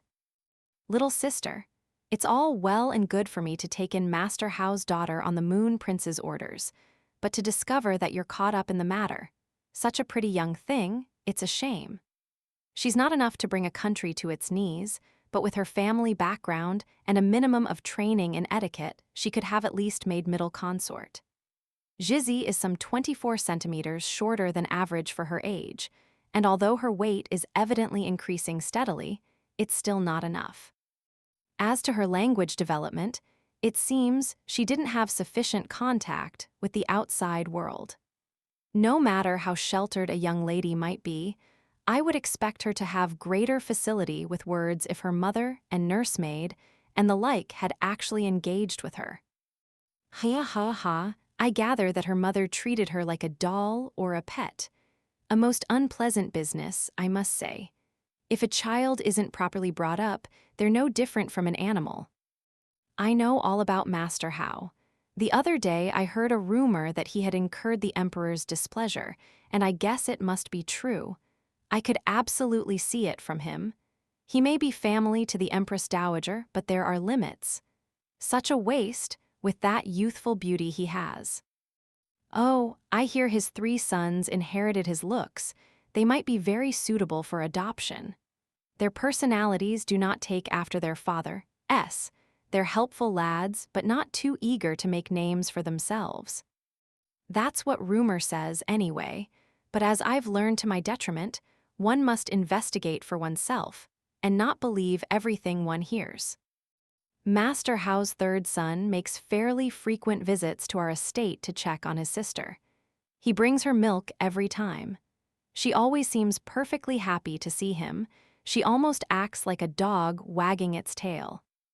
He tells me how clever the girl is and clearly thinks the world of her, but he's obviously biased. His eyes are clouded. I'd like to tell him that if she's so great, he should have given her proper nutrition and education in the first place. But then again, it is not beautiful to comment on another household's domestic matters. My own house must look rather, objectionable to an outside observer. I was trying to tell him as politely as I could that I didn't want him stopping by too often when that brother of mine showed up with his vegetables and started handing them out. And then Master Howe's boy gave him some milk in return. And then it was, let me show you what I learned in the Western capital, and they started making butter together. Having my brother around is convenient in a great many ways, but if he breaks ground on one more field here, I'm going to scream. Further, Maomao, I might draw attention to how much I am personally suffering on account of a situation involving yourself. As such, perhaps you could entertain one little request. Word is that you have some sort of connection with a wheat farmer and can obtain wheat at a discount. Could you introduce me? Why, you ask? Things happened and a ship full of wheat sank. All I need is a simple letter of introduction, and I'll consider us square in the matter of Jizzy. Your brother, Lahan. Maomao didn't waste a minute drafting her reply. Lahan, no. Maomao. Are you eating properly? I'm sure you have the same question about me. Don't worry, I am. Not only do I get 3 square meals a day, but Gen always has snacks for me. I swear it's a mystery how he gets his hands on all those different treats. Being a medical officer, I'm sure he's not allowed to just pop out of the rear palace whenever he wants. I simply can't imagine. All right, enough preamble. I don't doubt Liu has already warned you, but you are not to even think of trying to go to that village, not on your life. You've never had smallpox, and I trust you understand what that means, don't you? Lao is as Lao does, but his medical skills are no less polished than Liu's, and his commitment to the cause is unquestionable. You can leave things in his hands. If you were ever to get smallpox, I would feel compelled to take it upon myself to nurse you back to health. And that would certainly mean I would get smallpox as well. One other thing, I gather that Master Hao's daughter is at the estate on the Moon Prince's orders, but the most I can offer is about 1 visit every couple of weeks. The original discussion was that I could commute between the rear palace and the estate, but I'm afraid now's not the time. I simply can't leave Gen by himself. You must pardon me. Yours, Liumen, it was true. The means by which the quack doctor came into possession of his snacks remained mysterious. He was a medical officer of the rear palace, and he hardly ever left the place. Yet he seemed to have an infinite supply of edible goodies. It was a riddle, but not one that there was any particular need to solve, so Maomao let it go. As to the reason that Liumen couldn't readily leave the rear palace, it probably had less to do with pregnancies among the consorts and more with infighting among them, specifically, trying to prevent such strife. It was all too possible that some of the consorts might try to poison each other, and if anything should happen, the quack would quickly be in over his head. Don't give my old man more work to do. Maomao huffed and picked up the next letter. It didn't say anything. There was nothing written there. It was just a high-quality sheet of paper, albeit not perfumed. The letter came with a wooden box, inside of which were some quality tea leaves. Tea wasn't just a luxury item, it could have medicinal properties as well. He doesn't have to beat around the bush with me. It was so very Jinshi-esque to send something that could either be enjoyed for its own sake or used as a medicine. The reason there was no text in the letter was probably to avoid prying eyes. He couldn't exactly write about day-to-day life, so he probably figured that there'd be no point in the elaborate seasonal greetings that prefaced the average official missive. Maomao picked up a piece of paper and began to write a letter of her own. I got a letter from a man named Koku, it began. She then offered a quick summary of the contents of Koku's message. Jinshi might not be able to give any written details of the work he was doing, but Maomao had some nice, innocuous subjects she could choose from. She also indicated a desire to go to Red Plum Village. Finally, she didn't address the letter. She knew she could just give it to Chu or somebody. She couldn't help feeling, though, that the letter was a little bit sad as it stood. She couldn't think of anything else to say, so she dipped her fingers in the ink and pressed them to the edge of the paper. It left one large circle and 4 smaller ones, a simple impression of a paw. The next letter smelled faintly of medicine. Hey, Maomao, come on. Koku must be coming back soon, right? Right. He'll be back before the new year, right? I'm just such a ball of nerves without him. If you want to know how bad I am, well, I'm so downhearted that the ladies of the Verdigris house come by to try to comfort me. Listen up. If Koku is coming back, let me know right away. Also, I'm including another letter that came for you. I guess it's from some girl who always gives her letters to the guard at the gate of the pleasure district. Keep in touch, please, Seizen. Just as he said, there was another letter. Unscented and written on fairly crude paper, the handwriting was rough but careful. Dear Maomao, it has gotten cold, hasn't it? I am doing my very best here. He. Guess what? There are plenty of people who would be perfectly happy to marry someone just like me. When I say that I worked in the rear palace, I always get a reaction. I guess the rear palace was actually a pretty awesome place. I would like to visit the Verdigris house once in my life if I could, but with my salary, I would have to save for years and years. Maomao, you are a celebrity in the pleasure district. All I could do was give this letter to the guard, but when I mentioned your name, he said, "Oh," and knew exactly who I meant. I hope this reaches you safely. Okay then, if I can get some more nice paper, I will send you another letter. Sincerely, Xiaolan. Damn it, you need to include your address. How am I supposed to write back? Maomao groused. Then again, she couldn't help wondering what Xiaolan's current employer would think if they discovered she was corresponding with a brothel. Maomao heaved a sigh and put the note in her letter box. Chapter 16, Peerless Changsha. Exactly as Koku had promised in his letter, he and Yo returned to the capital for a visit. Sorry for the trouble, Yo said. Good to be back, Koku exclaimed. Things really are hard on her, Maomao realized when she saw how thin Yo had gotten in just a single month. She was frankly amazed that a girl still in her late teens had survived even that long. I could have kept going, Yo said. Yes, she probably could have. But then what? I believe you, Maomao said. But it would have taken you past the point of no return. She's right, that's a big fat no, said Koku. They were at the medical office to make a report, but Maomao wished Yo would hurry up and get some rest.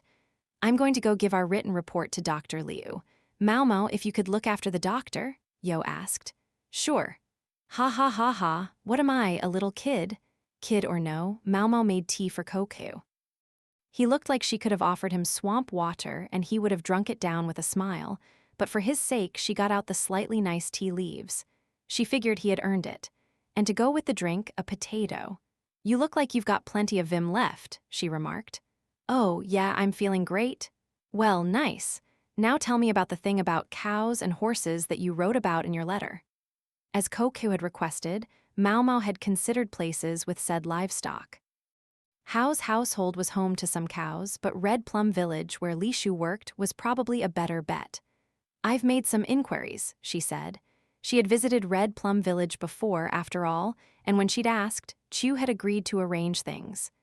The only catch was that she'd had a nasty little grin on her face when she'd said it, and Maomao had to wonder if she was plotting something. I'll be going with you. That all right? Sure, fine. Koku said, taking in the aroma of the tea and a couple of great sniffs. But in exchange, I've got a favor to ask. What is it? Maomao said, fully intending to oblige so long as it wasn't something like crazy. Could you get Yo a breather? Koku asked, looking like a child making an extra special request. What would pass for a breather?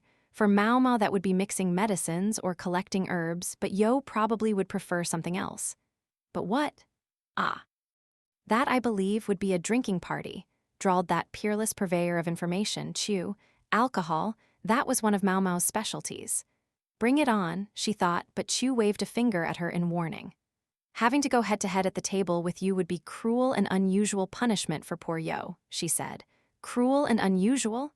Putting it that way, now that was cruel. The kind of drinking party we have in mind here, you see, Chu began, and they were off. Thus it was that Maomao found herself with the others at a restaurant near the dormitory.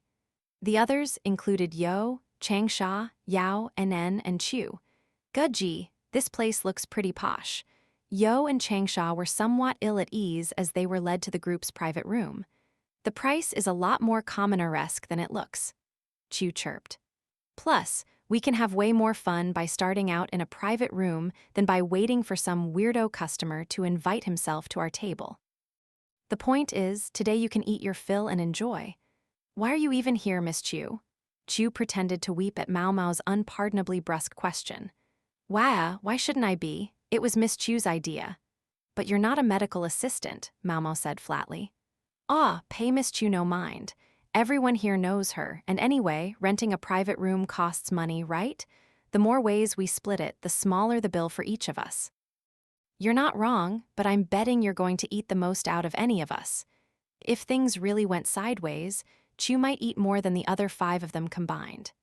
No matter how Maomao cut it, everyone else would end up paying the price, literally. Hoo. What's so wrong with that, Miss Maomao? It's thanks to Miss Chu that you were able to get a restaurant that could accommodate everyone's needs on next to no notice, remember? That's true. The place had a private room available, and it wasn't too far from the dorms. The unassuming facade had deterred Maomao from ever going inside. She was surprised and impressed to discover what a fine place it really was. Changsha went around the table pouring tea. Maomao would personally have preferred alcohol, but with Yao's damaged liver and kidneys, it was better to abstain, and Yo still wasn't back to full strength. Changsha could probably match Maomao drink for drink, she suspected, but given that she was the one pouring the tea, it didn't look like she was in the mood to imbibe. Well, Maomao could read a room and go along with a group. And here I was hoping to recoup my investment, in liquid form. Maomao didn't have it in her to be quite as brazen as Chu. Alrighty, everyone, let's eat and be merry. Chu snatched the food from a server who had come into the room and placed it smack in the middle of the table. There was a bamboo steamer full of dumplings with translucent skin, as well as a soup with fluffy egg floating in it. The soup had only a mild salty flavor. It was up to each diner to use the spices and flavorings at the table to tweak it to their own taste. That made it the perfect thing for Yao. Yao, though, turned to Yo, who hadn't even picked up her chopsticks. Aren't you going to eat? It tastes really good. I believe you. But I keep thinking, should I really be here enjoying this luxurious meal when Dr. Lau and the others are still hard at work? Yo wasn't very good at switching between the professional and the personal. Yo, Maomao began, but she was interrupted by a most unexpected person. Miss Yo, Nen broke in. If you let that leave you high-strung every minute of every day, eventually you're going to snap like a string. She hustled some food onto a plate and placed it in front of the other girl. The human body has some capacity for self-healing, but there are limits. They sent you home out of consideration for your needs, because it was better that you get a little rest and come back ready to go again than that you destroy yourself from strain. So it's important to take this time to get your strength back. But you're doing a job that none of the rest of us can do. Who do you think will replace you if you keel over? Listen to her, talking sense. For a moment, Maomao was taken aback, but really, Nen was a sensible person. She could be very reasonable so long as the topic didn't involve Yao. Maomao wished she would work on attenuating that fixation a bit.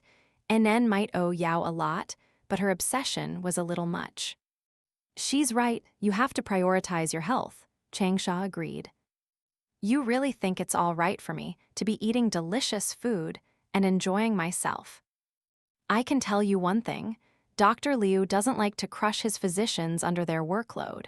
I'm sure the same is true of us ladies, Yao informed her.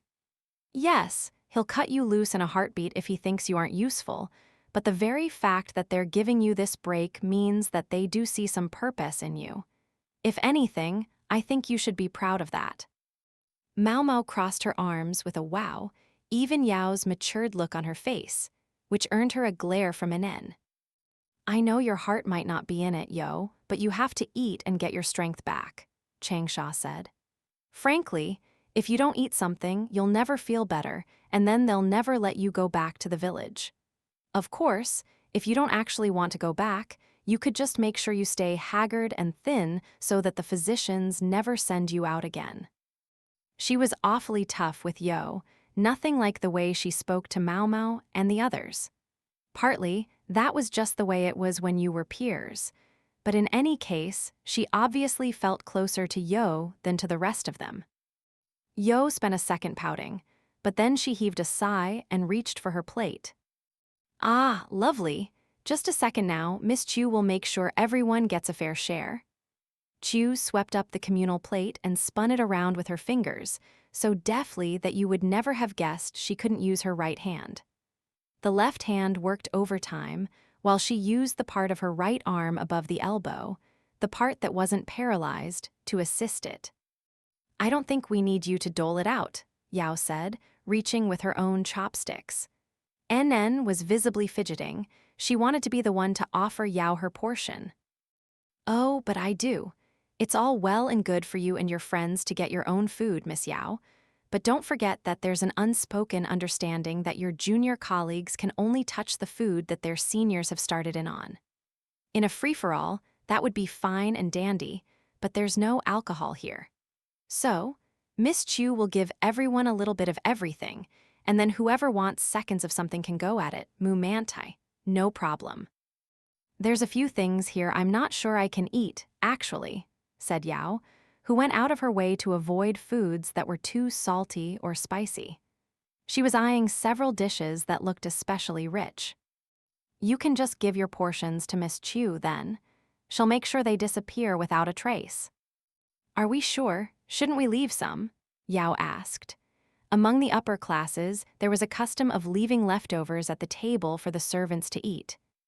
In any case, since the food had been handed out, everyone dug in. This dinner was also a chance to chat and share, so they talked while they ate. For the duration of the meal, nobody uttered the word manners. I'm sorry to bring this up while you're supposed to be recovering, Yo, but could you tell us about the quarantined village? Maomao asked.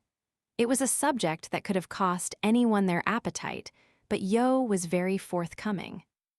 Sure, I have to say, the situation is pretty bleak, but it's still lots better than what happened in my village. Yo's village had been annihilated by smallpox. How many cases are there? The population is about 300 people, and maybe 60% of them are totally isolated. There have been a few deaths as well.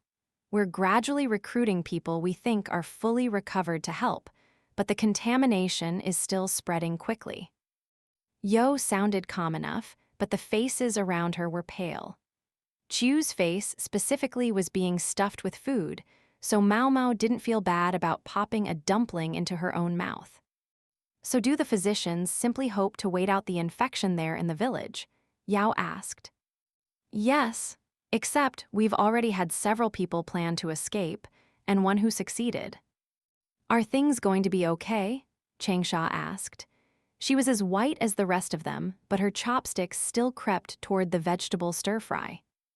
We caught the runner pretty quickly, and when he ran, we put everyone who had been in contact with the patients in temporary quarantine, so we think it turned out all right. That's good to hear. Maomao agreed, but something nagged at her. From what you're saying, it sounds like it's an easy settlement to quarantine, which presumably means that it's relatively remote from other villages or towns, that it doesn't have much interaction with other places, right? Yeah, exactly. Then where did the outbreak start? Maomao wasn't attacking anyone with this question. She simply wanted to know the origin of the disease. I'm afraid we don't know. In fact, at first, only little kids were showing signs of infection, so they thought it might be chickenpox. But then the adults started getting sick, and that's when they realized something might be wrong and tried to find a doctor. Do merchants ever visit this village? There were several groups, but none of them showed signs of smallpox. The very first patient had gone to a nearby city with his parents, so there's some speculation that he might have gotten it then. It still wasn't adding up to Maomao. This all sounds very strange, she said. Yes, very strange, Changsha agreed. What's strange? Chu asked as she poured a generous helping of vinegar into her congee. Suppose this kid did catch the disease in the city. Is smallpox running rampant there too? Maomao asked. No, replied Yo. There was a natural question, one that Yao and the others seemed to share with Maomao. So where did it come from? Maomao didn't have a detailed knowledge of the origins of disease, but she knew it was thought that a sort of subtle poison could enter the body and thereby cause illness. I'm assuming you can't get the story from that first kid who got infected. He died, Yo said slowly. Maomao put a hand to her forehead. With her free hand, she spooned some egg out of her soup, but it was so mildly seasoned that it hardly tasted like anything. What if the nearby city was the source of the infection? What a scary thought, Yao said. For sure, Yo agreed. It would defeat the whole point of quarantining this village. Hold on, what if the city did have infected people? But suppose either their smallpox got better or they died without it ever rising to the level of an outbreak. Then basically there's no problem, right? Yao was right, but she was missing one thing. Smallpox can spread even from dead bodies, Maomao said. That's right, it remains infectious for quite a long time, Yo added. Ideally, you want to burn the bodies, not bury them. Their clothing can be dangerous, as well if there's any blood or skin left on it, so you have to be careful to disinfect it. Really? Yes, really. Yao didn't know much about the specifics of smallpox, which was fair enough. An assistant to the medical office had enough to remember already. And she wasn't alone. Nen and Changsha looked like this was news to them as well. So let's sum up. Suppose whoever gave the kids smallpox in the city dies without anybody the wiser, but then someone finds them. Sounds like it could turn pretty unpleasant, Chu drawled. Well, it's one possibility, Maomao said. That was a worst-case scenario, but there were priorities in a situation like this. Searching for a dead body that might or might not even exist was not at the top of them. They needed to think of other ways to solve this problem. Did Koku have anything to say? Maomao asked, an image of the easygoing man flitting through her mind. Yes, it sounds like the doctors have come up with some way to prevent the spread. He had some kind of interest in livestock, Maomao ventured. That's right, I think he was investigating cow smallpox. Maomao's eyes went wide at cow smallpox.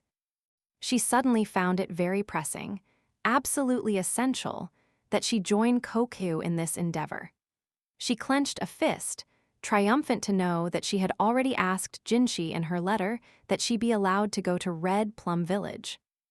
The doctors seem to believe that it will give them some sense of how to prevent the disease, Yo said. Just a second, I don't think Koku mentioned that before. Didn't he claim it wasn't in his mentor's notes or whatever? Maomao asked, wheeling on Yo. Getting uncomfortably close, in fact. So close that Chu popped herself between them with a whoa there. What are you talking about? Maomao asked. I don't think the doctors are actually very confident about this. But it's possible that if you give someone cow smallpox, it might allow them to develop some resistance to the disease while suffering fewer symptoms than with the human version. Well, what are we waiting for? Let's find some cattle. Maomao couldn't wait. She was ready to make for Red Plum Village right that moment. Hold on, Maomao, Nen said. Just wait one little second, Miss Maomao, said Chu at the same time. They both grabbed an arm before Maomao could go charging off. Maomao, they say that even if you catch cow smallpox, sometimes you can still get the human kind, Yo said with a shake of her head. It wasn't an exact science. Maomao stopped. Then there's no point, is there? I know. Sometimes it confers resistance to smallpox, and sometimes it doesn't. It's probably because it's a similar disease, but not the exact same one. That's a pretty serious gamble. You could give yourself cow smallpox, but until you actually encountered the human variety, you wouldn't know if it had worked. And I would have tried it if it hadn't been for that letter from Pops. Maomao bit her lip hard. She couldn't experiment with smallpox if it meant putting that kind of burden on Liu Men. Leave it to him to see where her mind would go and stop her before she got there. All right, the vibe has gotten a little weird here, but let's reset. The star of the show has just arrived. Chu made a da and ushered in a server carrying a platter of whole roast duck. The big, fat bird glistened invitingly. Miss Chu, Maomao said, you didn't bring this duck from home, did you? No, sadly. I only wish I could have. Maomao was relieved to know that she wouldn't be eating Basin's beloved friend. There was, as we've established, no alcohol at this feast, but one could almost, as the saying goes, get drunk on the atmosphere. The talk grew more and more no-holds-barred as the night went on. It was Changsha who finally confronted Yao and Anen. I can't believe you two. You understand perfectly well in your heads, but you let your hearts lead the way. Everyone else has been dying to say that, Maomao thought.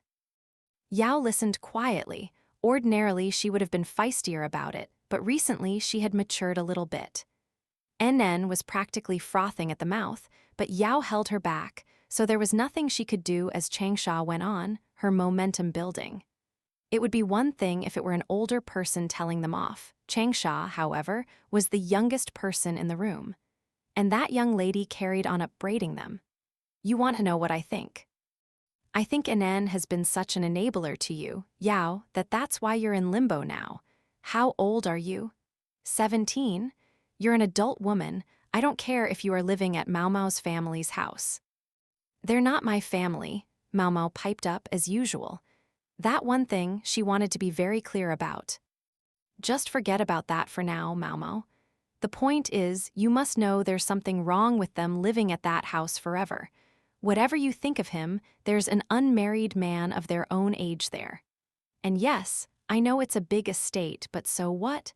Are they going to stay there for years? You're absolutely right. I agree completely, Nen said, which was all well and good, but Changsha's expression only darkened. Yet you haven't done anything about it, and that's my point.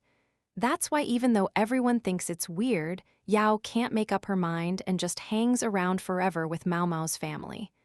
I think Yao is more sensible than she looks, and if you would lay down the law with her, she wouldn't have done this. I know you've dropped roundabout hints about leaving, but you haven't actually said it. This, Master Lahan, is it. You haven't told her what a bad plan it is for her to stick around just because she can't get over him. Yao and Nen both froze. Yo was giving Changsha a mystified look, while Chu slapped her forehead and groaned. Maomao pondered to what she could compare the atmosphere in the room at that moment. Suppose it was like a side dish made in summer, then set aside for later and forgotten for days in a corner of the room. Yes, it was like that. The special way everything froze at the moment you opened the lid of that stew pot. Yao's lips trembled, and she slowly went red in the face. Nen looked like a devil incarnate. I think I'll sit this one out. The only measure Maomao took was to order another drink. Chu continued to munch on her food, while Yo's eyes began to shimmer as it dawned on her that they were talking about love.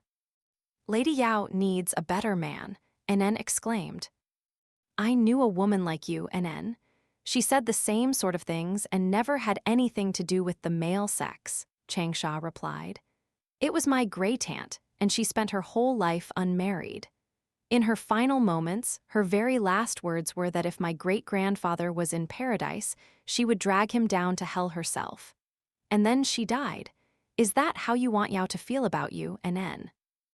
Well, Yao, I think you realize very well by now that it's time to change how you approach Master Lahan. Yes, you just don't know if what you feel for Master Lahan is true love or mere curiosity. Believe me, I understand. Let's set that aside for the moment. Forget about how unpleasant you might make things for him. This reflects badly on you and Nen, and it impacts your work too. That was the way to get Yao's attention. How does it impact my work? She said. Smooth move, Changsha. For better or worse, she had a conversational agility born of having been raised in a commoner household. This was a subject Maomao would have avoided for fear of treading where she shouldn't. The willingness to go for the jugular, though, must have come from being raised in an environment that basically looked on the bright side even if there were occasional problems. There was no question in Maomao's mind that Changsha's house had been a friendly place. In the future, that attitude would probably land her in hot water with the physicians once in a while, but here at least it was proving useful. How do you want Master Lahan to see you, Yao? Changsha asked. I'm not sure what you mean. Do you want him to fawn over your exquisite beauty? Hell no, that would be such a pain in the neck. Would it, though? Chu muttered. Maomao agreed with her. Yao had an attractive face and an ample body. In other words, she had problems known only to those young women who were popular with all the boys. Not a subject that had much to do with Maomao and Chu. I guess Jinshi has more problems than anyone that way. Maomao sipped on the tea the server brought her. So you want him to see that you're someone who's good at her job, then? Well, yes, Yao said, but she didn't sound terribly convincing. Nen was giving Changsha a pouty glower, as she had been throughout the conversation. What if you went back to your family home, then? And why would I do that? If you want to show that you can work, it should be as more than just a palace lady. Don't you think you should demonstrate that you understand domestic matters? She's so right, Chu said, snatching up the last of the cubed simmered pork. Then she ordered more food for good measure. Your uncle is still in the western capital, isn't he, Yao? Yes, by this point, we need make no smart remarks about how Chu was somehow well-versed in the matters of Yao's family. This would be the perfect time then, wouldn't it? Seize the reins of your house while uncle's away. This conversation just took an unsettling turn, Maomao thought. Chu continued to mop up various leftovers as she spoke. Who's looking after things while your uncle isn't there? She drawled. That would be my mother. She must be very clever with household matters then. I'm not sure I'd say that, Yao replied. There was an element of her inferiority complex that came from the fact that her mother couldn't get along on her own. Then you should take over for her, or are your hands so full with helping the doctors that you can't possibly do anything else? Chu taunted her. Much as Maomao liked to think that she and Chu were on friendly terms, Chu could appear awfully unpleasant when she was needling someone. Is this even, safe? Maomao had grave doubts. Pushing Yao further and further might simply result in her working too hard and breaking down. It was the same threat that had hung over Yao's head in her haste to go back to the smallpox infection zone. Chu, however, was not going to let up. Maomao, assuming she had a plan, chose not to say anything. Yao looked like she wanted to speak up, but Maomao discreetly stopped her. I think it would be a great idea to go back to your family home, Changsha said. I mean, you're hardly cut out to live on your own even if you did leave Master Lahan's place. I think it would be better to be with your family while you worked. You'd have servants to take care of chores around the house, right? Now just a minute, Changsha, said Nen, pale as a sheet. Yes, Nen, what is it? Did you just say live on your own? I did. Nen's face contorted. Am I wrong? If she wants to learn to do real work, she can't have you cooking and doing her laundry for her forever, can she? She needs to learn to get along by herself, but she doesn't strike me as knowing very much about housework. Sure, she can wash bandages, but I'll bet she can't iron a set of clothes. So I think she should just give up the whole idea and go back home. Where if I'm not the one doing those chores, someone else will be, so is there really a problem with me doing it? You bet there is. The two of you share the same workplace, right? But once you get home, Yao doesn't have anything to do, you just take care of everything for her. Which means no matter how amazingly well she does at work, you'll always seem so much better than her. Conclusion: as long as you're around, no one will ever have an admiring word for Yao. An invisible arrow struck Nen through the heart. Changsha, Maomao reflected, was truly frightening. If she'll never be better at housework than you are, then I think going back to take over the family in her uncle's place would make her look much more like someone who can handle herself. Keeping a household running is at least a kind of housework. Buta, but NN looked desperately at Yao, but her mistress appeared thunderstruck. You're right, I've let myself be coddled, she said. And when housework is real work, I felt like I could do anything when I couldn't even do that. Yao was feeling very earnest today. Changsha launched another salvo at her newly malleable senior. So you'll proceed on the assumption that you're going back home? I will. Changsha, are there any other flaws you see in me? If you're asking, then I suppose, she said ominously. Tell me. Certainly, I think you need to spell out exactly what your feelings are for Master Lahan. Yo's eyes brightened again. Clearly, there was no tonic for her spirits like a good love chat. Tell me everything about him that you love and everything you don't. Well, that's very sudden. It's very important is what it is. We need to see once and for all if this is true love or something else entirely. NN was so desperate to stop the conversation that she looked like she might expire on the spot. Gah, Changsha, scary lady. Miss Maomao, Chu whispered. What is it, Miss Chu? Please don't jump into a love conversation, Miss Maomao. It could cause all kinds of trouble. There was a beat. I know, Maomao answered. She was very interested in not provoking Changsha to interrogate her. Chapter 17, The Jade Elder Part 1. The morning after the medical assistant's private feast, Maomao felt something heavy on her belly. Chu was resting against it, while Yo was curled up on a bedroll in a corner of the room. Ahem, Maomao said, trying to remember what had happened the night before. She hadn't had any alcohol, but the atmosphere had made it feel as if she had. Chu had been exactly right. It had been a good idea to pick a restaurant close to the dormitory. They'd eaten late into the night, and by the time they left, it would have been impossible to get a carriage. Chu had sent a messenger to say that Yao, NN, and Yo would be staying at the dormitory. Yao and NN were sleeping in Changsha's room in order to continue their love chat from hell. Miss Chu, wake up, Maomao said, shaking her. New hubby, not Thier. Still asleep, Chu puckered her lips and started leaning toward Maomao, who reflexively smacked her on the head. Oh, Miss Maomao. Wake up, please, Miss Chu, it's morning. Maomao clambered off the bed and pulled on an overrobe. She flung open the window and let cold air flood the room. Okay, today's schedule, she said. She and Yo were off duty. Yo was actually off for the next several days. She'd only come in yesterday to make a report. The three in Changsha's room were all working today. Maomao assumed NN would have things under control, but she went to check nonetheless. Very sorry, Lady Yao. I'll get us ready to go to work right away, NN was saying. I'm telling you, it's a mistake for you to do that, Changsha snapped. NN, I can get ready by myself, said Yao. It sounded like the home truths of the previous night were taking effect. Maomao put her hands together as if in prayer and decided to pretend she hadn't heard anything. A rather twisted ecosystem had developed, she thought. She was going back to her room when she heard a commotion outside. What's going on? Without much thought, Maomao changed course for the front door. She found a familiar face standing there. Men are not allowed in here, shrieked the auntie who ran the dormitory. I'm not a man, replied the visitor. So saying, believe it or not, she opened her top to reveal her chest. Two hills appeared, neither too large nor too small. The auntie blinked like a pigeon hit with a pea shooter. Ah, Lady Maomao, the visitor said. Miss Sanfin, Maomao replied after a moment. Please just call me Sanfin. So she was their mysterious visitor, a woman who worked at the freak strategist's house. Yeah, you know this person? Well, she's your problem now, the auntie said. No, Maomao started, but the other woman was already gone. Resigned, she turned to Sanfin. I've come to fetch you, Lady Maomao. Why? Because Master Lahan is in danger. Maomao didn't say anything. She was about to simply ignore the whole thing. What did she care, after all? When Sanfin hissed in her ear, if you say no, I'll make a scene. You want that? Whatever floats your boat. I gather that Lady Yao and Lady NN are here. So the house had gotten the message that they were staying out for the night.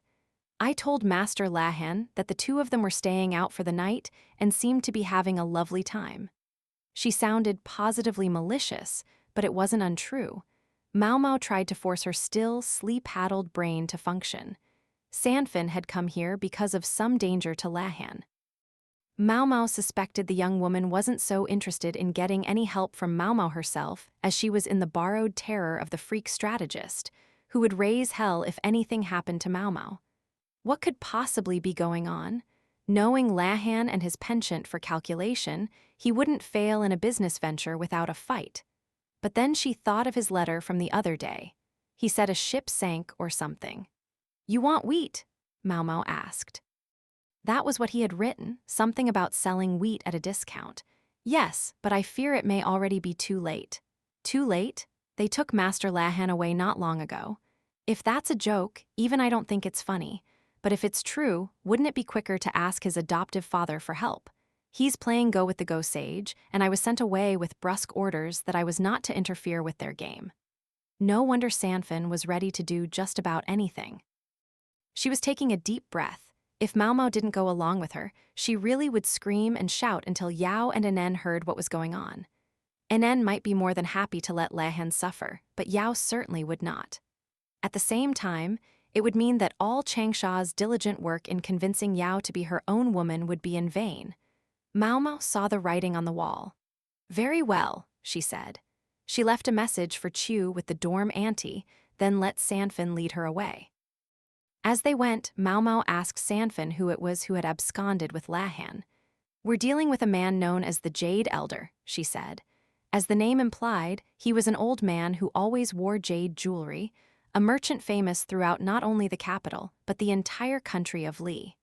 When it came to commerce, it was said he could outdo even the Jioku clan of the western capital. That's a big deal, Maomao thought. Those ships that sank recently belonged to the Jade Elder. He's trying to pin responsibility for them on Master Lahan. That doesn't make sense. Lahan would be the victim in that scenario. The ship's owner should be the one who absorbs the loss. He's claiming that the cause of the sinking was that Master Lahan tried to cram more grain into the hold than they had agreed on because of his own greed. That's an excuse if I ever heard one. Lahan could be a wicked schemer, but when it came to numbers, he was unimpeachable. He wouldn't do something like that just to squeeze a few extra pennies out. What about the Jade Elder? Is he the kind of person greedy enough to pull something like that? Maomao asked. As the Jade Elder wasn't a patron of the Verdigris house, she didn't know much about him. Do you think Master Lahan would associate with him if he were? At the very least, Master Lahan must have believed he could trust this man to deal in good faith. Guess his glasses got foggy. Maomao admitted that Lahan was generally a good judge of character, but these things could happen. They arrived at a location on the southern side of the capital. The city's construction was simple. The palace precincts were in the north, while everyone else lived to the south, and the farther south you went, the more common the populace became. The pleasure district was located at the southernmost end of the city and surrounded by slums. As such, it would have been dangerous for Maomao and Sanfin to go there alone. They had a bodyguard with them. He was in his mid-30s and seemed strong enough, but he had a dead look in his eyes. When Maomao heard Sanfin call him Irfan, number 2, it jogged her memory.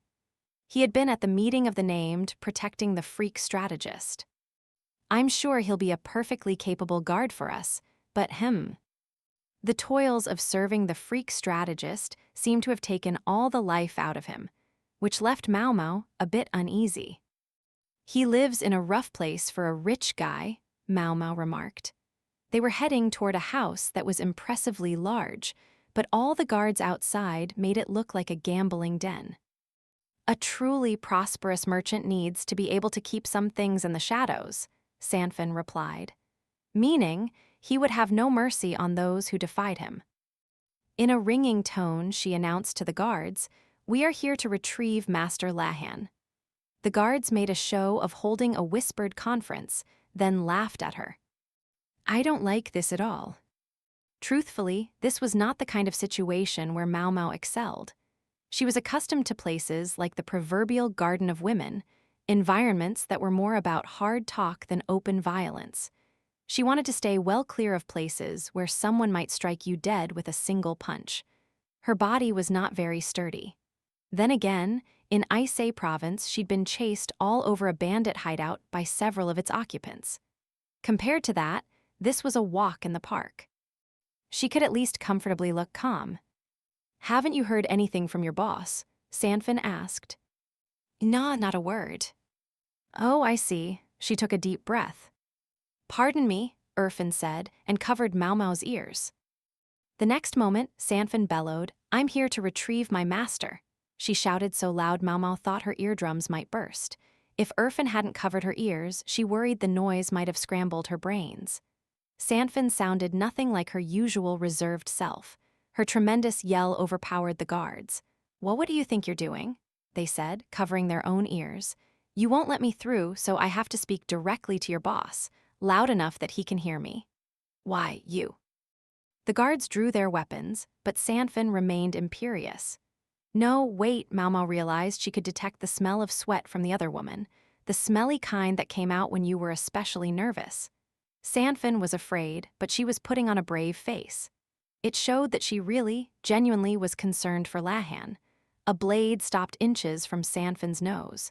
Beside Maomao, a light had come into Irfin's formerly dead eyes, and he was watching like a hawk to see what the guards would do. "Hey! What the hell is going on out here?" demanded some more men who emerged from inside.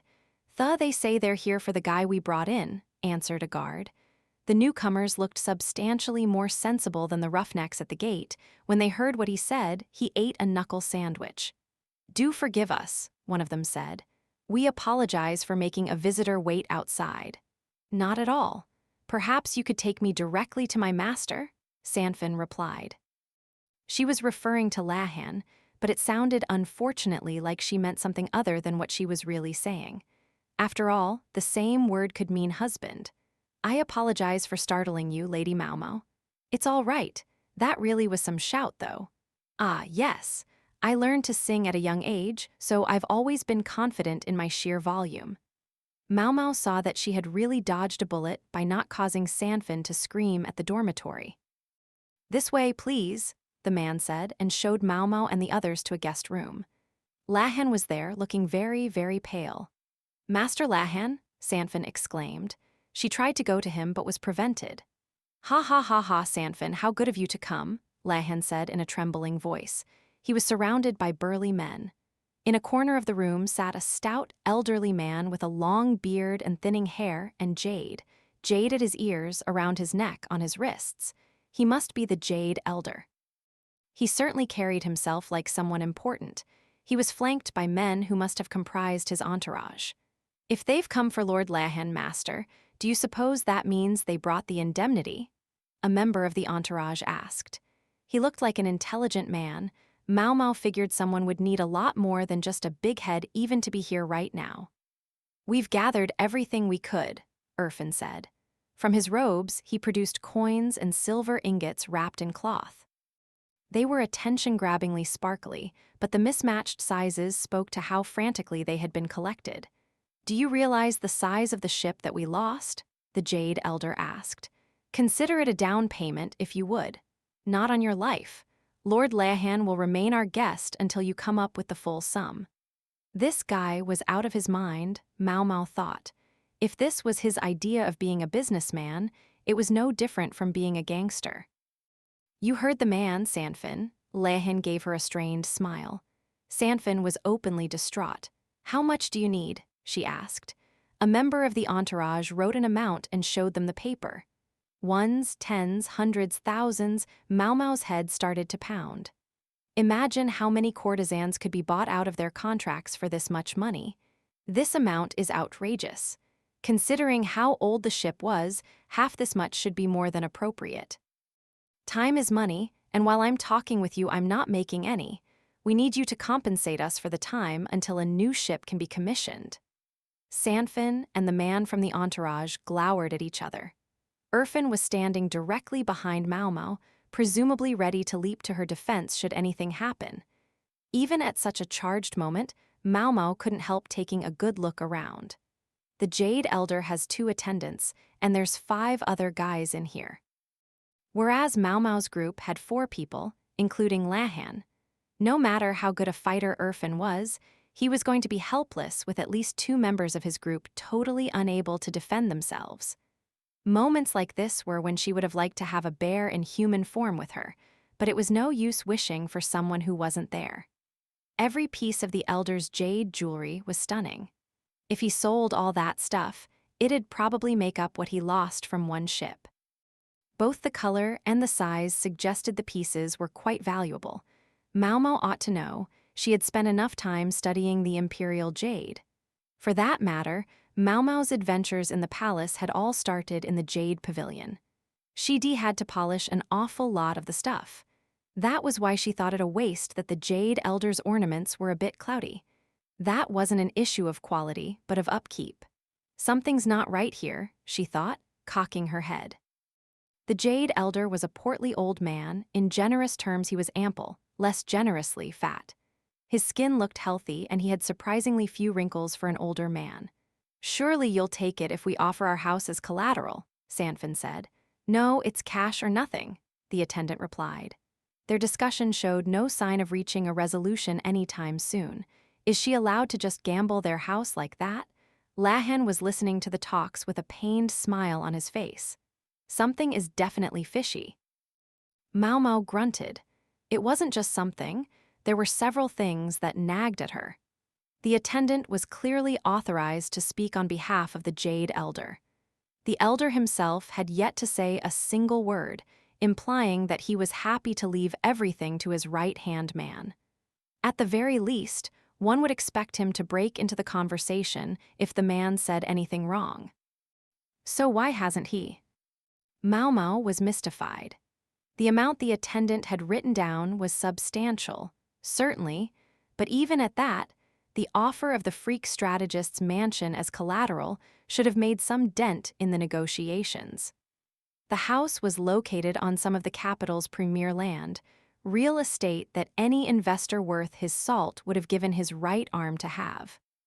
It was just the kind of place that a powerful person with ambition to display and pride to satisfy should have salivated over. And it was so spacious. Families of comparatively brief history could hardly hope to obtain a plot of land like that. No matter how much money they might make, all the good places in the city were already taken. If this were how we were dealing with, he would have jumped at the chance no matter what it cost. Maomao didn't know what that land was actually worth, but she'd heard that a single bedroll on real estate fronting a major avenue could cost as much as a woman's servant in the rear palace made in a year. Even had there been no house standing on it, the value of the land alone should have wiped out whatever losses the Jade Elder had incurred. With the house, the elder should have been quick to return Lahan so he could try to make his money. That seemed like obviously the best way to recoup his losses. No matter how much Sanfin might be trusted with matters of business, she didn't have the power to sign off on deals. They needed Lahan or things wouldn't get anywhere. There were already several stalled jobs waiting. Yet in spite of all of this, the attendant insisted on ready cash. He sounded almost like a tantruming child. Do they need that much liquidity right away? No, couldn't be. One of the most famous merchants in Lei would surely have some savings stashed somewhere. It was almost inconceivable that he wouldn't. Could the attendant possibly have used it all up? The man certainly wasn't showing any chops as a businessman, and the Jade Elder's failure to intervene suggested something was wrong with him too. Then there was the fact that Lahan was preternaturally calm. He was cringing a bit, sure, but it didn't look like terror. He was a calculating man and a totally helpless physical fighter. He should be shaking in his slippers with all these bruisers around us. Yet he hadn't so much as wet himself. For that matter, he was looking at Sanfin the way one might look at an annoying child. Does he know the real reason he's been taken prisoner? And what could that reason be? Maomao couldn't let go of her suspicions about the jade that the elder was wearing. "Hey," she whispered to Irfan, "does the Jade Elder really wear jade all the time?" She didn't actually know if Irfan would have the answer to that question, but he was the only one she could ask at the moment. "Yes, he does. Jade represents good health and prosperity, and I'm told he always wears the same ornaments when meeting visitors. They're the same as last time and the time before that." but I can't help feeling like the color of the stone keeps getting worse. Maybe he doesn't handle them correctly. It keeps getting worse? Maomao had definitely thought the jade looked cloudy. What do you mean by the last time and the time before that? Last time would have been a few days ago. I believe they hadn't met for a while. The time before that would have been close to 2 years back, I think. Master Lahan needed a ship in connection with trade with Shea. And has the elder let his right-hand man do all the talking since 2 times ago? Yes, I'm given to understand this is how he cultivates fresh talent. He stays out of the discussion except at the most important moments. He'll pipe up if his subordinate does the wrong thing. Maomao's sense that something was fishy only got stronger. The fruitless conversation, meanwhile, continued, with neither Sanfin nor the attendant giving an inch. I understand why Sanfin's trying to buy time, Maomao thought. She hadn't brought Maomao along because she needed her skills. No, she assumed that if Maomao was here, it would spur the freak strategist to action. She must be trying to stall until he showed up. Meanwhile, the attendant, despite saying in so many words that time is money, was allowing the vain tongue wagging to continue. And as for Lahan, I'm just fine, Sanfin, he said. Could you go and make some money for the time being? But sir, I'm all right. Lahan made a very sour face. He did not seem to like the fact that Sanfin wouldn't back down, and I know Lahan, he was too calm. The big-headed abacus spectacles could do with showing a little more fear under the circumstances. Then there was the Jade elder himself. Maomao studied the portly old man. What's with you? You keep staring, the other member of the elder's entourage said. Oh, it's nothing. I was just thinking he doesn't take very good care of his Jade. Are you trying to start something? The man sniffed. Is that how you took that? Maomao let out a sigh. She looked the man square in the eyes and said carefully, I know Jade is very important to him, so important that he keeps it on him at all times. But don't you think the color has degraded a bit lately? The attendant's gaze flitted to the Jade elder. Jade represents immortality. It shouldn't be allowed to get cloudy, should it?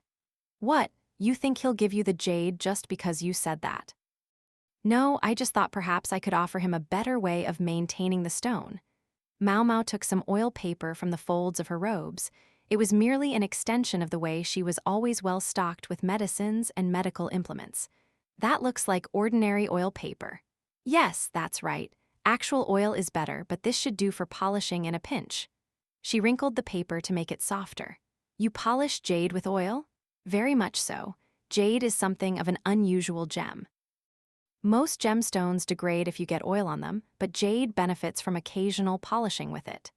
The stone's color suffers if it's allowed to dry out, you see. Maomao narrowed her eyes. They must know that much, at least. The attendant looked at the elder. After a moment, he said, the master seems to have forgotten to polish his jade of late. He's been very busy, you see. Then he took an ornament from the jade elder's ear. He rubbed it gently with the oil paper, and a bit of the sheen returned to its surface. They're such fine pieces. They deserve to be well cared for. She'd been right. He wasn't looking after his things. What now? Do I say it? The murky jade, the silent elder, Lahan sitting calmly, the attendants doing such unattendant-like things. Excuse me, Maomao said, raising her hand. She needed to turn her speculation into certainty. What is it? The attendant snapped. Aren't you busy, sir? If time is so precious to you, surely you can't sit here entertaining us. Do you perchance have a major commercial deal in the near future? Of course we do, and of course we don't have time to waste here. I think I may have to ask you to leave for today. No, wait, Sanfin said. She was about to argue further, but Maomao took her hand. Let's go, Sanfin, she said. If the freak strategist really showed up here, it would push us past the point of no return. She pulled, or really, dragged Sanfin closer and whispered, You want to get Lahan back in one piece, don't you? That shut the other woman up. I'll explain everything later, Maomao continued to whisper. For now, we need to get out of here. Only then did Sanfin finally come along quietly. Once they were a safe distance from the Jade elder's house, Sanfin said, What on earth did you mean?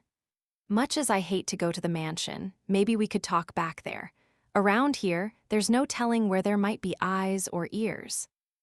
But the worst thing that could have happened back there was for that clueless old fart to come crashing in. Wouldn't Master Lahan's presence have made the other guys play a little nicer? Maomao shook her head. I know Lahan's involvement has made this confusing, but the Jade Elder is not trying to get back at him over a business deal. I need you to keep that much in mind. With that, Maomao resolved to get back to the mansion as quickly as they could. It was the only way she would be able to calm the distraught Sanfin. Chapter 18, The Jade Elder Part 2. Very much against her natural inclinations, Maomao found herself at the freak strategist's house. And it turned out they weren't a moment too soon. We're going in there, and we're going to rescue Maomao. Yeah, there was a whole gang of big, bad-looking men. Where had he found these people? And there was the freak strategist himself at their head, astride a gorgeous horse. Standing in the vanguard of this impromptu squadron was a very pewed-upon-looking Ansu. The rest of the crew, Maomao realized, seemed to be comprised of household servants and the freak strategist's subordinates. The participants in this little rally included Junji and several of the kids. Jizzy was with Junji, and they seemed to get along quite well, maybe because they were similar in age.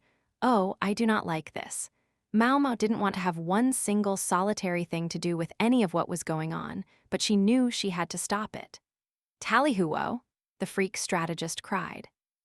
He had no staff of command but raised a feathered fan instead. Okay, stop, that's enough, Maomao said, standing in front of the group and forming a big, forbidding X with her arms. Thank you all very much for your hard work. You are dismissed, she bowed her head.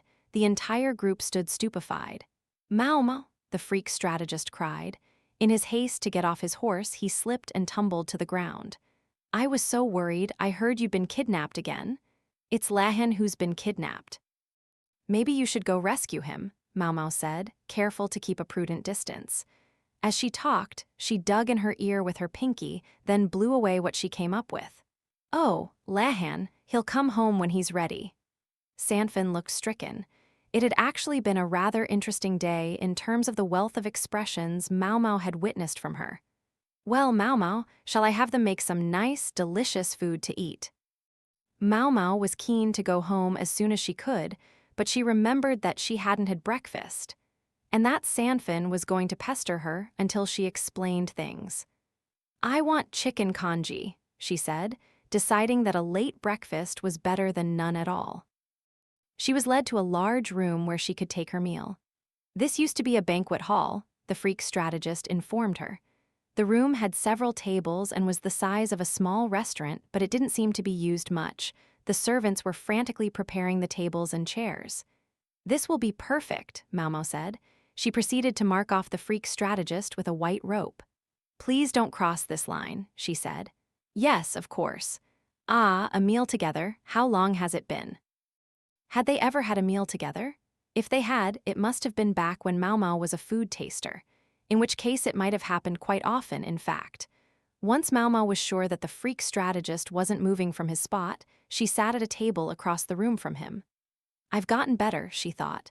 It wasn't long ago that she wouldn't have abided being in the same room with him, but now they were eating together. Excuse me, Ansu said, looking at Maomao with a distinctly pained expression. Master Lahan has a conference to attend this afternoon. I won't be long eating. You can take him back after that. Things would be so much easier if you would spare just a word of encouragement, Lady Maomao. Nope. With that curt refusal, Ansu went to the freak strategist's table. Apparently he intended to dine with him. Sanfin acted as Maomao's waiter, making sure there was no one else in the vicinity. Irfan was posted at the door like a guard. Are you almost ready to tell me now? Sanfin asked. Yes, Maomao said, putting some vinegar in the congee she was brought. She asked Sanfin if she wanted to join her, but Sanfin had replied that servants didn't dine at the same table as their masters. You're wondering why the Jade Elder accused and then kidnapped Lahan. The reason wasn't money. It's because Lahan learned something he shouldn't have. Such as? Maomao took a bite of congee. The chicken was so rich, and the whole thing had such a salty kick, that she was beginning to think the vinegar hadn't been necessary. Nonetheless, she stirred the stew idly. He realized that the Jade Elder is an imposter. An imposter. They must have found someone who looked very much like him. Dress him up with enough jade, and no one would question him. That's his trademark, after all. And since the elder apparently left most of the business dealings to his subordinates, there's not even any need for him to talk. He just has to sit there and be imposing. Sanfin had gone completely pale. "Then you're saying?" "Don't worry, I don't think it's going to turn out that the real elder was murdered or anything. If he had been, they would have shut Lahan's mouth long ago." Maomao made a slashing gesture at her neck. "I can understand how Master Lahan might have figured it out. But what tipped you off that the Jade Elder was a fraud, Lady Maomao?" Lahan had a unique ability to see everything in terms of numbers. The numbers would certainly alert him if a person was not who they claimed. This ability could also be frankly creepy, such as when it allowed him to take the precise measurements of a woman's body at a glance. For me, it was the jade itself. "The jade, you mean because it wasn't well maintained? That's what clued you in." "I think it was being maintained, just not the right way. But there's no way that the true Jade Elder would fail to know how to take care of his jewelry. Although if he were in good health, I don't think he would need oil to do his upkeep. Otherwise, it would be impossibly strange that his longest-serving subordinates would fail to notice the difference with a fraud Jade Elder. Jade symbolizes good health and even immortality. And when it comes to health, at least, it's not purely superstition. It actually can be useful. Supposedly, it reveals the state of the owner's well-being when worn on the body. If the jade's color becomes cloudy, it means the person's condition is suffering." Maomao took out the oil paper she'd used to polish the jade. A healthy person's skin naturally secretes a certain amount of oil, and the Jade Elder is, let's say, stout. He shouldn't have needed additional oil to keep his jade in good shape. But the imposter has an ample figure as well. "Yes, which makes me think he doesn't normally wear the jade, but put it on in a hurry for your visit." Maomao stirred her congee again. "If it's true that cloudy jade means the owner is sick, then I thought either the elder must have been wasting away from a long illness, or maybe was already gone." Lahan had noticed too, which was all well and good. His mistake had been in letting them know that he knew.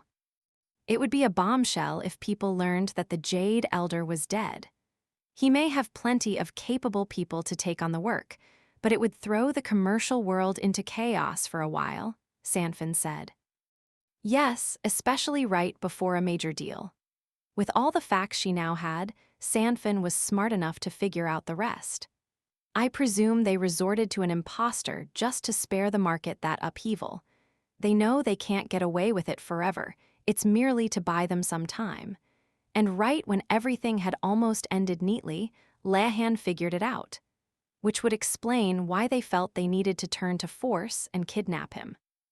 Then when he says he'll be home soon, "I presume you'll see him again once things have calmed down a little."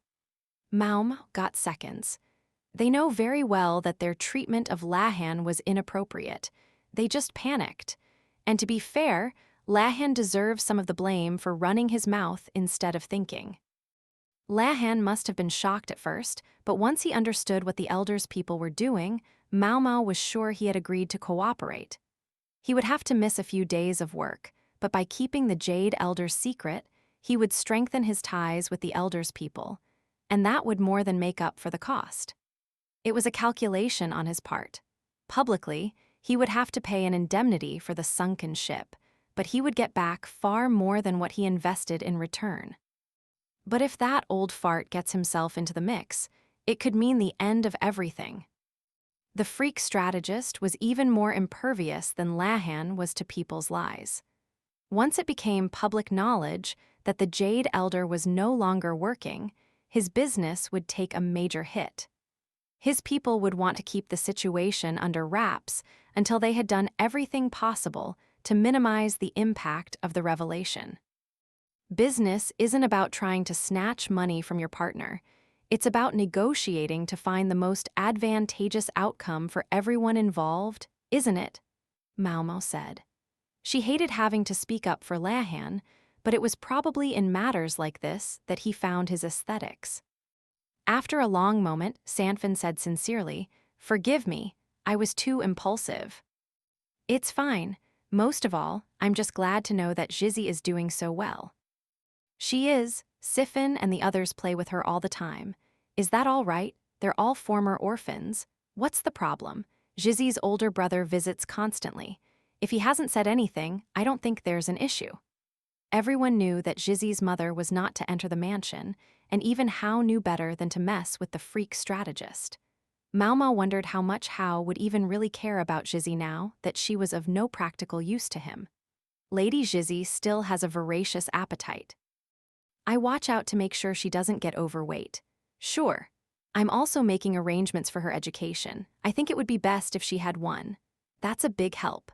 Maomao found herself wondering why Sanfin was so perceptive about everything except matters relating to Lahan. She's very attached to Master Lahan's honored older brother. She eats raw vegetables all the time. Even here, Lahan's brother wasn't called by his real name. Wasn't that kind of a mouthful? "Okay. But make sure you wash them first," Maomao said. "Understood." Maomao finished her second helping of congee and set her spoon in her bowl. I want to just do absolutely nothing now. It was past noon already and the day was growing short. She needed to go to the market to do some dinner shopping and then prep the meal. There was no hard and fast rule, but generally Maomao and Changsha made dinner on days when they were off work. "I'm sorry, but is there any of this congee left?" Maomao asked.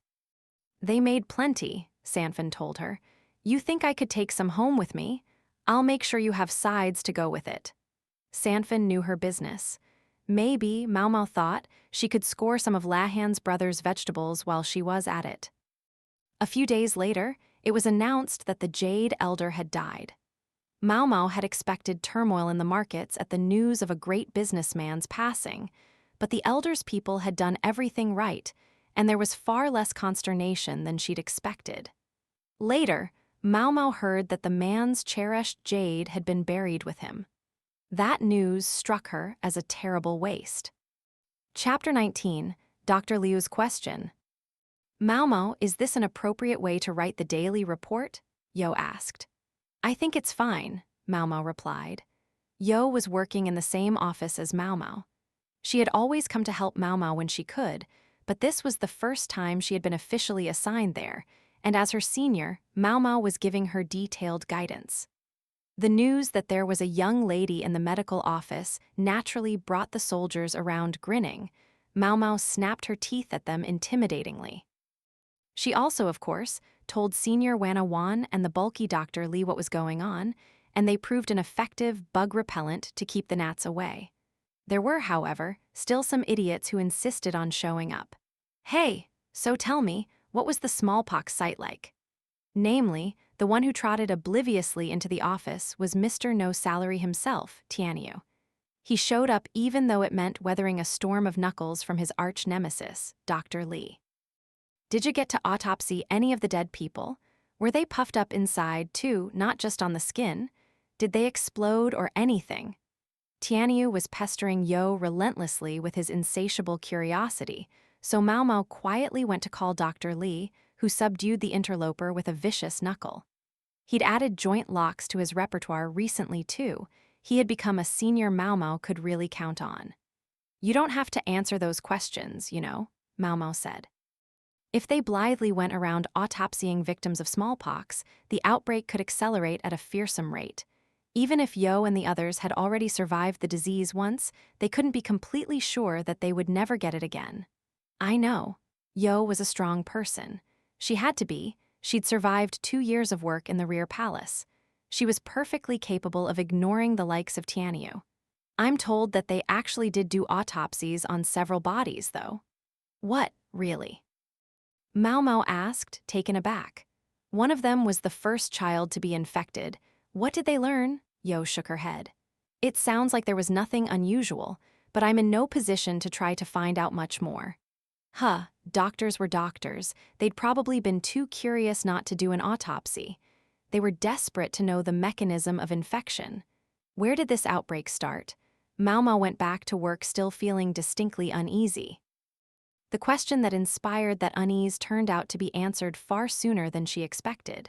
When their shift was over, she was summoned by Dr. Liu. She straightened up when she saw the grim look on his face. Is this about something I did? He'd specifically summoned her only after Yo had gone home. I want to ask you again if we can trust this man Kokyu, Dr. Liu said. After a moment, Maomao replied, his medical knowledge is unimpeachable, as I'm sure you know, Dr. Liu. Yes, I've seen that much, but something bothers me. His expression remained hard. Word is that Yo is very close to Kokyu. Yes, sir. Meaning this was something he felt he couldn't ask her. He had to check with Maomao instead. Has Kokyu done something wrong? Have you heard about the first case of smallpox infection in that village? I've heard that it was a child, and that no one is sure yet where the infection came from. And Yo just mentioned to me that they autopsied the body, but it didn't reveal anything. From the way Dr. Liu was talking, Maomao gathered that there was something about the situation that Yo had not yet been told. The truth is, we did learn something from the autopsy. The child had a wound made with a bladed object.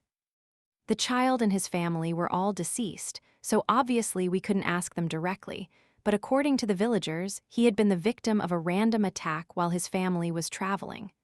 There have been several other similar cases and several other young victims, but the culprit is still at large. A random attack, while traveling, was he? That's right, going to another city. He suffered a cut, but it was just that, a scratch on the surface of the skin. Maomao saw what Dr. Liu was trying to say. Couldn't be, could it? Dr. Liu was quick to notice the change in Maomao's expression. If you have any ideas, speak up. I know Liu Homen's taught you not to say anything too lightly. But right now, I want to hear anything you have, even the most outlandish speculation. Dr. Liu was actively encouraging Maomao to speak up. I think this attacker was trying to inoculate children with smallpox pus. Whether it was an experiment or an attempt to prevent them from getting the disease, I don't know. I do know that Kokyu once deliberately infected Yo with smallpox, which ultimately has enabled her to resist it. Dr. Liu, are you suggesting that Kokyu himself might be the cause of this current outbreak? I can't be certain, but the possibility is there. Randomly attacking children isn't a very precise way to inoculate against disease, and only the one boy got it. It happened to be a serious case and to spread to other people, leaving us in the situation we're in now. Do you see the paradox? He was right. Maomao, however, had a question. Where did this attacker appear? Can you read a map? Yes, sir. Dr. Liu took one out. He'd asked because there were many people who had never actually seen a map. He pointed to the capital city, then ran his finger in a northwesterly direction. Here, he said, 3 days walk away. About 120 kilometers, Maomao guessed. There on the map was the name of the all-important city. I've had a standing agreement with Kokyu to visit the apothecary shop in the pleasure district for a few days each month. Normally, he's in his village. There are elders in his place of residence, so you should check whether he was on the road at the time of the incident. Kokyu resided in a village where Maomao went to buy herbs. It wasn't that far from the capital, so it, too, was probably about 3 days' walk from where the attacker had appeared. You're telling me you think we can safely exclude Kokyu as a suspect? Yes, sir.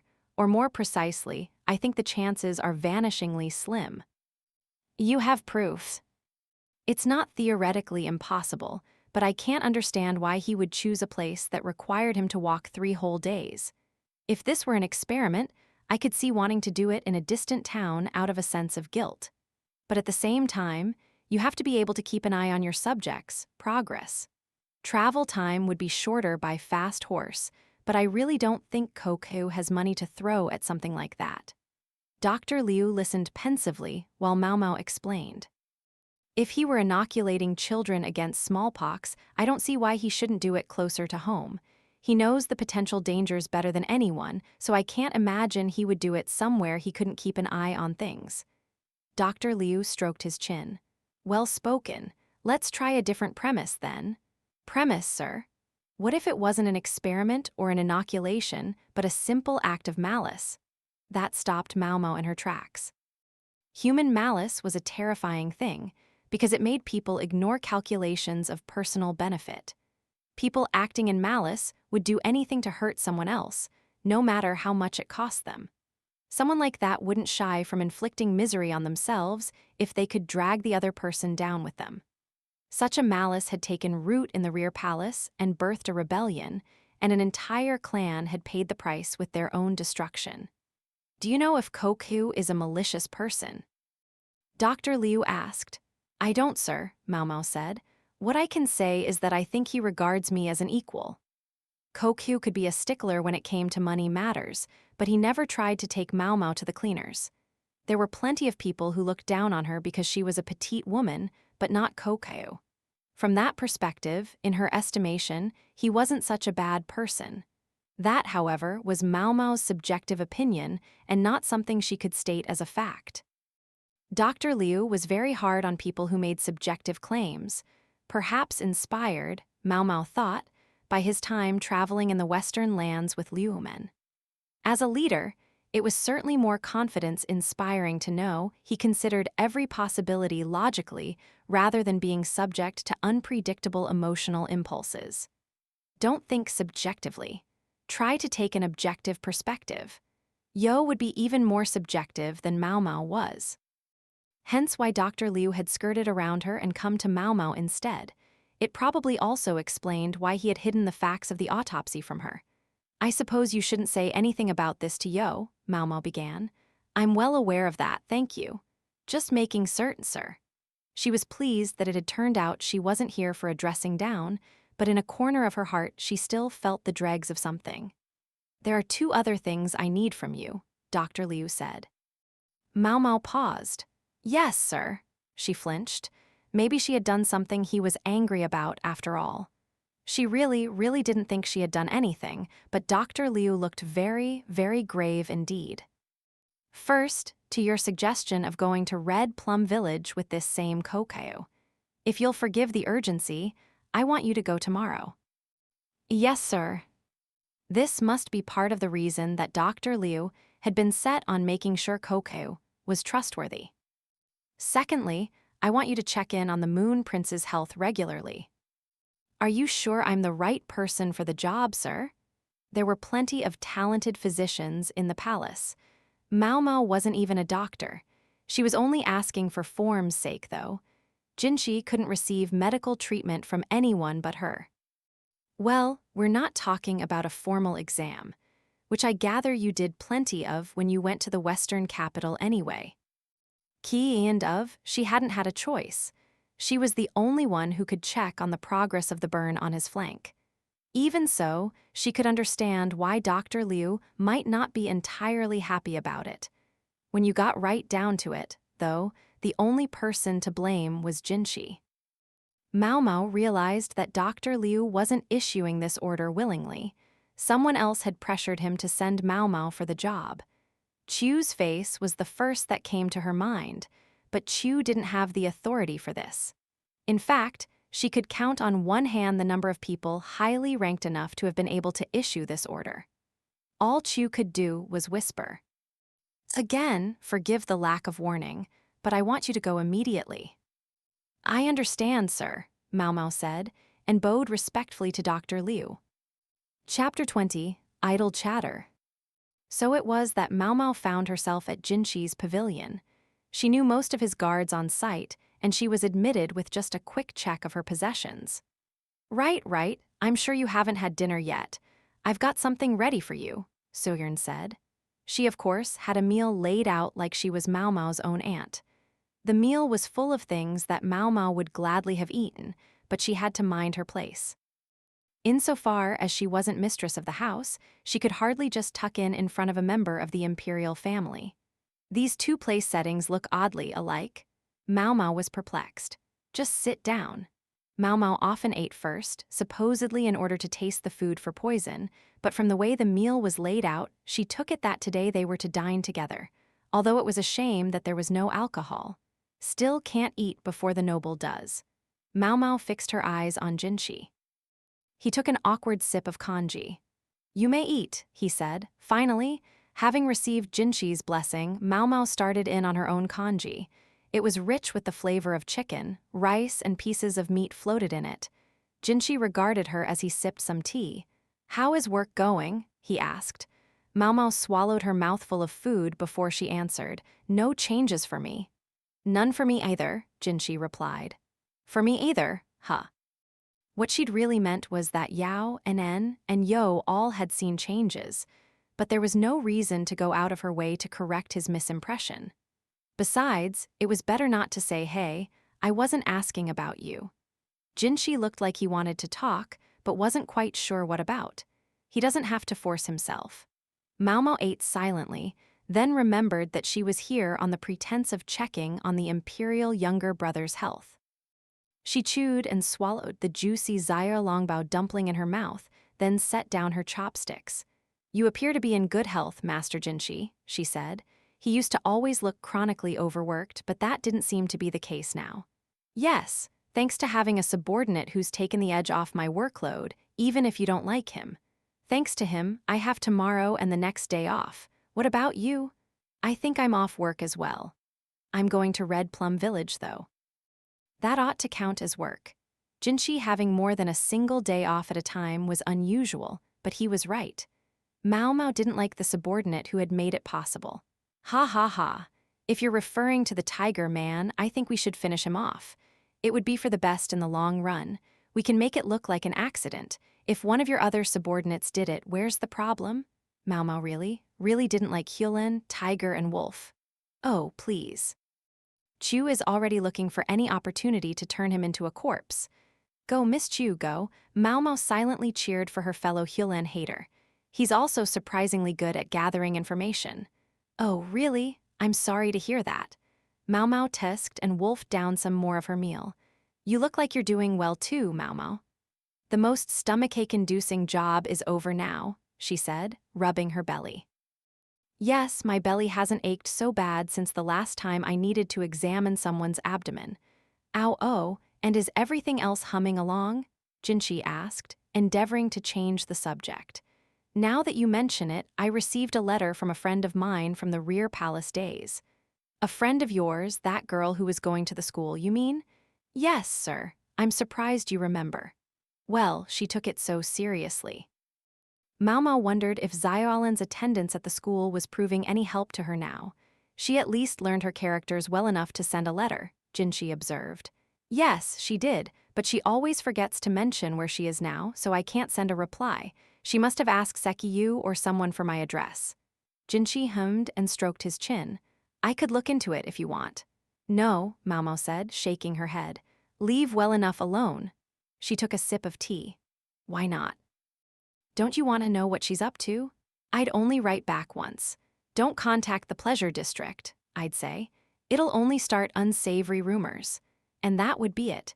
It is important that people not tell strange tales about her. Frankly, a brothel was no place to send a letter.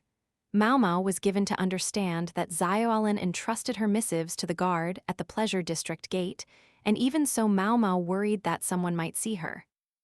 We could set up somewhere else for her to send letters to you. That would only mean more work for Miss Chu, wouldn't it? If Xiaolan was happy, that was enough. If she had anything to do with Maomao, she would end up under surveillance herself. The censors would probably read her letters, and Maomao could only write back about the most innocuous things. So long as Xiaolan was enjoying a peaceful life, the right thing for Maomao to do was to leave her alone. There were too many things Maomao had to be careful not to carelessly mention. Jinshi's burn, the emperor's surgery, the smallpox outbreak. At the same time, though, she was aware that she was being very cruel to Xiaolan. It was precisely because she wanted to keep hearing about Xiaolan's innocent, ordinary days that she didn't respond. At least until Xiaolan gave up writing to her, I like that she makes me feel like I'm talking to her. The letters allowed her to go back to those days in the Rear Palace when they sat by the laundry area together, eating snacks and reviewing the latest gossip. Maomao turned to Jinshi. Master Jinshi, have you heard anything about smallpox? Even with him, she had to choose her words carefully. She had to be cautious not to say anything she shouldn't. Hyolan is investigating that very subject right now. I gather they don't know where it started. Yes, sir. Even among the doctors, certain things were not mentioned casually, by tacit agreement. That was probably why Jinshi simply said it. I'm told that a man named Koku is suspected of starting it, that he may have spread it by deliberately infecting children. You even know about that, sir? Is he the culprit? Maomao shook her head slowly. It's not unthinkable, but he has no reason to do it. So you, at least, don't believe he's behind this. He's the one who sent you a letter begging you to get him to the Red Plum Village, isn't he? Wanted to investigate their livestock. Yes, and I'm going there with him tomorrow. Don't worry, if he does anything fishy, I'll let you know. If she spent too long lounging at Jinshi's place, it was going to be awfully challenging to get up in the morning. She increased her eating speed a bit. Assuming Koku isn't the culprit then, what kind of person do you think is?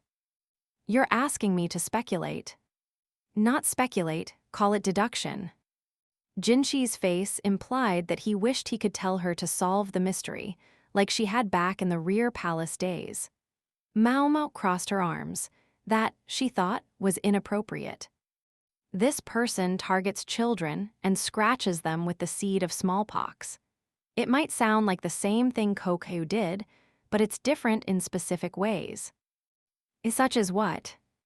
Koku chose children who were in prime health to minimize the chances of the disease worsening. This criminal, however, is attacking kids at random. And because it's random, there's no chance to monitor the child's progress. Maomao tried to get her thoughts together as she spoke. It feels like they're playing pretend, but not doing a very good job of it. Playing? Jinshi inquired. At being a doctor, perhaps, but it's like the way a child would do it. Like they've only scratched the surface and don't understand why a doctor does the things they do. So it's all pretend to them, meaning they may have taken measures to prevent people from getting smallpox, but because they were only imitating what they'd seen, those measures failed. I thought so too at first, but there aren't that many people who know what measures to use against smallpox. Most of the people in the village Koku attended died after all. What is it? I heard something suggesting that at least one adult from the village had survived. Maomao tapped a finger to her forehead. She was pretty sure it was something Yo had mentioned, but her memory was hazy. Talk to the palace lady named Yo, and you might learn something, she said. She was pretty sure Yo had mentioned it. Maomao munched on some more pickled vegetables. They were perfectly salted. She had a mind to eat everything in front of her. I have to say, it sounds like you have an awful lot of trust in this Koku person. What kind of man is he? Maomao was surprised to realize Jinshi hadn't interviewed Koku personally.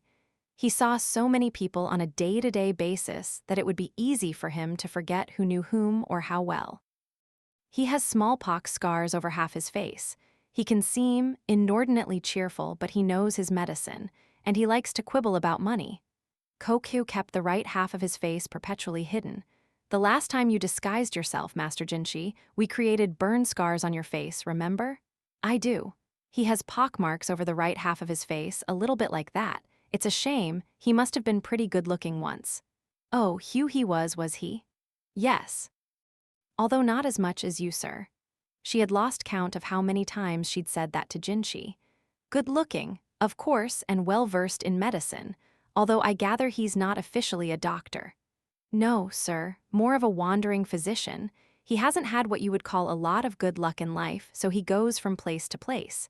If he had somewhere to settle down, he might become a more serious practitioner. Settle down, Jinshi was becoming very sensitive. Maomao let out a sigh as she pondered how to handle him.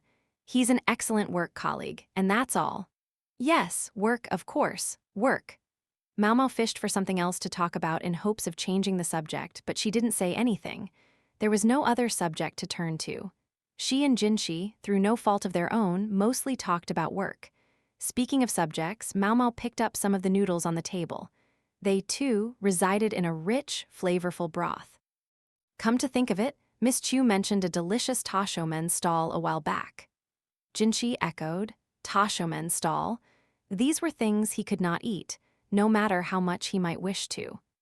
The imperial younger brother could hardly gallivant around town noshing at random street vendors. He could do it, in theory. He would have to borrow a servant's outfit and make sure to get rid of the aroma that always attended him. But the scar on his right cheek was too conspicuous for him to have a jaunt into town like he used to. They could conceivably dress it up like a burn to hide the scar proper, but that would be pretty noticeable in its own right. During his time as a eunuch, everyone in the rear palace had known who Jinshi was, but in town there hadn't been a soul who recognized his face. Now that everyone in the city was familiar with the visage of the imperial younger brother, however, a new outfit and a little makeup was not going to be enough to let him wander about. Shall I ask if I can get takeout? The noodles would go limp and cold, wouldn't they? The point is to have nice, hot noodles on a cold day. I'm impressed you know so much about the methodology. Maomao glanced in Soyern's direction. The old lady was a go-getter. Despite her age, Maomao could see her working to learn how to make tashomen of her own. Call me when Lady Soyern learns how to make the dish. Wait, Jinshi said. There's a quicker way. Please don't work her too hard, Maomao said, taking him to mean that he could force Soyern to learn noodle making on an abbreviated schedule. As Maomao was eating the last of her pickled vegetables, it occurred to her that she had to write a report on this visit. It read, in its entirety, Imperial Younger Brother in Good Health.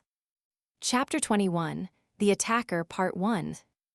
The next morning the carriage arrived bright and early. True, it's close enough to be a day trip. Maomao pulled on the overgarment Chu had given her. She climbed into the carriage hoping to catch a few winks on the way, but discovered there was someone else already inside.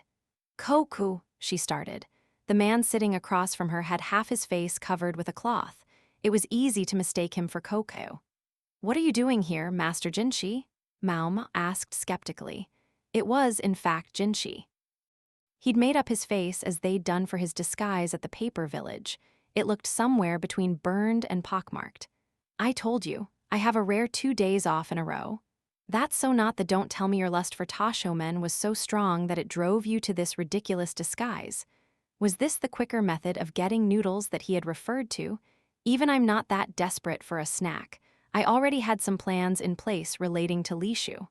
Oh, that's what this is about. Yes. I do bear part of the blame that she finds herself in her current situation. Jinshi had been overseer of the rear palace and had been involved in deciding who was chosen as high consort. You were the one who selected Lady Lishu for the position of high consort, sir. It was the only choice I had. If I'd made her a middle consort, I didn't know how the other ladies of her rank would have reacted to her. Maomao nodded. That made sense. From Adu to Empress Jyokayo to Consort Lihua, the upper ranks of the rear palace had been stocked with women of character. They had been above picking on Lishu. I don't know much about the middle consorts. What were they like? Maomao asked. To her recollection, there had been only a handful of them, but that handful had included at least one person who was willing to serve poisonous mushrooms to another consort. If Lishu had been thrown into their midst, she might have quickly found herself assassinated. Most of them were the daughters of prominent households or merchant families, although there were a few like Lishu who were left over from the former emperor's rear palace. Maomao paused before she asked, were those other consorts treated the way Lady Lishu was? No, they were. They were older than 15 when they came into the rear palace, you see. Oh, the former emperor had had a notorious taste for very young girls. These other women, by dint of being somewhat older and more mature, had not become his bedmates, and had presumably received official affidavits saying so. As for the current emperor, Maomao was sure that he had admitted Lishu, whom he regarded like a daughter, to the rear palace because he thought it would be the best thing for her. If a girl who had taken vows was to be married off again, It was typically as a second wife and purely in the pursuit of money. That must mean Master Basin is with us today as well, Maomao said.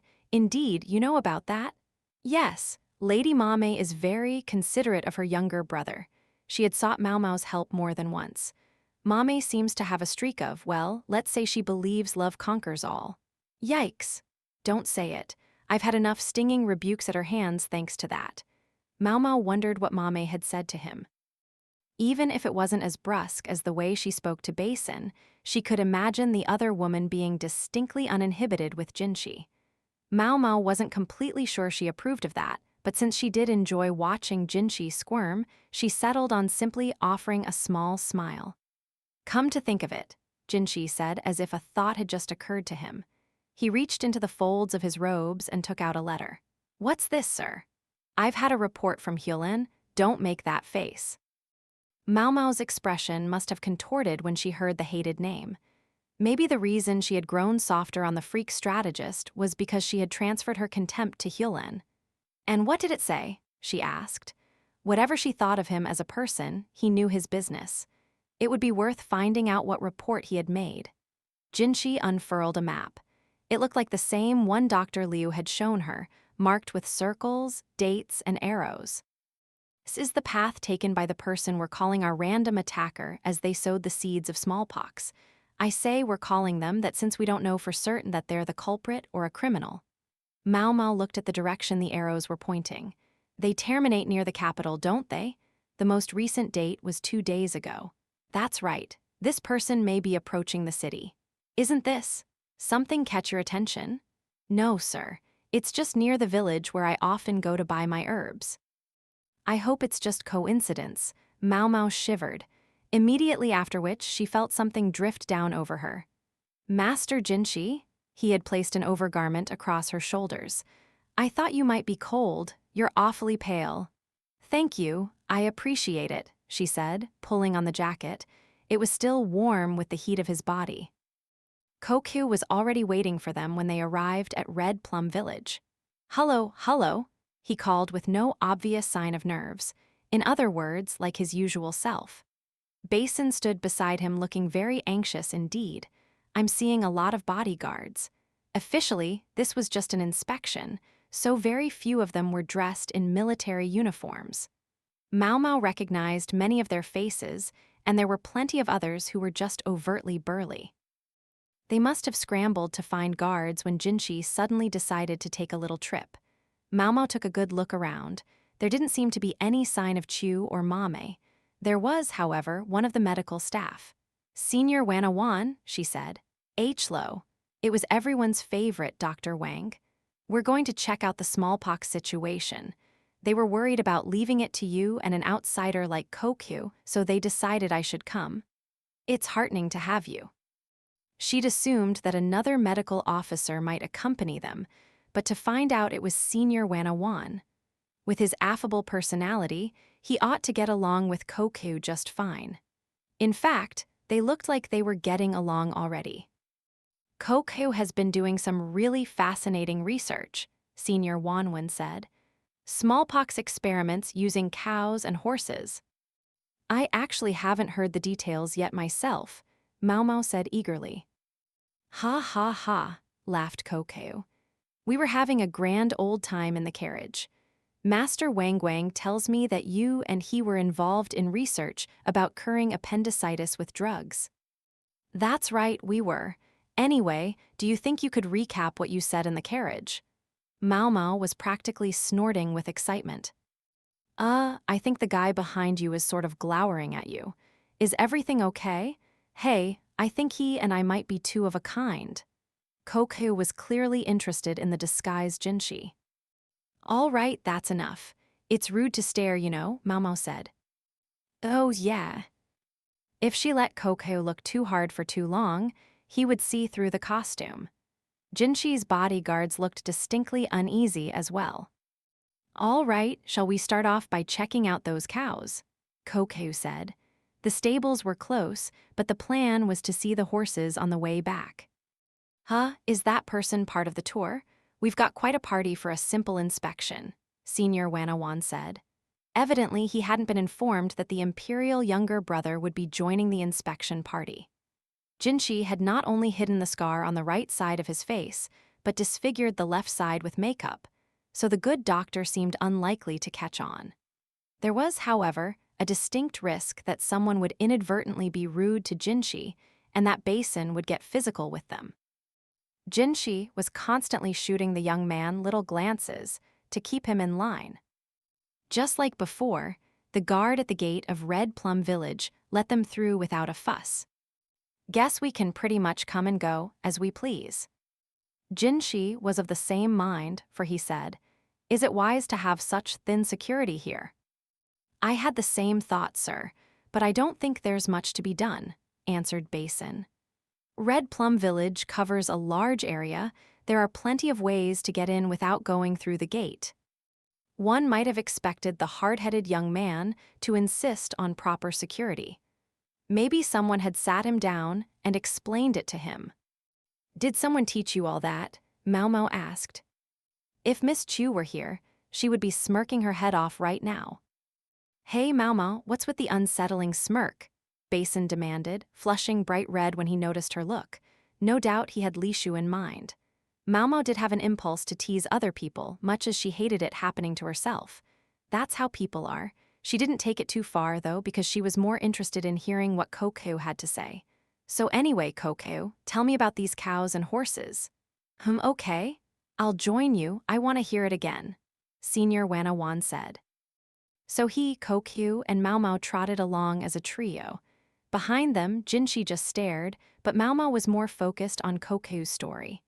"There are many varieties of smallpox, you see," Penghou began. "Humans aren't the only animals to get it. Cows and horses do too." Maomao made thoughtful sounds as she listened. "I discovered that among the pox caught by cows and horses, there's a variety that's similar to the one humans get.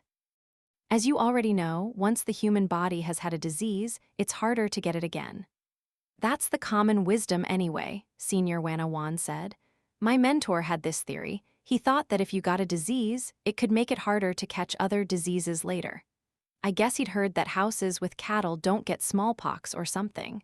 I thought maybe it was the milk, but it looks like if a person catches cow smallpox, then it's harder for them to catch human smallpox after that." "Ooh." Maomao nodded to encourage Penghou to continue. As it turned out, though, when he actually found a cow with pox and exposed a person to it, that person later got smallpox like anybody else. This is just an idea, but maybe there are several different kinds of cow smallpox, and you have to use the one that's similar to human smallpox or there's no point. He'd then collected pox pus from several different cows. He spent years repeating the experiment, finding out who catches smallpox and who doesn't. Repeating the experiment? That got Maomao's attention. "Excuse me," she said. "Yes. Was your mentor someone important by any chance?" "Oh, he was very important." She noted the past tense. "In order to go back to his country, he needed some sort of achievement to his name. Oh, he was willing to try anything to get back there. And Penghou was one of the subjects he'd chosen for his experiments." Jinshi and his entourage were right behind them. Maomao knew, and even Senior Wanawan seemed to realize, that this was not a story they should continue to explore at this moment. "Think we're almost there?" Maomao asked, looking around pointedly in an effort to change the subject. What she saw was not a cattle barn or horse stables, but a duck shed. A duck shed and a pretty young girl in plain clothing. "Is that Lishu?" Jinshi asked. "Yes, sir," Basin replied. Maomao could understand why Jinshi would ask. He'd only ever seen Lishu in the most sumptuous of outfits. Now she was dressed meagerly and held a basket of duck eggs. She wore no rouge, no whitening powder, no golden hairstick or silk shawl. "She looks so healthy you would hardly recognize her, doesn't she?" Maomao interjected. "I do think her color looks better," Jinshi replied. "Oh yes, Lady Lishu has gotten much stronger." Normally Basin might have resented Maomao's intrusion into the conversation, but today he looked downright relieved. He was probably just glad that Jinshi hadn't dismissed Lishu out of hand for the way she looked now. I'd better go say hello, Jinshi said, and was about to go do exactly that when Maomao grabbed his arm. Well, what is it? I think perhaps, Master Jinshi, it might be better if you refrain from speaking to her for the moment. Ah, yes, he said slowly.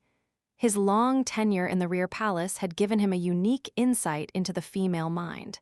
He appeared to have grasped what Maomao was trying to say. Instead, he said, Basin, you go talk to her. Inquire as to her situation and report back to me.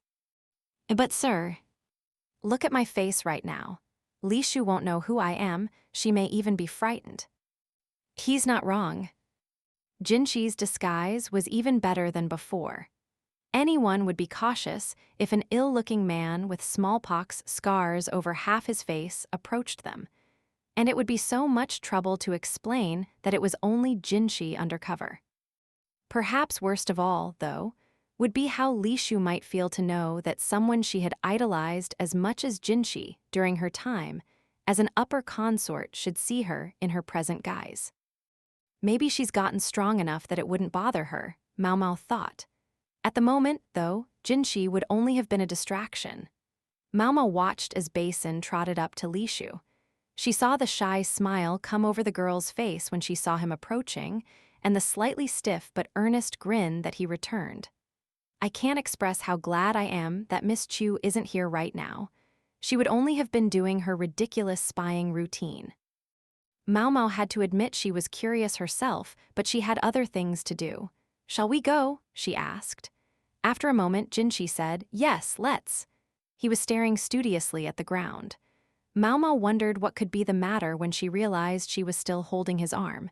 He was trying to decide what to do with it. Come on, let's go, Maomao said, pulling Jinshi away by the very same arm. Chapter 22, The Attacker Part 2. Penghou and the others were waiting at the barn when Maomao and Jinshi got there. You took your time, said Senior Wanawan, who was among those who had been waiting. Yes, my bodyguard here took her time, said Jinshi. Maomao let go of Jinshi's arm, making it all look natural. How does it look? She asked Penghou, who was inspecting the animals, looking closely at their abdomens and milk. All beautiful, healthy cows, not a trace of pox anywhere. He sounded downright disappointed. There were almost 20 head of cattle there, and all of them had lustrous coats. Someone took very good care of them. It's no surprise, said the man tending the cows. They keep a close eye on the animal's health. If there's anything wrong, the animal is immediately quarantined and switched out for a different one. That's the right thing to do. I know it is, but Maomao ground her teeth. Is it the same in the stables? She asked. Sure is. Here, we take every care with the health of our cows and horses. If one of the chickens or ducks gets sick, we cull it immediately. Maomao didn't say anything but clenched her fists, caught between frustration that they wouldn't get what they came for and the knowledge that the village was making the right choice, since avian diseases could sometimes jump to people. Before she could quite stop herself, Maomao asked Jinshi, Is this place really for monks and renunciates? Or does it just look like it, when it's really just a bunch of rich folks? I hear they have many patrons drawn by the lure of ageless immortality. Youth and life, two things for which the rich might be willing to pay any price. At least it looks like they get good food here. It wasn't just the abundance of livestock, there were ample farm fields as well. They should have brought Lahan's brother along, Maomao realized. Maybe I should take a glance at the horses, since we're here, Penghou mused. The cows I get, but why would you look at the horses? Senior Wanawan inquired. Horses can get pox just like cows. Makes sense, right? After all, cow smallpox can even transfer to humans, and get this. The pox from cows that was effective against human pox, I'm pretty sure it was taken from a cow that had been raised alongside horses. Maomao and Senior Wanawan both made sounds of understanding. Jinshi, however, did not. Being out of their loop, he actually looked a little bored. A question. Yes, Maomao. Couldn't you just take again from the cow that was effective last time? She asked, as if this were a class and Penghou were the teacher. I'm afraid not, since that cow was in a village in Hokuaren. Hokuaren? Maomao exclaimed. This was news to her. I know you said your mentor was from another country, but I never thought. Yep, he was a Hokueran man. My little brother and I were sold there as cheap slaves. His story just kept getting darker and darker. You've had it rough, Senior Wanawan said, sniffling, but Koku patted his shoulder. Ha ha ha, there's so many nice folks in the capital, I could almost just settle down here, Koku said merrily. Shall we move over to the stables? I think they were back by the entrance, Maomao said, trying to point them toward finishing the job at hand. From what they'd just heard, though, it didn't sound like there were going to be any sick horses, either. They were going to walk away empty-handed, but it was what it was. They might as well give up on progressing on the smallpox front and tackle a different problem, Maomao thought, a sign of how quickly she could switch gears. When they got back, they discovered that Basin and Lishu were still chatting sweetly outside the duck shed. It seemed better not to send Jinshi into the fray, while Senior Wana Wan could sense the tenderness of the moment and kept his distance. And they definitely couldn't send Kokyo. By process of elimination, it was Maomao who went up to the two. Master Basin, Lady Lishu, I'm very sorry to interrupt, but we need to be moving to our next destination. Oh yes. Ahem. Lishu looked at Maomao and seemed to be trying to come up with a greeting, but stumbled over the words. It's been a long time. It has, m'lady. Your pallor looks much better now. Yes, thank you. She smiled politely but somewhat hesitantly. Ducks pecked the ground around her. I've taken you away from your work. I'm sorry. I'll be going, Basin said, but in fact he showed no sign of moving. He only lingered longingly. These people, Maomao knew perfectly well that if she burst out that they should just get together already, she would only make things worse. Hence she kept it to herself, but she wasn't above giving them a little push. Lady Lishu, we have business at the stables. Perhaps you could show us the way? Lishu flinched but said, Yes, of course. Please wait just a moment. She hustled the ducks at her feet back into the shed, then came back outside. The stables weren't actually that far away, and with Maomao and the others present, Basin and Lishu declined to carry on their conversation. If they're not going to talk, I'd better. Everyone was looking anxiously at the two youngsters. They were like a pair of open books. They couldn't have hidden the romantic tension between them if they'd wanted to. In Maomao's opinion, the smell of roses was so thick in the air that the simple thing to do would have been to hurry up and get engaged. Then Mame and Chu would be spared having to play matchmakers any longer. Maomao recalled that Yujun had visited the medical office the other day and made her opening gambit. Come to think of it, it looks like Yujun is acquitting himself well in the military. Specifically, as a gopher for the other soldiers. Oh, I see, my older brother must be working hard. Maomao didn't mention Lishu's father or half-sister. She'd heard that they had been banished from the Yu clan, but she didn't know if Lishu knew that. No need to go out of her way to bring them up. Not as hard as you are, Lady Lishu. If I may be honest, I never expected to see you in such rude health. Maomao was genuinely impressed. The chapping isn't too painful, she asked, noticing the redness on Lishu's fingertips. No, Red Plum Village has a very effective ointment. You think I could take a look at it sometime? Wah! They were researching immortality here. They must use all kinds of medicines. Maybe it was more than stables and fields. If they had a medical production division here, then by all means, Maomao wanted to see it. Do you have anyone in the village who's particularly adept at making medicines? She asked. I think there's a building on the north side where they gather people making different kinds of medicines. Could I possibly tour the facility today? Maomao, Senior Wanawan said, patting her on the shoulder in a way that said give it up.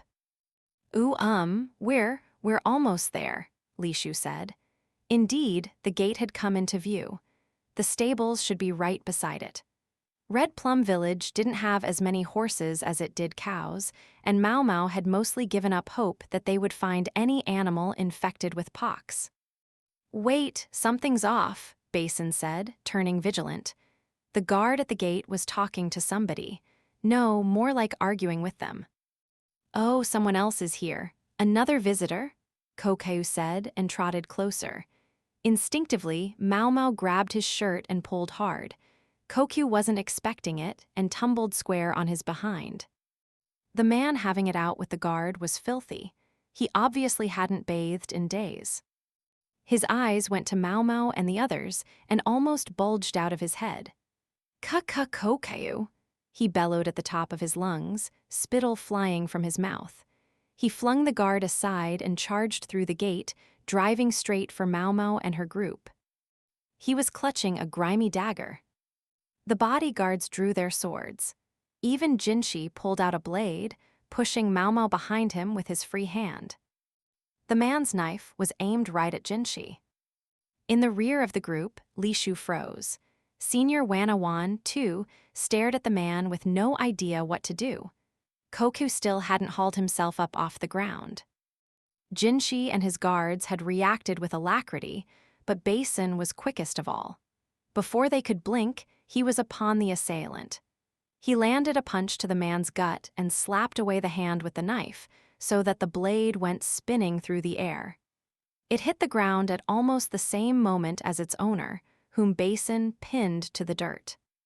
He can get it done when he wants to. Maomao almost found herself wanting to applaud. The only possible bad news for her people was that a few drops of blood were dribbling onto Basin's shoulder. The knife had grazed his cheek as it went flying. "Is everyone all right?" Basin asked. Better than all right was what Maomao wanted to say. But at that moment, Kokyu, who had finally gotten to his feet, looked at the crazed man on the ground and said, "Village chief." "Village chief," Maomao echoed. "You mean the one in charge of your village?" "Aha." Kokyu loped over to the immobilized leader. "Hey, did you come here to kill me?" There was no anger or sadness in his eyes. The question was purely factual. "Kokyu, if it weren't for Yawa you." "If it weren't for me, you would have gotten away with it." He sounded almost indifferent. The man flailed in Basin's grasp. "Don't move." Basin pinned the chief's head against the ground. Maomao made to go over to Lishu, who was visibly frightened, but Jinshi was still holding on to her and she couldn't actually move. "Chief, are you the attacker?" Kokyu asked. It would certainly connect a lot of the dots. A survivor of the smallpox village would know the inoculation protocol. His methods were messy because he wasn't a medical professional, just somebody aping what he had seen real doctors do. The chief twisted his head to the side enough that he could yell, "Why do you get all the thanks and praise?" When I. He looked to be somewhat over 40 years old, and clearly he had a high opinion of his own worth. He was the village chief, yet there were villagers who had revered Kokyu even more than him. He had tried to solve that problem by chasing Kokyu out, but that had only allowed smallpox to consume his village. The only survivors were himself and those who had been close to Kokyu. With his own partisans gone, he had been wandering alone all this time. "If it weren't for you, you damned Penghou." Penghou? What could that mean? Whatever it meant, as much antipathy as the chieftain had held for Kokyu, he had imitated his methods and sparked all this trouble. Jinshi's bodyguards acted quickly to tie up the chief. Basin stood, wiping his bleeding cheek with the back of his hand. Maomao squirmed out of Jinshi's grasp. "Hey!" Jinshi exclaimed. "I'm not a cat," she snapped. She inspected the dagger the chief had dropped. The blade was specked with rust, and she thought she could see some sort of powder rubbed onto it. She got a sinking feeling in the pit of her stomach as she looked at Basin. "Master Basin here," said Lishu, taking out a handkerchief and offering it to him. "But Lady Lishu, I'll filthy it." "It's all right, your injury is more important." Sorry to butt in when you two are busy in your own little world, but this blade has traces of smallpox on it," Maomao said. It was not an easy announcement to make. Basin froze. What does that mean?" "It means you may catch the disease yourself," Senior Wanawan advised him. "Yep," Kokyu agreed. "Quarantine Basin," Jinshi said immediately. His swift judgment call was a huge relief. Basin, still too stunned to quite process what was happening, found himself being led off by the other bodyguards. Senior Wanawan was already cleaning the wound on his cheek. I think the actual risk of contamination is virtually nothing, to be fair. Frankly, the rust on the blade was more dangerous. When the poison from rust got into a wound, that carried a significant mortality risk. Where would be the best place to isolate him? Asked Jinshi. Good question. Maybe in the clinic in the capital where they're doing drug trials? Maomao said. The trials were on a much smaller scale than before, so there should be some vacancies. Jinshi passed the instructions to his guards. Koku trotted over, grinning. Real sorry about this. Guess he went for you thinking you were me? Don't worry about it, Jinshi replied. Two men stood there with half their faces covered to conceal injuries. From a distance, it would have been easy to confuse them. Ha ha ha. Hey, you're not such a bad guy. Maomao was still thinking about what the chief had said. What did he mean by Penghou? She wanted to interrogate Koku about it, but Lishu was beside herself as she watched them take Basin away. She has to be the priority. Lady Lishu, Maomao said. What will happen to Master Basin? He'll be quarantined just for safety's sake. He'll simply have to take a rest for 10 days or so. I have an idea. Maomao looked straight at Lishu. If you're worried about him, why don't you stay with him, the whole time? She had decided to take a page from Changsha's book to get straight to the point of things. I'm hardly in any position. No, why not? Are you worried about what people will say at this late date? I'd only be a nuisance to Master Basin. So if he says it's all right, then there's no problem, I take it. Lishu went beet red. Maomao's eyes flitted to Jinshi. There's the ducks to take care of. Lishu had actually learned to stand up for herself a little. She was demonstrating both her commitment to her duties and her attachment to the fowl. I'm sure we just need to talk to the right people. A compassionate superior should be able to hammer out a compromise or two, Maomao said with another glance at Jinshi. Lady Lishu, there are more people hoping for your happiness than I think you realize. With that, she set off toward the stables. They still hadn't checked on those horses. Chapter 23, Quarantine. Quite against his will, Basin was removed from duty for 10 days. As Maomao had suggested, he was housed at the clinic where drug trials were being conducted. Just leave this to me, said Yo, who was examining Basin. She was far more qualified than Maomao to deal with a potential smallpox case, and having only one patient to worry about must have been a cakewalk by then. The only real problem was Basin's discomfort around women in general, but he would just have to live with it. Maomao could visit this clinic once every few days, so it made it easy to check on his progress. When can I get out of here already? That was Basin's question every time she talked to him when work brought her to the building. They were speaking through a closed door. We already told you, quarantine is for 10 days, she replied. But I'm fine now, and after all the disinfecting you did, what problem could there be? She felt for him, but there were appearances to keep up. People at the smallpox infection site have been saying the exact same thing and trying to run away, making all kinds of trouble for everybody. Are you going to do the same thing? Maomao asked a bit acidly. When Basin fell silent, Maomao took a letter out of the folds of her robes. I have a letter for you from Lady Lishu. Read it over and try to calm down a little. A letter from Lady Lishu? Yes, as well as some from Lady Maomao and Lady Taomei. Basin didn't say anything to that. Maomao slid the letters under the door. She couldn't shake the sense that she would be in for the exact same conversation in a few days' time. Basin was alone in one of the clinic's rooms. Yo prepared his meals and set them outside. The toilet was communal, but other than that, he wasn't allowed out of his chamber. Right. She had checked on Basin and delivered the letters. She'd intended to help a bit around the clinic and maybe replenish some medicines, but she discovered that Yo had been hard at work and had finished all those tasks. Please, Maomao, take a rest, Yo said. If you've got time to kill, read one of those books over there or something. Not content simply to look after Basin, Yo was taking Maomao's work too. As well as, by the look of it, that of Senior Wana Wan and the others. The pile of time-killing books had really accumulated. Left with no real choice, Maomao pawed through the books. She found a copy of Koku's notes among them. I swear I don't regret paying for them, though. She had already made her own copy by hand. She went in search of something else to read. Maomao, Yo called. The doctors lent me this very quietly, wanna look. Who lent you what is that? Kata's book. The battered old text had been restored and a neat copy had been made.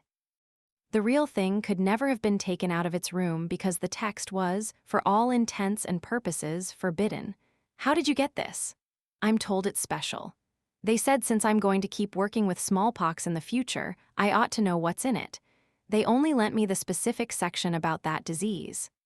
It was true. The passages about autopsies, which ordinary people definitely couldn't be allowed to see, had not been copied. Kata's book was bug-eaten in places, so they'd had to supplement what it said with Maomao's knowledge and Koku's materials, among other sources. It was intellectually intensive work, but so much fun that Maomao could forget all about the time. In order to prevent someone catching smallpox, you can give them a weak version of it. But even though the poison is weak, it can cause severe symptoms. Maomao already knew a fair amount of what was in these pages, but she eagerly reviewed them nonetheless. From where she was working in the next room, Yo asked, "Maomao, can I talk to you a little bit?" "Sure.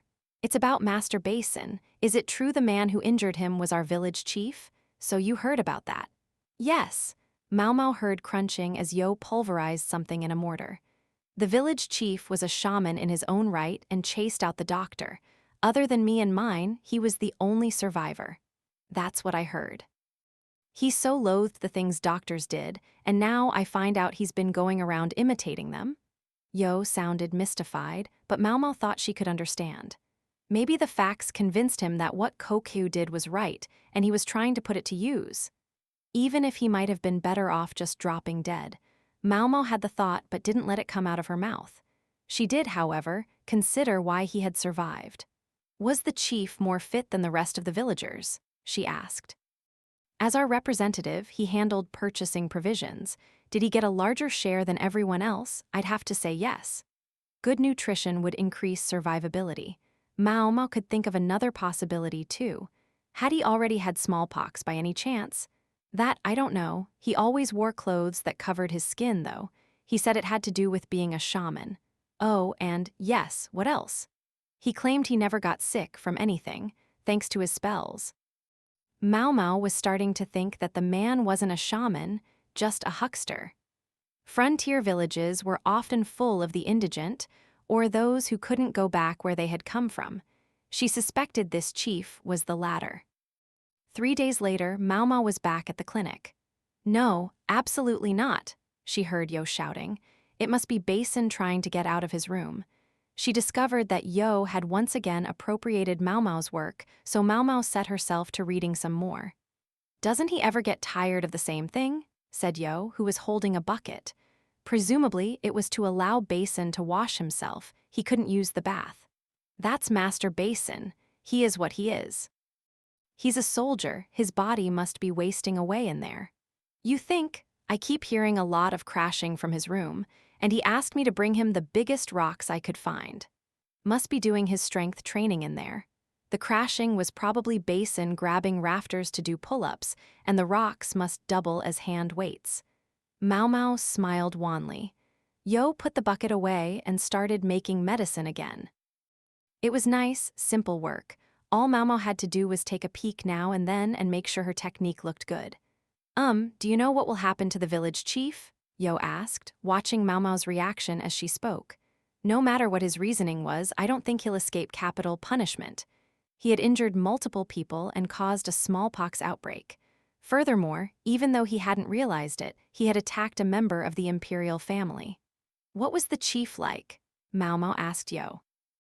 "I can only speak for my family," she said after a moment, "but we followed him to that frontier village. If it hadn't been for the smallpox, we'd probably still be there." For better or worse, it sounded like he had been a fairly typical village leader, even if, in Maomao's opinion, it took some balls to nominate himself for the position. "All right," she said, ready to ask what had been on her mind. "Then what is a Penghou?" "Penghou," Yo echoed. "What is that?" "That's what I want to know." "It's a word he used to describe Koku when he was apprehended. I've been trying to figure out what it means." Yo took a brush and wrote 2 elaborate characters meaning surging and lord. "What's this?" Maomao asked. "It's the name of a kind of fairy. There are different versions of the legend, but in the one I know, it's a tree spirit, much like a kodama." "A kodama? You mean those things that supposedly echo your words back to you when you shout in the wilderness?" "Exactly." Yo added a little illustration of a mountain. I remember now. Doctors often return what their patients say like an echo, right? So the people of my village used to say that they talked like Kodama. Or Penghou, Maomao mumbled. The villagers weren't wrong. Maomao headed to the clinic on the 10th and last day of Basin's quarantine. She didn't have work that day, she mostly just wanted to gawk at Basin when he emerged after all that time in isolation. She and Yo were just about to let him out of his room when they heard distinctive pattering footsteps. "I'm here to fetch my brother," the newcomer drawled. Maomao only knew one person who talked like that. "Miss Chu," she said. "Yes, indeedy, Miss Chu is here." Drawl, drawl. "Miss Maomao and Miss Yo." And, without missing a beat, she flung open the door to Basin's room. They found him bare-chested in the middle of a push-up. "Whoa, you can't just burst in here," he exclaimed. He flushed bright red and grabbed his shirt to cover himself. For such a slim guy, he was awfully buff. Jinchi was relatively well-muscled himself, but Basin was at least 2 degrees beefier. Hoo, it's just family. There's no need to be so embarrassed," Chu chortled. "I can't be caught in such a compromising state in front of a young lady," Basin said and pointed at Yo. Maomao would be ignored in these calculations, as she always was. "Anyhow, my dear little brother, let's go home. I can go straight to work." Ho, you smell like someone who's been locked in a room for 10 days. Go home and take a bath today, then go to work tomorrow. Unless you want the Moon Prince to chase you out for reeking so bad. Basin hurriedly took a sniff of himself. "There's a horse waiting outside. Use it to get home," Chu said. Basin was about to charge out of the room, but then he paused, went back, and picked up a bundle of papers. It was a sheaf of letters. "There, Miss Chu's work here is done. I think it's time for a little tea." Chu started making tea, appearing to know exactly where everything was. As far as Maomao was aware, she'd never been to the clinic before, but this was Chu, and Maomao was willing to accept that as explanation enough. Maomao wiped off a table and let Chu give her tea. There were no snacks, but Chu produced meat buns from the folds of her robes. "My lord, I warmed these up before I came," she chirped. Maomao didn't say anything. The buns were lukewarm in a sort of gross way. She set hers beside her drink to let it cool down. Chu's theatrical behavior might have had some meaning or purpose, but Maomao had no idea what it could be, so she ignored it. "Miss Yo, do you want one?" Chu asked, taking out another tepid bun. "No, thank you. I think I should be getting home too," Yo said. "That's too bad." Chu waved a handkerchief in farewell to her. Normally, Maomao would have expected her to try to convince the other woman to stick around, but today she seemed unusually accepting, almost as if she were waiting for Yo to leave. "Is this something you can't talk about in front of Yo?" Maomao asked. "Life is so easy with you, Miss Maomao. I never have to explain myself." I wish I hadn't said anything. Now she would have to listen to whatever Chu had to say. Maomao made a show of covering her ears. "Oh, don't be like that, just hear me out. You want to know more about that village chief, don't you?" Maomao let her fingers slip off of her ears. Instead, she busied herself with a sip of tea. "The chief admitted to being our unknown attacker," Chu said. "He didn't think of himself as a criminal, of course. He thought he was helping people." Ooh, it gives you the shivers, doesn't it? Good intentions with bad perspective? Yeah, you know what they say about the path to hell? Precisely. While he was doing that, he was also looking for Mr. Kokeu. A man with half his face covered in smallpox scars. Not a lot of people fit that description. If he really threw himself into the search, he was bound to find his man eventually. That's what brought him all the way to the capital. And what is it about this story that you can't tell Yo? Miss Yo's family seems to have bumped into the chief somewhere along the line.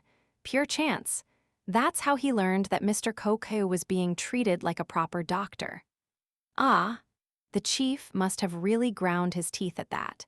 It didn't matter that he was the leader or a shaman. He had never been able to command the full respect of his villagers, and in the end his village had been destroyed. He had decided that maybe imitating what Kokeu had done would get him what he wanted, but his whole plan backfired. Then, to add insult to injury, he discovered that the very person he hated and envied so much was serving at the palace. Then he sees a man with half his face covered leave town in a carriage. What do you suppose he made of that? Maomao didn't know whether it was Jinchi or Kokeu that the chief had spotted. That's why he followed him all the way to Red Plum Village, Maomao said. Yep. Chu grinned. After they were done asking him everything they wanted to know, he was sentenced to death. That's about what I expected. But a couple of days ago, he hanged himself with a sash in his jail cell. Maomao almost dropped her teacup. I suppose it was his last defiant act of rebellion. That's why I didn't want Miss Yo to hear about this. Her own family let slip about Mr. Kokyu, leading to an assault on an imperial family member and then a suicide. Yes, Yo probably would feel somehow guilty about it. But then Miss Chu had a thought. This village leader, he might seem pretty awful to Mr. Kokyu, but maybe the other villagers didn't think he was that bad. Maybe, Maomao agreed after a moment. At the very least, Yo's family had been willing to chat with him about her and Kokyu. They didn't seem to hold the destruction of their village against him. People see things very differently depending on their situation, Maomao said. But I wonder how Kokyu appeared to the village chief. Ooh, guess we'll never know now, Chu said and reached for the bun that sat untouched by Maomao's teacup. Each person, each perspective, could see a different side of a situation. Penghou, Maomao felt it was essential that she learn what kind of person the chief had perceived Kokyu to be. Miss Chu, she said. What is it, Miss Maomao? Do you think I could see Kokyu? Of course, just leave it to Miss Chu. Chu replied and grinned again. Chapter 24, Penghou. Maomao found herself led to a mansion somewhere in the capital. She didn't know whose house it was, but it was redolent of medicine. Where are we? She asked. This is Dr. Lau's house, Chu drawled. Mr. Kokyu is staying here. The building was modest, but clearly had a long history. Miss Maomao, I know you're about to be busy, but they do need you to examine the moon prints. We're leaving that in your hands. Chu said, the delicately coded message being hurry up and get this over with. She went on, it's a pretty nice place to stay. It's got that perfectly imperfect feeling. Dr. Lau's family and servants bowed their heads and didn't move as Maomao and Chu went by. The only exception was a woman Maomao took to be the doctor's wife, who raised her head and smiled softly. What's the story for why I'm here? Maomao asked Chu, noting that reverence on the wife's face. Dr. Lau's household has a way of being a little too friendly with visitors. So I told them you were here on the Moon Prince's orders. Borrow the fear of the tiger, as they say. Can we do that? Didn't that constitute an abuse of her position? I decided it would be a bigger problem if you were late to visit the Moon Prince, Chu replied, herding Maomao to an inner room. He's this way, come on. She stopped outside of the room. You're not coming in? Maomao asked. That's a good question. I'm loath to leave you alone with a man, Miss Maomao, but let me ask you, do you really want Miss Chu there for this chat? Maomao didn't say anything. Chu was a sharp one. She was probably alluding to the subject Maomao intended to bring up with Kokyu. If anything happens, just say the word, Chu chirped. Gallant Miss Chu will race to Miss Maomao's rescue. I appreciate that, Maomao said, and then entered the room alone. She found Kokyu sitting and reading a book. Hello. He said, just like he always did. Did you hear about the village chief? Maomao asked. Sure did, heard he hanged himself. He must have been through a lot. He looked real different from how I remember him. He called you a Penghou. Penghou? Kokyu cocked his head. He didn't know what it meant either. It's a kind of fairy creature, a tree spirit, I'm told. I wonder why he thinks I'm like that. Kokyu looked sincerely clueless. Maomao had been equally flummoxed, but now she understood. You know what an echo is, don't you? Well, sure, it's when you're out in the wilderness and your voice comes back to you. And do you know that some people say it's a creature called a kodama that sends it back? Oh yeah, I've heard that one. Kokyu replied, his smile never faltering. Maomao didn't think he was a bad person. When had they first met? It was on a wharf on her way home from the western capital, wasn't it? Maomao and her group had succeeded in getting Kokyu aboard a departing ship. In repayment, Kokyu had produced a nausea remedy for the perpetually seasick Lahan. Maomao remembered their next encounter. Kokyu dressed in drag, attempting to take the palace lady's exam. Then Maomao had asked Kokyu to keep an eye on Seizen at the verdigrease's house. She had been worried about him. She'd been willing to pay, so Kokyu had been perfectly happy to be Seizen's minder. Now, most recently, Maomao's introduction had gotten Kokyu what amounted to a physician's job. He must have been doing well enough at it, because they continued to pay him a substantial salary. It sounds like you were on pretty good terms with Yo and her family, Maomao remarked. Aha, they were very good to me. That's why you variolated them so they wouldn't catch smallpox, and taught them other medical tricks too, or so she said. Aha! Variolation referred to inoculating someone with the seed of smallpox. Maomao had found the term in Koku's materials. Koku set down the book he'd been reading. It had something to do with medicine too. All right, Maomao said. So what about the village chief and the other villagers who weren't kind to you? She clenched her fist. Koku paused a moment before he answered cheerily, I had as little to do with them as I could. What about when they went out of their way to harass you? HRRRM, Koku said. Do I have to answer this question? I really liked being friends with you, Maomao. Maomao felt herself break out in goosebumps. Was it you? She asked. Did you spread smallpox in Yo's village? For an instant, Koku froze, but then he said, No, it wasn't me. Maomao was glad to hear that. Otherwise, that clenched fist probably would have connected with his jaw. But I did figure that with me gone, there was no need to do anything special to get back at the village. And it's a fact that the village chief chased me out. Koku hadn't done anything.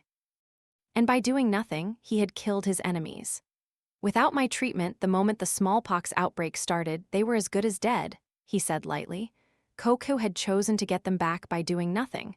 Probably the only thing he hadn't counted on was that the village chief would survive. Echo, Kodama, Penghou, Maomao saw now why the chief had called him what he had. You're like a mirror, she said. He returns decency for decency and malice for malice. Simple as that. Just like how your voice echoes back when you yell into the hills. Koku merely reflected what was in a person's heart. No wonder he's such a clever negotiator. Maomao had perceived Koku as a good person, she realized, because to him, her own actions had looked like decency. By the same token, she could almost see what must happen to those who approached him with cruelty. When did you get smallpox, Koku? More than a decade ago. In that case, where did you get the smallpox you used to inoculate Yo and her family? Koku's own scabs would have been highly infectious, but probably not for that long. Koku grinned. Instead of answering, he removed the cloth covering the side of his face. His otherwise handsome visage was covered in pits. Can you tell that I've got more than just pockmarks here? He asked. I think I see some divots. You got it. I was beaten with a club. A bandit. He stripped everything off me. I hadn't done anything. I was just fleeing in a daze, trying to take every step I could away from the lands that held the memories of my time with my mentor and my little brother. The tone of his voice never shifted. He sounded just like his usual cheerful self. Because of smallpox, I lost my mentor and my brother. It was spring of that year. If it had been summer or winter, I probably would have died too. After the beating, I tottered around looking for herbs to stop the bleeding. It's the strangest thing, it would have been so easy to kick the bucket, but instead I went around trying to survive. Barely clinging to life, I begged for help at a nearby village. There was someone really kind there, kind enough to nurse a pox-scarred person like me back to health. But it wasn't all good souls. The other villagers didn't like me and wanted to chase me out. Oh yeah, one of them was the bandit who had attacked me. He told people he was going out to do day labor, but he was really attacking and killing travelers. Koku's tone remained unconcerned, and his story remained as dark as ever. Boy, did he not like having me around. I was pretending not to know who he was, so he was desperate to get me out of there before I figured it out. I get it. He would come back with the money he'd stolen, and everyone loved him for earning more than anyone else in the village. It was almost funny, but naturally he tried to shut me up, so I thought a little payback was appropriate. What kind of payback? I turned him into a seedbed. A seedbed for what? Maomao didn't have to ask. To minimize the dangers inherent in variolation, one needed a healthy body and an environment where the subject could be nursed through the experience. A seedbed required none of that. The weaker the subject, the better the seeds would grow. I'd like to ask where your compassion is, but I guess he technically started it, Maomao said, pressing a hand to her forehead. Uh-huh, and I'm sure the other villagers would never have listened to me, no matter what I said. Maomao wasn't willing to dismiss Kokheu's logic out of hand. The thing was, though, there seemed to be no limits on what he would do. He would do unto others as had been done unto him, with no thought for whether the others would live or die. Did you do it with malice, Kokheu? Malice? No, never.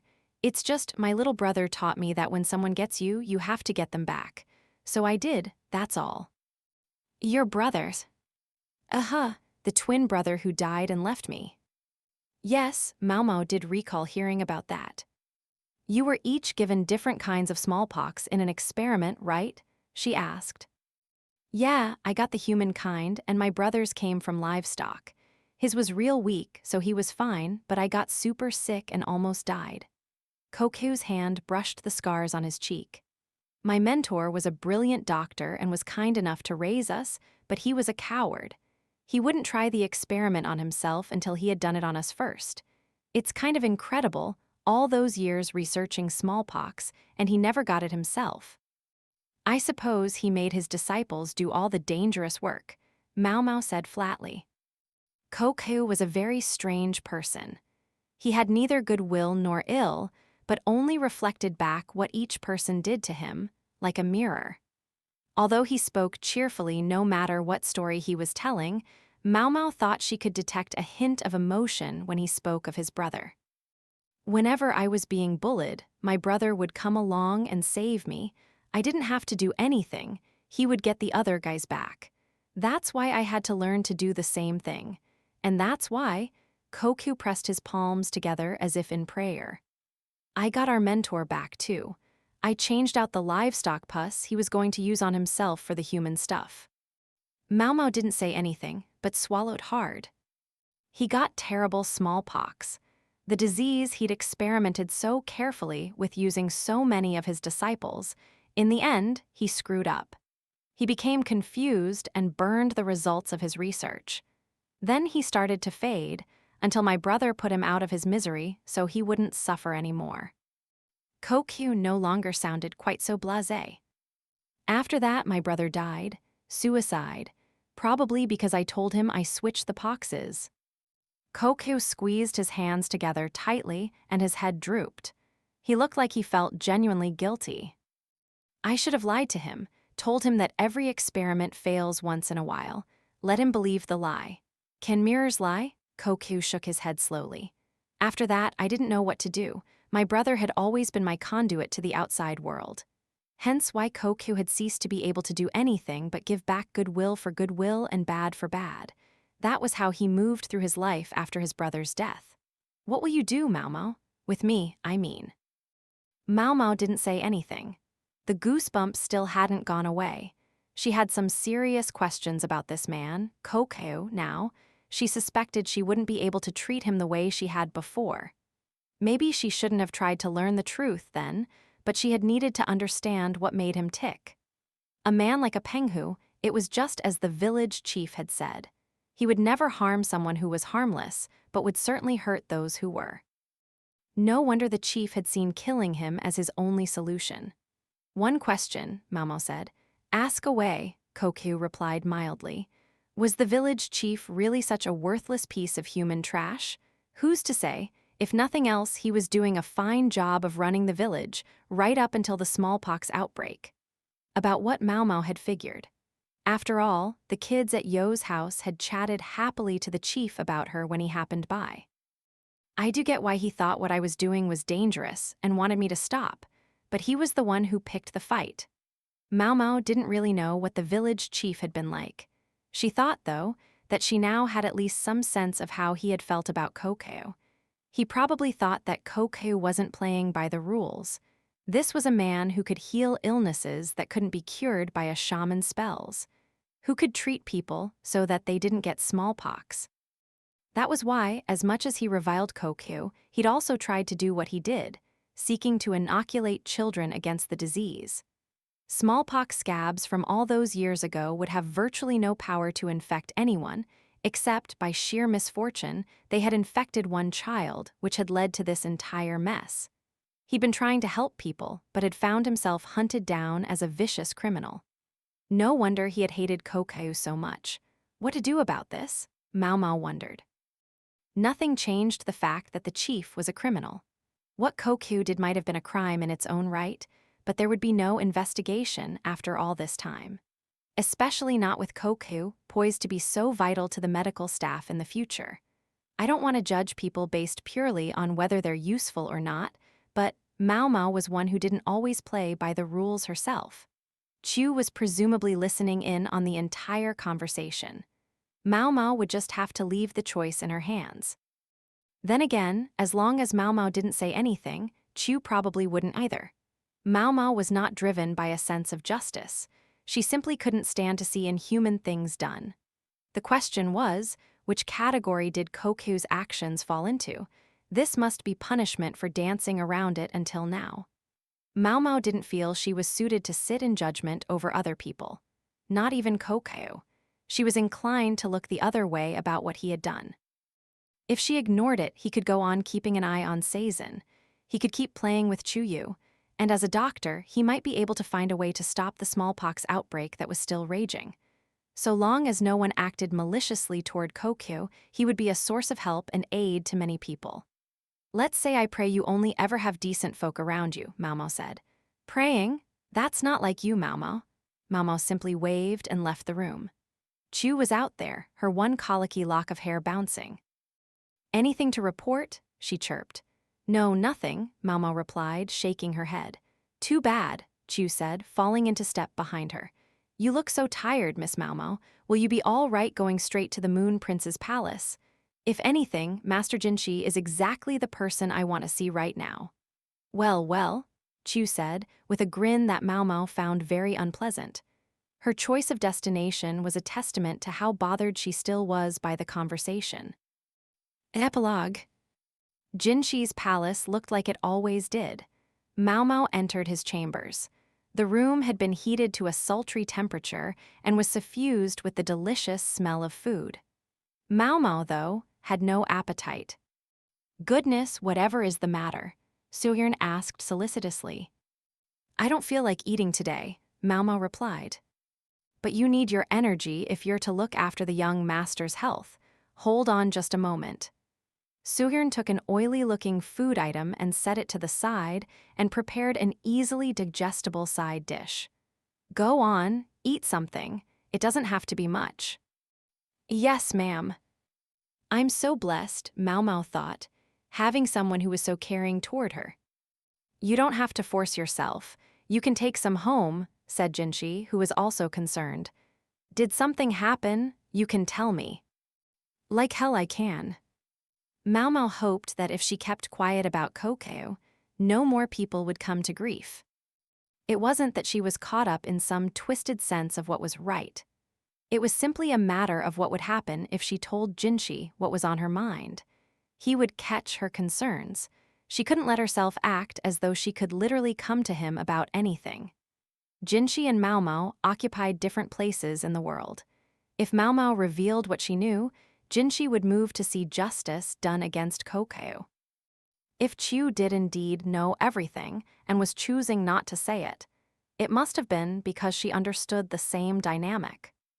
That's not very fair, Miss Chu, Maomao thought, biting her lip.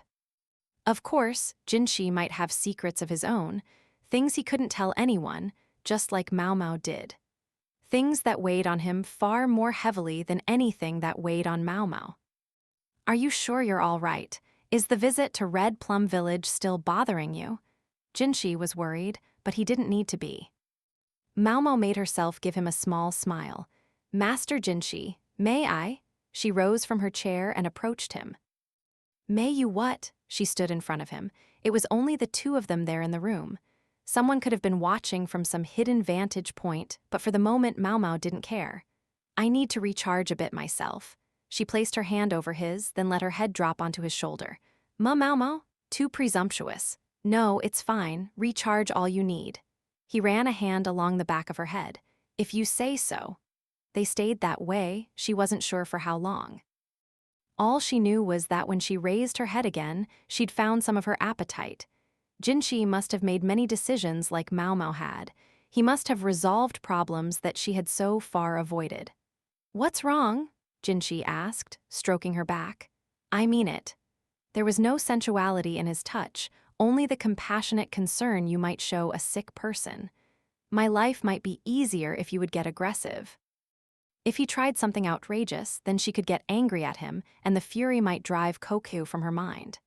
"Master Jinshi," she said. "Yes. Would you consider becoming a commoner? What brought this on?" Jinshi looked around hesitantly. This was not a conversation he would want anyone to overhear. Sogyun was nowhere to be seen. Finally he said, "If I could snap my fingers and do it, I would. It would be a lot harder to put food on the table, but your responsibilities would disappear." "That's certainly appealing." He sounded like he meant it. Maomao stepped away from him and went back to her seat. Then she started in on the food that had been so diligently remade for her sake. Sogyun's cooking was delicious, as always, and Maomao made sure her stomach was nice and full. Time for a change of perspective. Instead of fretting about what was happening, she should think proactively about how to deal with problems when they did occur. That was much more like Maomao. But first, she needed to prioritize nutrition. She worked away at the meal, intending to eat every last bite. Somewhere in the middle of it, she said, "Master Jinshi?" "Yes. You can have your meal too. It's hard to eat with you staring at me." "Oh, of course," Jinshi said, but he never did take his eyes off Maomao. Translator's notes, the Apothecary Diaries vol. 16 like cats and dogs. Hello again, and welcome back to another Apothecary Diaries. Let's jump right into our discussion with an excerpt from Volume 16, shall we? Words formatted in bold for emphasis. The tea she steeped fresh for me had something bitter in it, as well as catmint. Catmint? Yes, sir. The name may refer to cats, and they do like it, but it has medicinal effects on humans as well. Speaking of cats, that's right, sir. Back in the rear palace, they'd had a nasty little calico number also named Maomao, who'd often gone after the medical office's supply of catnip. In this passage, Maomao describes the ingredients in the concubine's tea, and one of the items she mentions made the translation team pause, and consider the best English word. When she says that the tea contained catmint, she uses the Japanese word inuhaka, while in the places where we've translated catnip, the word is matatabi.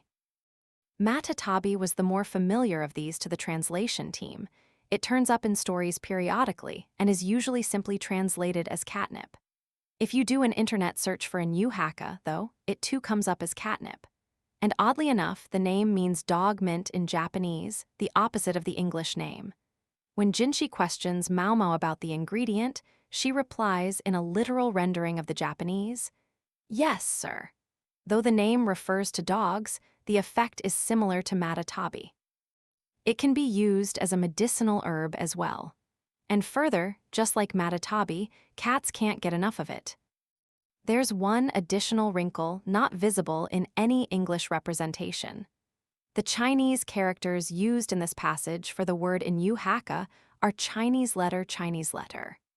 Pronounced jingji in Chinese, they refer to a real medicinal plant used in traditional Chinese medicine, but they are not the standard kanji for inuhaka, which are Chinese letter. From a translation perspective, there are a couple of issues to deal with in this line. First is the most obvious, which is that there's a modest joke in the text relating to the fact that the plant name refers to dogs but stimulates cats. Then there's the question of what exactly these herbs really are.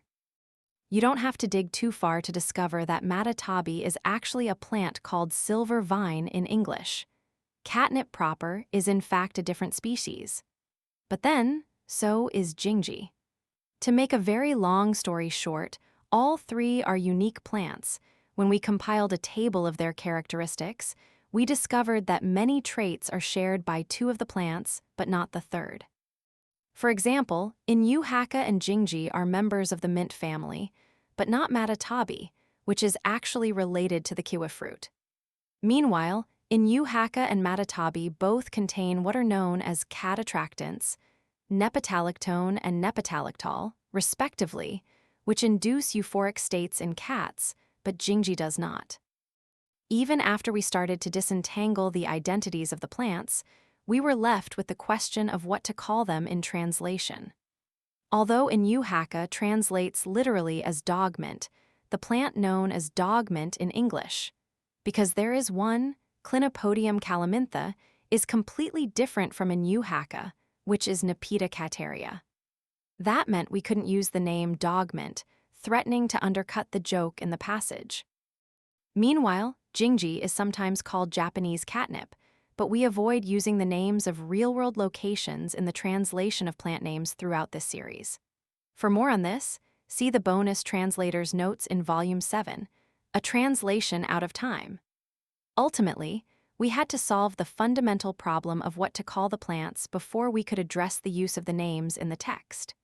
We settled on referring to Inyuhaka as catmint because that was the most accurate. Both names refer to the genus Nepeta. We then called Matatabi catnip, which is traditional if not 100% accurate. Finally, we made no distinction between Inyuhaka and Jingji, but since these are treated as the same plant by the text, Inyuhaka glosses Jingji, that wasn't a problem. Again, this left us with no plant name referring to dogs, so the joke as written in the original passage wasn't going to work. We settled instead on contrasting cats and people. The name may refer to cats, and they do like it, but it has medicinal effects on humans as well. Thus, we managed in English to preserve the two plants mentioned as separate entities, to refer to the cat-attracting property from the original, to remain basically accurate to English names and usage, and to capture the element of humor as well. Pretty successful in translation terms. Luckily, these rendering riddles are like catnip to us. Have fun, read widely, and we'll see you again.